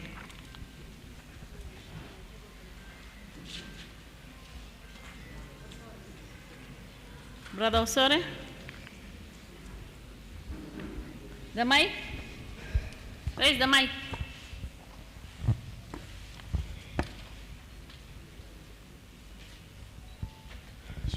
Assalamu alaikum warahmatullahi wabarakatuh. Thank you very much, members, for your profound questions. Question number 1 comes from one of the member. Ameandika jina lake na member number. Lakini anasema ya kuwa, for example, niko na deni la $2,000,000. Lakini net worth yangu ni $1.5 million. Je, naweza kulipa zaka? Naam, utalipa zaka. Deni haizui mtu kulipa zaka. Kama uko na mortgage ya nyumba 10 million na uko na savings zako, unafanya biashara, mradi zile savings ambazo uko nazo zifike kiwango ama ni swabu ile ambayo inatakikana na sheria, basi ni wajibu kwako kulipa zaka. Deni haizui kulipa zaka. So the question is from a member who is asking, in case he has a debt of 2 million, then is he allowed to pay zaka because his net worth of 1.5 million? If 1.5 million is above the threshold for nisab for zaka, then you're supposed to pay 2.5% of that once it's rotated by a lunar year, as the booklet has demonstrated. So if you are in debt doesn't mean that you can't pay zaka. If you have other assets and investments, then you have to pay, unless you are in debt that has really made you very poor and then you don't have any other savings to hang on, then that's a different case. But in this case whereby the investments are there, you have other savings, then you are supposed to pay zaka for that. Coming back to the other question, sister asked about having a contractor. I'll talk about it, and I think the management can also add value on it. Is that why should the society pay the contractor?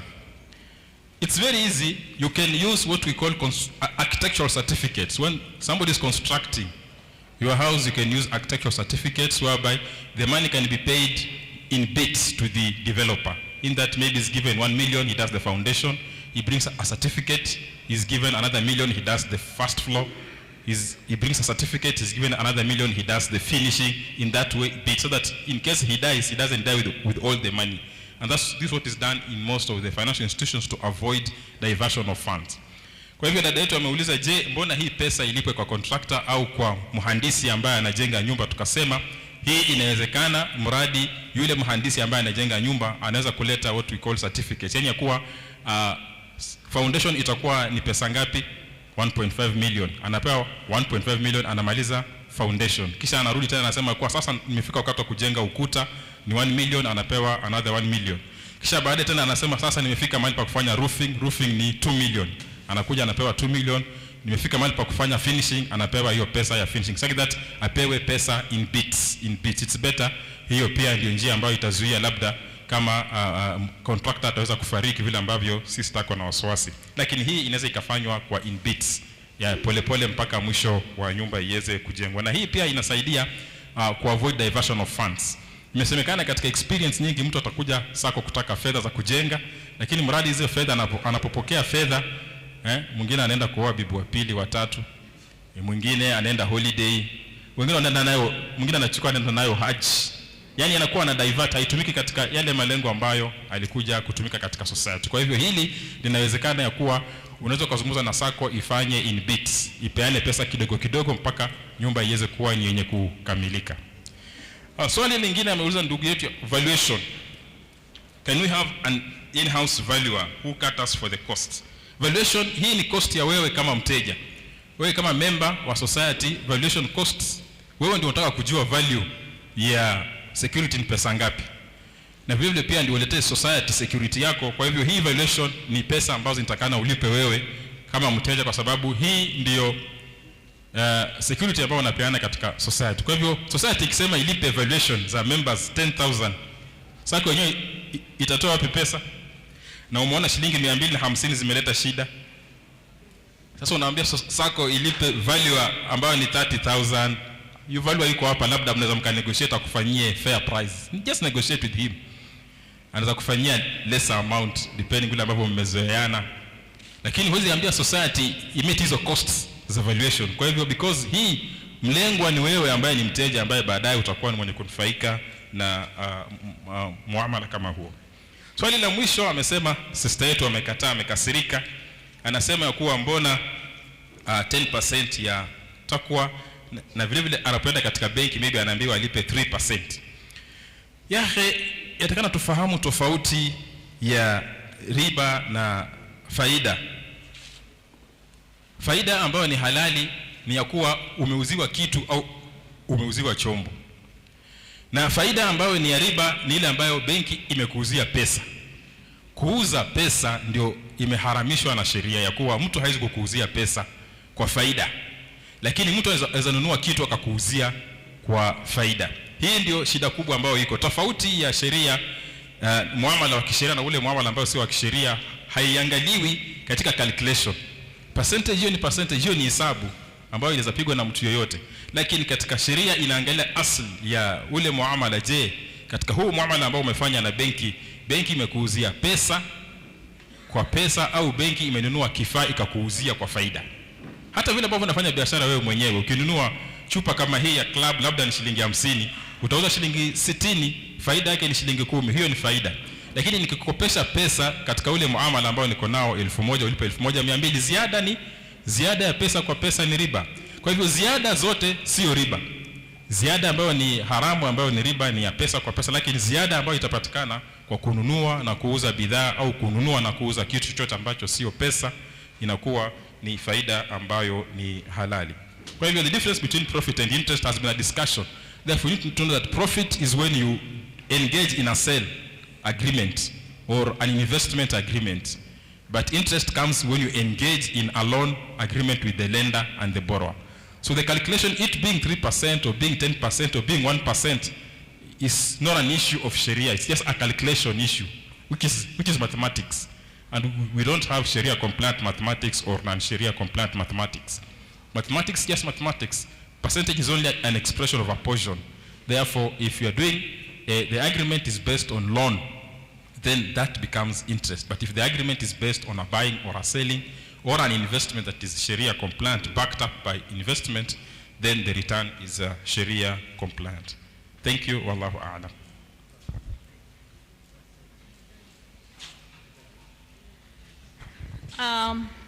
Let me now call upon the chairperson so that for you to consider and pass resolutions in respect of the dividends for the year and appointment of external auditor.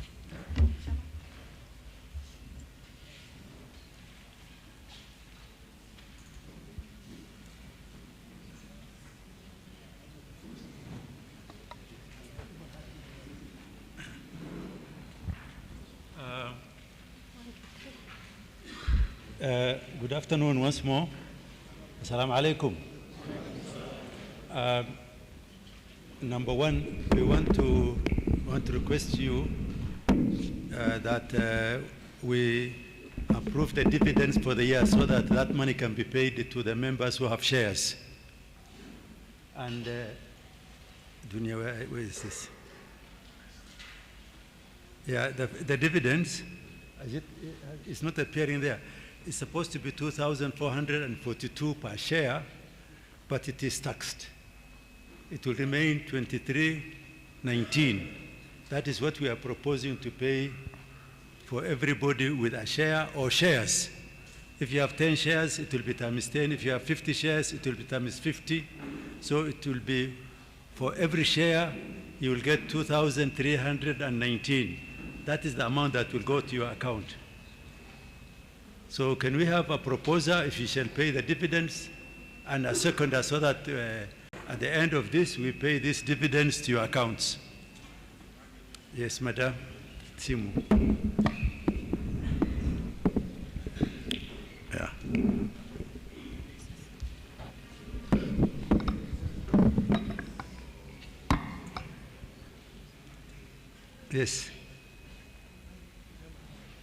We need a Assalamu proposal. alaikum wa rahmatullahi wa barakatuh.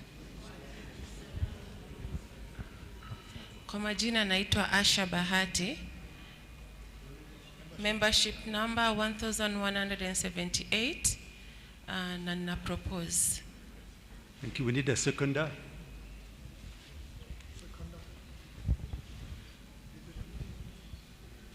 Somebody to second the payment of the dividends.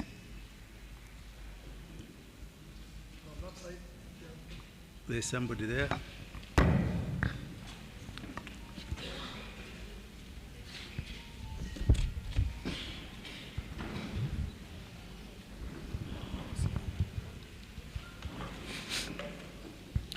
My name is Aden Hassan, membership 2216.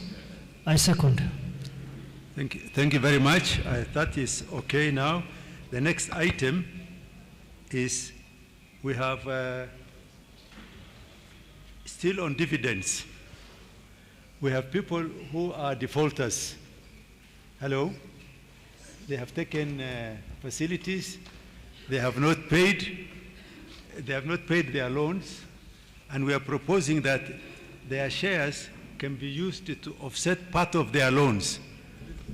Hello? Assalamu alaikum. Mmenielewa?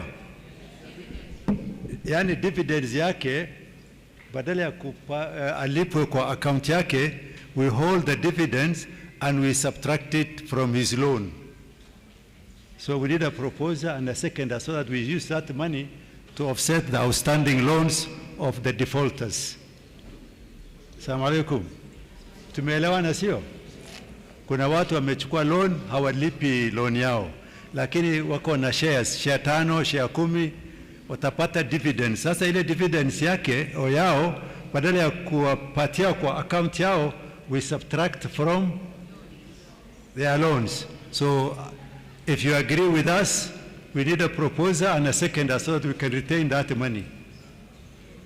Hello? There's a hand there, there's a hand here. Yeah, you can propose. Somebody here will second. Assalamu alaikum wa rahmatullahi wa barakatuh. My name is Yusuf Juma, number 15148. I propose. Thank you. We need a seconder. Assalamu alaikum wa rahmatullahi wa barakatuh. I'm Dr. Hawa Godana, member number 13322. I second. Thank you very much. I think that is done. The other item that I have for what do you call appointment is the appointment of the auditors. In compliance with SASRA's requirement, the current auditors were approved last year, and they can continue for a period of 3 years, but we must appoint them every year. So Clyde, who is Clyde? And associates, we are proposing that we appoint them as our auditors for the year 2025. If that is okay with you, then we need a proposer and a seconder. Hello? Assalamu alaikum. Yeah. We have to appoint auditors. And we need a proposer and a seconder. The same auditor, they serve for at least 3 years. And this is in compliance with SASRA. SASRA is our regulator. So we need a proposer and a seconder. There's a hand there. Madam, there's a hand there.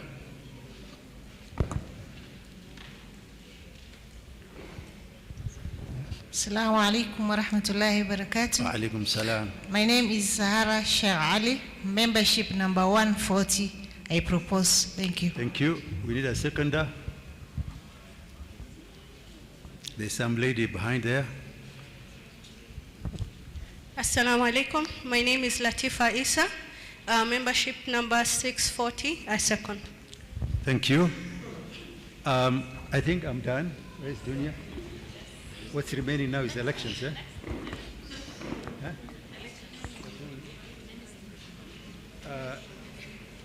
I think the next item is elections, and we have our cooperative officer. So please come and continue with that.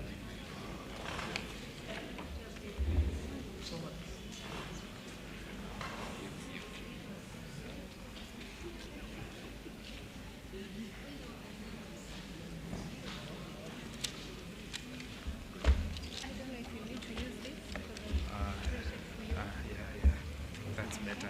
You need some introduction? Yes.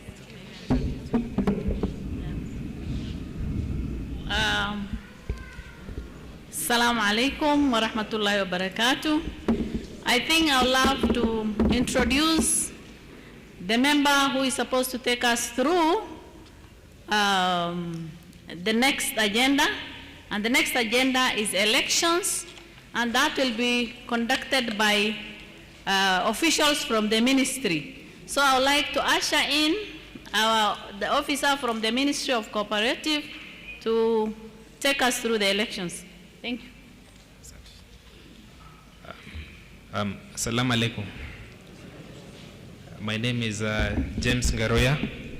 I'm official for the Ministry of Cooperative, and thank you. And I'm here to take you through the agenda of election. And according to CAP 490 of the Cooperative Act, says that a third of the management committee and a third of the supervisory committee are supposed to retire on an annual basis, but again they can be re-elected if they are compliant to the society's bylaws. We'll start with the management committee, whereby we have retiring by rotation and proposed for re-election. We have one, Ms. Zaituni Isa. Kindly, tunaweza taka kuona Zaitun, who's the treasurer. We have two, Saada Abdul. Three, Jawahir Kenan. Thank you. Four, Mr. Mohammed Jaffer is away.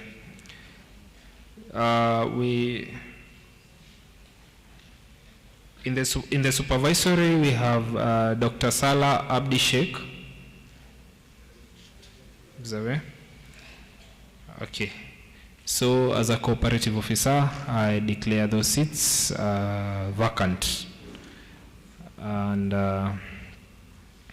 probably I'd like to invite Zaitun and the other members who are candidates to come and say something briefly for like 1 minute. So, karibu, Zaitun.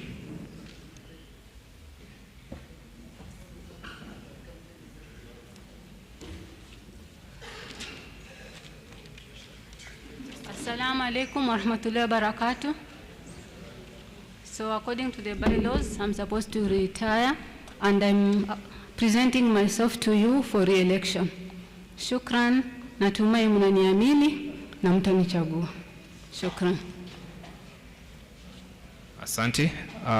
The next one is Ms. Saada Abdul.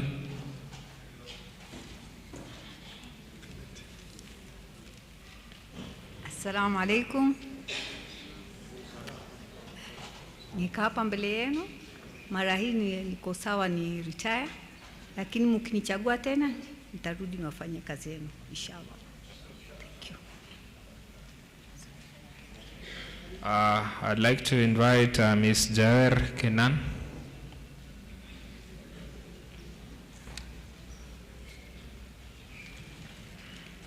Assalamu alaikum wa rahmatullahi wa barakatuh. Here, Jawahir Kenan, who is retiring and requesting for re-election. I am sure you have faith in me, and that is why you elected me the other time. So I'm asking for your votes.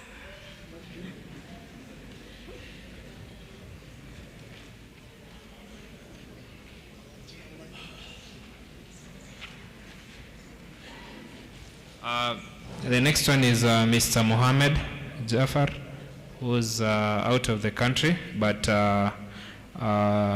he expressed interest to continue serving.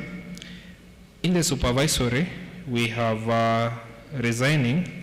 retiring, but also resigning. We have Dr. Salah Abdi, who is resigning, but there is a proposal of Dr. Hawa Guyo Godana.